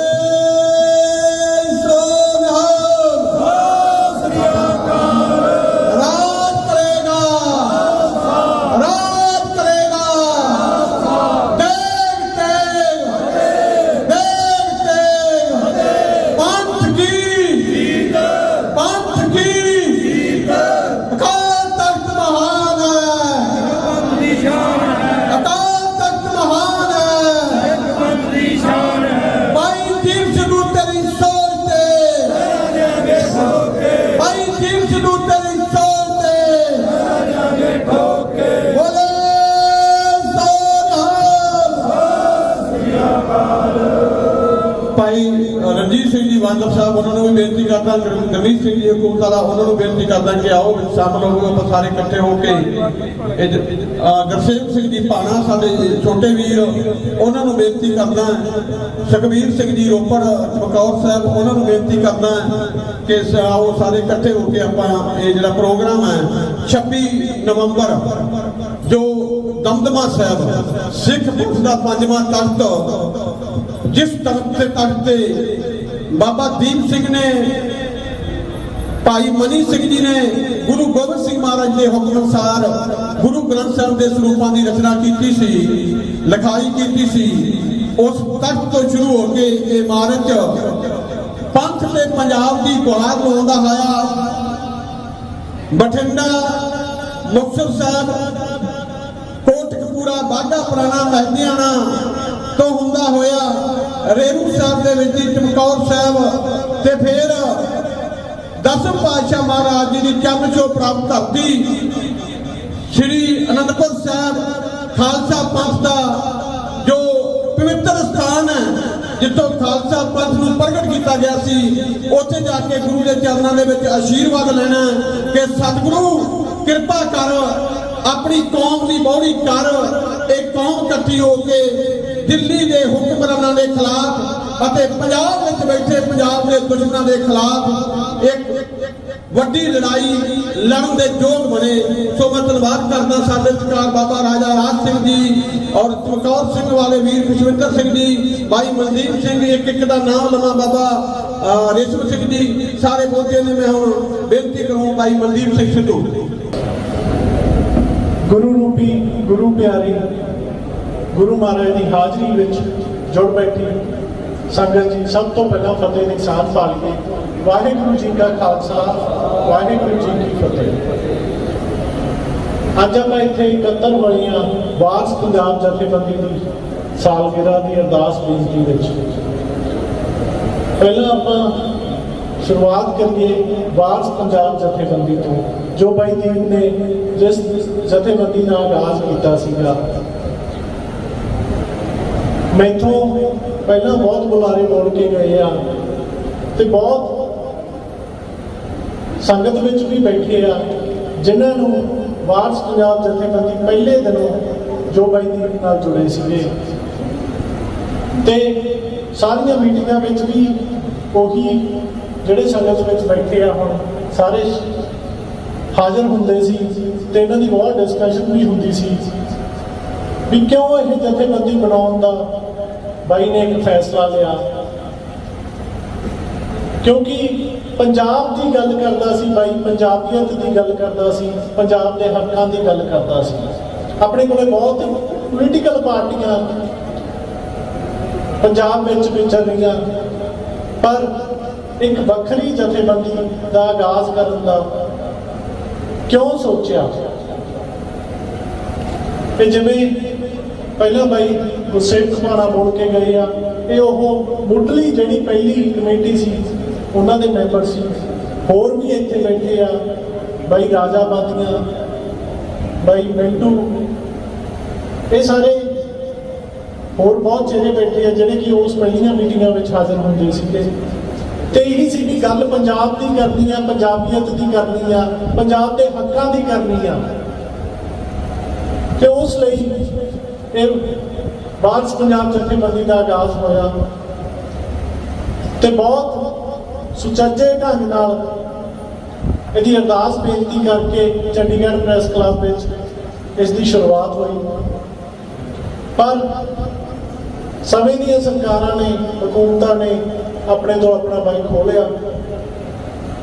ਤੇ ਆਪਾਂ ਨੂੰ ਇਸ ਚੀਜ਼ ਦੀ ਸਮਝ ਹੀ ਨਹੀਂ ਲੱਗੀ ਵੀ ਆਪਾਂ ਹੁਣ ਕਿਵੇਂ ਮੁੜ ਇਕੱਤਰ ਹੋ ਕੇ ਚੱਲੀਏ। ਤੇ ਫਿਰ ਜਥੇਬੰਦੀ ਦਾ ਆਗਾਜ਼ ਹੋਇਆ, ਕੁਝ ਵਖਰੇਵੇਂ ਵੀ ਪੈਦਾ ਹੋਏ, ਕੁਝ ਸਿੰਘ ਜੇਲ੍ਹਾਂ ਵਿੱਚ ਵੀ ਬੈਠੇ ਆ, ਉਹ ਵੀ ਵਾਰਸ ਪੰਜਾਬ ਜਥੇਬੰਦੀ ਪ੍ਰਤੀ ਆਪਣਾ ਸੱਚਾ ਕਰਤੱਵ ਨਿਭਾਉਣ ਦੇ ਲਈ ਜੇਲ੍ਹਾਂ ਵਿੱਚ ਡੱਕੇ ਗਏ। ਕਿਉਂਕਿ ਉਹ ਬਾਈ ਦੀਪ ਦੀ ਸੋਚ ਤੇ ਚੱਲੇ ਸੀ, ਜਿਹੜਾ ਕਹਿੰਦਾ ਹੁੰਦਾ ਸੀ ਕਿ ਆਪਾਂ ਨੂੰ ਸੱਚੇ ਹੋ ਕੇ ਪੰਜਾਬ ਪ੍ਰਤੀ, ਪੰਥ ਪ੍ਰਤੀ ਰਹਿਣਾ ਤੇ ਆਪਾਂ ਨੂੰ ਆਪਣੀ ਹੱਕਾਂ ਲਈ ਲੜਾਈ ਲੜਨੀ ਪੈਣੀ ਹੈ। ਪਰ ਸਮਾਂ ਬੀਤਦਾ ਗਿਆ ਤੇ ਆਪਾਂ ਆਪਣੇ ਉਹ ਨੌਜਵਾਨ ਸਿੰਘ ਵੀ ਵਿਸਾਰ ਲਏ ਜਿਹੜੇ ਜੇਲ੍ਹਾਂ ਵਿੱਚ ਬੈਠੇ, ਆਪਾਂ ਉਹਨਾਂ ਨੂੰ ਵੀ ਭੁੱਲ ਗਏ ਤੇ ਆਪਾਂ ਪੋਲੀਟੀਕਲ ਪਾਰਟੀਆਂ ਦੇ ਚਕੋ-ਚੌਂਧ ਵਿੱਚ ਆ ਗਏ ਤੇ ਉਹ ਭੁੱਲ ਹੀ ਗਏ ਵੀ ਵਾਰਸ ਪੰਜਾਬ ਜਥੇਬੰਦੀ ਕਿਉਂ ਸ਼ੁਰੂ ਕੀਤੀ ਸੀ, ਕਿਉਂ ਬਾਈ ਨੇ ਆਪਦਾ, ਮੈਂ ਕਹੂੰਗਾ ਆਪਦਾ ਆਪ ਵਾਰਿਆ ਉਸ ਵਾਰਸ ਪੰਜਾਬ ਜਥੇਬੰਦੀ ਲਈ ਤੇ ਆਪਣੇ 40 ਸਿੰਘ ਕਿਉਂ ਜੇਲ੍ਹ ਵਿੱਚ ਬੈਠੇ ਆ। ਪਹਿਲਾਂ ਆਪਾਂ ਨੂੰ ਇਹ ਚੀਜ਼ ਸਮਝਣੀ ਪਊਗੀ ਵੀ ਉਹ ਸਿੰਘਾਂ ਨੂੰ ਆਪਾਂ ਕਿਉਂ ਵਿਸਾਰਦਾ, ਕਿਉਂ ਆਪਾਂ ਇਕੱਲੇ ਪੋਲੀਟੀਕਲ ਹੋ ਕੇ ਰਹਿ ਗਏ। ਅੱਜ ਇੱਥੇ ਫਤਿਹਗੜ੍ਹ ਸਾਹਿਬ ਦੀ ਧਰਤੀ ਤੇ, ਛੋਟੇ ਸਾਹਿਬਜ਼ਾਦਿਆਂ ਦੀ ਧਰਤੀ ਤੋਂ ਅਰਦਾਸ ਬੇਨਤੀ ਕਰਕੇ ਚੱਲਣਾ ਚਾਹੁੰਦੇ ਆ ਵੀ ਜੋ ਬਾਈ ਸੋਚਦਾ ਸੀ, ਬਾਈ ਦੀ ਸੋਚ ਸੀਗੀ, ਉਸ ਚੀਜ਼ ਤੇ ਕੁਝ % ਤਾਂ ਪੂਰੇ ਉਤਰ ਜੀਏ। ਉਸ ਦਾ ਆਗਾਜ਼ ਅੱਜ ਇੱਥੋਂ ਕਰਨ ਲੱਗੇ ਆ। ਸਾਰੇ ਜਿੰਨੇ ਬਾਈ ਨਾਲ ਜੁੜੇ ਸੀ ਸਾਰੇ ਨਾਲ ਵਾਰਤਾ ਬਣਾਇਆ ਗਿਆ, ਸਭ ਨਾਲ ਬੇਨਤੀਆਂ ਕੀਤੀਆਂ ਗਈਆਂ ਵੀ ਆਪਾਂ ਸਭ ਇਕੱਤਰ ਹੋਈਏ ਤੇ ਆਪਣੀ ਵਾਰਸ ਪੰਜਾਬ ਜਥੇਬੰਦੀ ਸੀ ਉਸ ਨੂੰ ਲੈ ਕੇ ਚੱਲੀਏ। ਗੱਲ ਆਪਾਂ ਪੰਜਾਬ ਦੀ ਕਰਨੀ ਆ, ਪੰਜਾਬ ਦੇ ਹੱਕਾਂ ਦੀ ਕਰਨੀ ਆ, ਪੰਜਾਬ ਦੇ ਮੁੱਦਿਆਂ ਦੀ ਕਰਨੀ ਆ। ਜਿਵੇਂ ਬਾਈ ਗੱਲ ਕਰਦਾ ਹੁੰਦਾ ਸੀਗਾ ਸ੍ਰੀ ਅਨੰਦਪੁਰ ਸਾਹਿਬ ਦੇ ਮਤੇ ਦੀ ਕਰਨੀ ਆ। ਤੁਸੀਂ ਇੱਥੇ ਬਹੁਤ ਬੈਠੇ ਹੋ, ਤੁਸੀਂ ਇਹ ਆਪਦੇ ਆਪ ਨਾਲ ਗੱਲ ਕਰੋ ਵੀ ਸਹੀ ਜਿਹੜਾ ਅਨੰਦਪੁਰ ਸਾਹਿਬ ਦਾ ਮਤਾ ਸਰਦਾਰ ਕਪੂਰ ਸਿੰਘ ਨੇ ਲਿਖਿਆ ਸੀ ਉਹ ਕਿੰਨਿਆਂ ਕੁ ਨੇ ਪੜ੍ਹਿਆ ਗਾ? ਉਹ ਬਹੁਤ ਘੱਟ ਗਿਣਤੀ ਹੋਣੀ ਹੈ ਜਿਨ੍ਹਾਂ ਨੂੰ ਉਹ ਪਹਿਲਾ ਮਤਾ ਜਿਹੜਾ ਸਰਦਾਰ ਕਪੂਰ ਸਿੰਘ ਨੇ ਲਿਖਿਆ ਸੀ ਉਹ ਪੜ੍ਹਿਆ ਹੋਵੇ।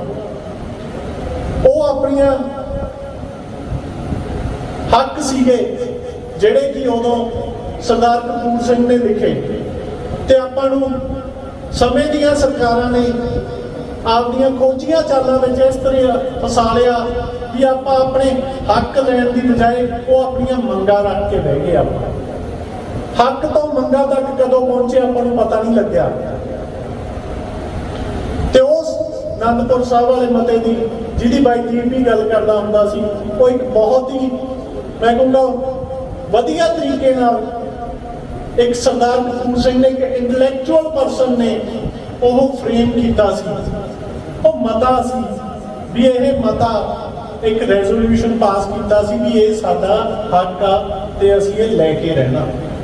ਤੇ ਸਮੇਂ ਦੀਆਂ ਸਰਕਾਰਾਂ ਨੇ ਉਹ ਆਪਣੀਆਂ ਮੰਗਾਂ 'ਚ ਬਦਲਦਾ ਆਪਾਂ ਨੂੰ ਮੰਗ ਤੇ ਬਣਾਤਾ। ਖਾਲਸਾ ਕਦੇ ਮੰਗਤਾ ਨਹੀਂ ਹੋਇਆ ਆਪਦੇ ਹੱਕ ਲੈਣੇ ਜਾਣ ਦਾ।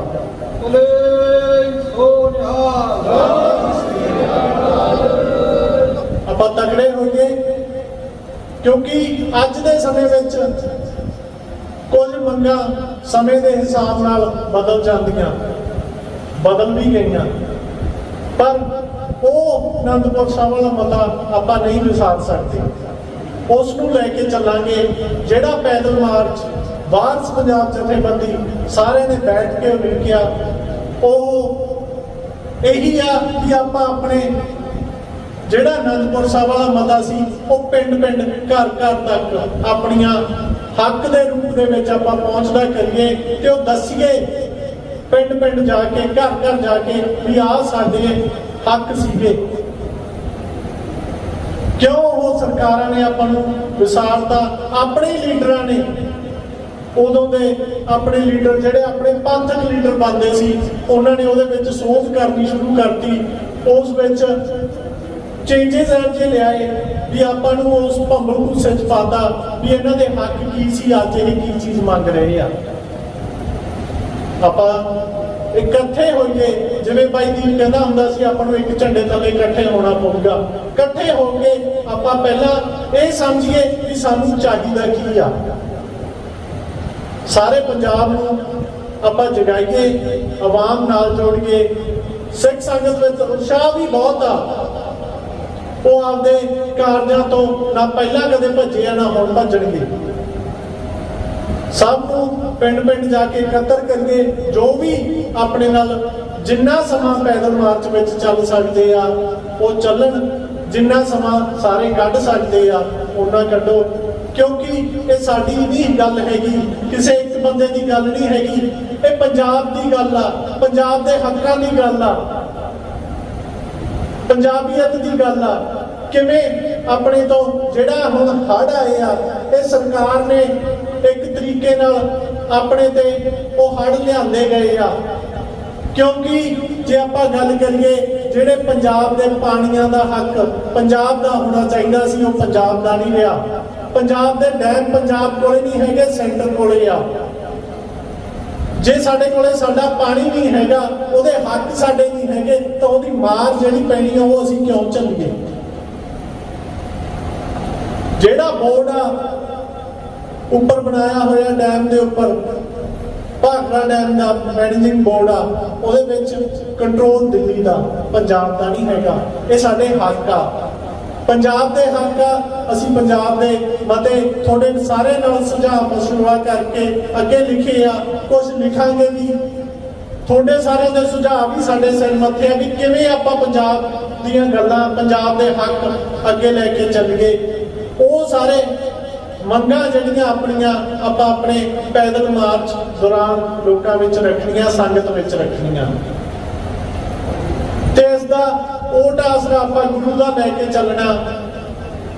ਆਪਾਂ ਆਪਣੇ ਬੰਦੀ ਸਿੰਘਾਂ ਦੀ ਵੀ ਗੱਲ ਕਰਨੀ ਆ, ਜਿਹੜੇ ਨੌਜਵਾਨ ਸਾਡੇ ਪਹਿਲਾਂ ਤੋਂ ਜੇਲ੍ਹਾਂ ਵਿੱਚ ਬੈਠੇ ਆ ਤੇ ਹੁਣ ਵੀ ਜੇਲ੍ਹਾਂ ਵਿੱਚ ਸਰਕਾਰ ਨੇ ਰੱਖਦੇ।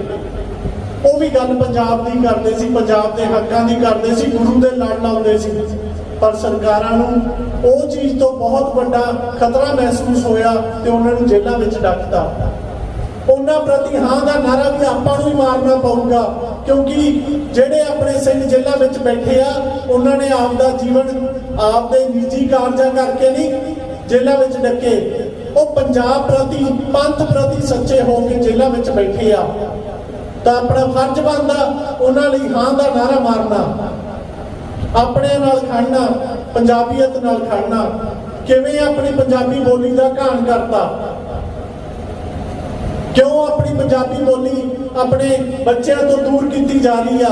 ਕਿਉਂ ਆਪਣੇ ਪੰਜਾਬ ਦਾ ਇਤਿਹਾਸ ਆਪਣੇ ਸਕੂਲਾਂ ਚੋਂ, ਸਿਲੇਬਸਾਂ ਵਿੱਚੋਂ ਕੱਢਿਆ ਜਾ ਰਿਹਾ? ਇਹ ਸਾਰੇ ਕੰਮ ਸੀਗੇ ਵਾਰਸ ਪੰਜਾਬ ਜਥੇਬੰਦੀ ਦੇ, ਤੇ ਇਹ ਹੁਣ ਤੁਹਾਡੇ ਸਾਰਿਆਂ ਦੇ ਸਹਿਯੋਗ ਦੇ ਨਾਲ ਆਪਾਂ ਅੱਗੇ ਲੈ ਕੇ ਚੱਲਣੇ ਆ। ਆਪਾਂ ਰੱਖਣੀ ਵਾਰਸ ਪੰਜਾਬ ਜਥੇਬੰਦੀ ਉਵੇਂ ਹੀ ਆ ਜਿਵੇਂ ਬਾਈ ਦੀਪ ਨੇ ਚਲਾਈ ਸੀ। ਉਸ ਦੇ 16 ਮੈਂਬਰ ਉਸ ਦੀ ਕਾਰਜਕਾਰੀ ਕਮੇਟੀ ਵਿੱਚ ਹੋਣਗੇ ਤੇ ਉਸੇ ਤਰ੍ਹਾਂ ਉਸ ਨੂੰ ਚਲਾਇਆ ਜਾਊਗਾ। ਪਰ ਸਭ ਤੋਂ ਪਹਿਲਾਂ ਆਪਣਾ ਕਾਰਜ ਆ ਵੀ ਆਪਾਂ ਪੈਦਲ ਮਾਰਚ ਕਰਕੇ ਸਾਰੇ ਪੰਜਾਬ ਵਿੱਚ ਇੱਕ ਨੌਜਵਾਨੀ ਤੇ ਸਾਰੇ ਪੰਜਾਬੀਆਂ ਨੂੰ ਜਗਾਈਏ ਵੀ ਆਓ ਆਪਾਂ ਆਪਣੇ ਪੰਜਾਬ ਲਈ, ਆਪਣੇ ਵਾਰਸ ਪੰਜਾਬ ਲਈ ਆਪਾਂ ਇਕੱਠੇ ਹੋਈਏ ਤੇ ਆਪਣਾ ਪੰਜਾਬ ਬਚਾਈਏ। ਤੇ ਉਸ ਤੋਂ ਬਾਅਦ 15 ਤਰੀਕ ਨੂੰ ਇਸ ਜਿਹੜੀ ਵਾਰਸ ਪੰਜਾਬ ਜਥੇਬੰਦੀ ਆ, ਇਸ ਤੇ ਆਪਾਂ ਹਰ ਇੱਕ ਖੇਤਰ ਦੇ ਵਿੰਗ, ਜਿਵੇਂ ਬਾਈ ਦੀਪ ਕਹਿੰਦਾ ਹੁੰਦਾ ਸੀ ਵੀ ਆਪਾਂ ਕੋਈ ਵੀ ਮੈਂ ਕਹੂੰਗਾ ਸਪੇਸ ਖਾਲੀ ਨਹੀਂ ਛੱਡਣੀ। ਬਾਈ ਦਾ ਇਹ ਆਮ ਹੀ ਤੁਸੀਂ ਗੱਲ ਸੁਣੀ ਹੋਣੀ ਆ ਵੀ ਕੋਈ ਸਪੇਸ ਖਾਲੀ ਨਹੀਂ ਛੱਡਣੀ। ਜੇ ਆਪਾਂ ਪੋਲੀਟੀਕਲ ਵਿੰਗ ਬਣਾਇਆ ਤਾਂ ਆਪਾਂ ਕਿਸਾਨੀ ਵਿੰਗ ਵੀ ਬਣਾਵਾਂਗੇ, ਆਪਾਂ ਧਾਰਮਿਕ ਵਿੰਗ ਵੀ ਬਣਾਵਾਂਗੇ, ਆਪਾਂ ਨੌਜਵਾਨ ਵਿੰਗ ਵੀ ਬਣਾਵਾਂਗੇ। ਇਹ ਆਪਾਂ 3 ਵਿੰਗ ਜਿਹੜੇ ਬਣਾਉਣੇ ਆ। ਇਹ 15 ਫਰਵਰੀ ਨੂੰ ਬਾਈ ਦੀ ਜਿਸ ਦਿਨ ਯਾਦਗਾਰ ਆਪਾਂ ਚੌਂਕੀ ਮਾਨ ਵਿਖੇ ਰੱਖਦੇ ਇਸ ਚੀਜ਼ ਦਾ ਆਗਾਜ਼ ਉਸ ਦਿਨ ਕਰਾਂਗੇ।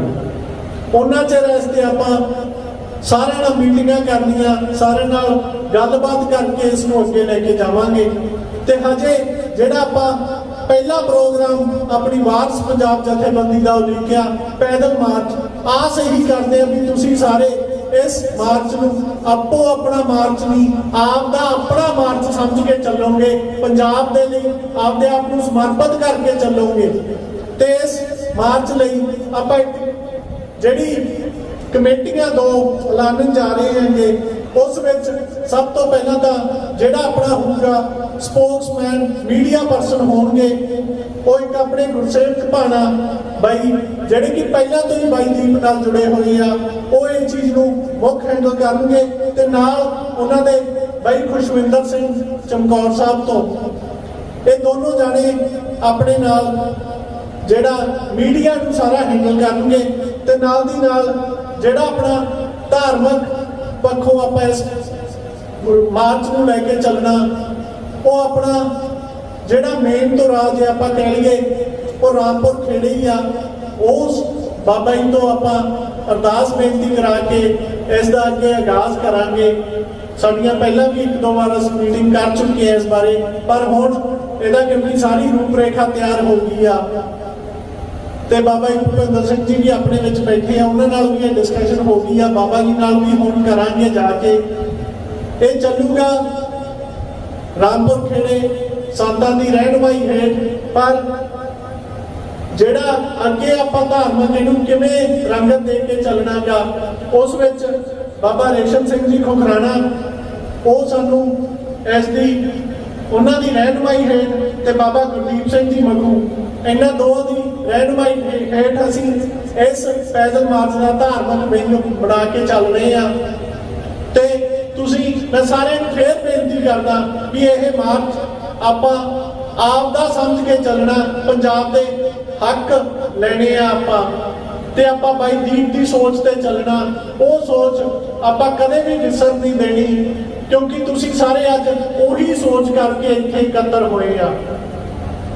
ਤੇ ਆਓ ਸਾਰੇ ਆਪਾਂ ਗੁਰੂ ਦੇ ਓਟ ਆਸਰਾ ਲੈ ਕੇ ਅਰਦਾਸ ਬੇਨਤੀਆਂ ਕਰੀਏ ਜਿਹੜੇ ਸਮਾਗਮ ਵਿੱਚ ਅੱਜ ਆਪਾਂ ਆਏ ਆ, ਤੇ ਅੱਗੇ ਤੋਂ ਵੀ ਗੁਰੂ ਮਹਾਰਾਜ ਦਾ ਓਟ ਆਸਰਾ ਲੈ ਕੇ ਚੱਲੀਏ ਵੀ ਜਿਹੜਾ ਅਸੀਂ ਪੈਦਲ ਮਾਰਚ ਚੱਲਣਾ, ਗੁਰੂ ਮਹਾਰਾਜ ਉਹ 'ਚ ਵੀ ਸਾਨੂੰ ਅੰਗ ਸੰਗ ਸਹਾਈ ਹੋਣ ਤੇ ਸਾਡੇ ਨਾਲ ਸਾਡਾ ਉਹ ਮਾਰਚ ਜਿਹੜਾ ਕੰਪਲੀਟ ਕਰਨ ਵਿੱਚ ਸਹਾਈ ਹੋਣ। ਇੰਨਾ ਹੀ ਕਹਿੰਦਾ ਹੋਇਆ ਤੁਹਾਡੇ ਸਾਰਿਆਂ ਤੋਂ ਮੈਂ ਇੱਕ ਗੱਲ ਹੋਰ ਕਰਨੀ ਚਾਹੂੰਗਾ ਵੀ ਜਿਹੜਾ ਆਪਾਂ ਵਾਰਸ ਪੰਜਾਬ ਜਥੇਬੰਦੀ ਆ, ਇਹ ਆਪਾਂ ਘਰ ਘਰ ਤੱਕ ਪਿੰਡ ਪਿੰਡ ਤੱਕ ਪਹੁੰਚਾਉਣੀ ਆ। ਇਹ ਨਾ ਸਮਝੋ ਵੀ ਆਪਾਂ ਵੱਖਵਾਦੀ ਹੋ ਕੇ ਚੱਲਾਂਗੇ ਜਾਂ ਆਪਾਂ ਅਲੱਗ ਹੋ ਕੇ ਚੱਲਣਾ ਨਹੀਂ। ਮੈਂ ਜਿਵੇਂ ਪਹਿਲਾਂ ਵੀ ਕਿਹਾ ਵੀ ਬਾਈ ਕਹਿੰਦਾ ਸੀ ਆਪਾਂ ਕੋਈ ਵੀ ਆਪਣਾ ਜਿਹੜਾ ਸਪੇਸ ਖਾਲੀ ਨਹੀਂ ਛੱਡਣੀ, ਆਪਾਂ ਪੋਲੀਟੀਕਲ ਵੀ ਨਹੀਂ ਛੱਡਣੀ ਤੇ ਆਪਾਂ ਕਿਸਾਨੀ ਵੀ ਨਹੀਂ ਛੱਡਣੀ ਤੇ ਆਪਾਂ ਜਿਹੜੀ ਆਪਣੀ ਧਾਰਮਿਕ ਵਿੰਗ ਵੀ ਨਹੀਂ ਛੱਡਣਾ, ਆਪਣਾ ਨੌਜਵਾਨੀ ਵਿੰਗ ਵੀ ਨਹੀਂ ਛੱਡਣਾ। ਇੰਨਾ ਹੀ ਕਹਿੰਦਾ ਹੋਇਆ ਤੁਹਾਡੇ ਸਾਰਿਆਂ ਤੋਂ ਖਿਮਾ ਦਾ ਜਾਚਕਾ। ਵਾਹਿਗੁਰੂ ਜੀ ਕਾ ਖਾਲਸਾ, ਵਾਹਿਗੁਰੂ ਜੀ ਕੀ ਫਤਿਹ।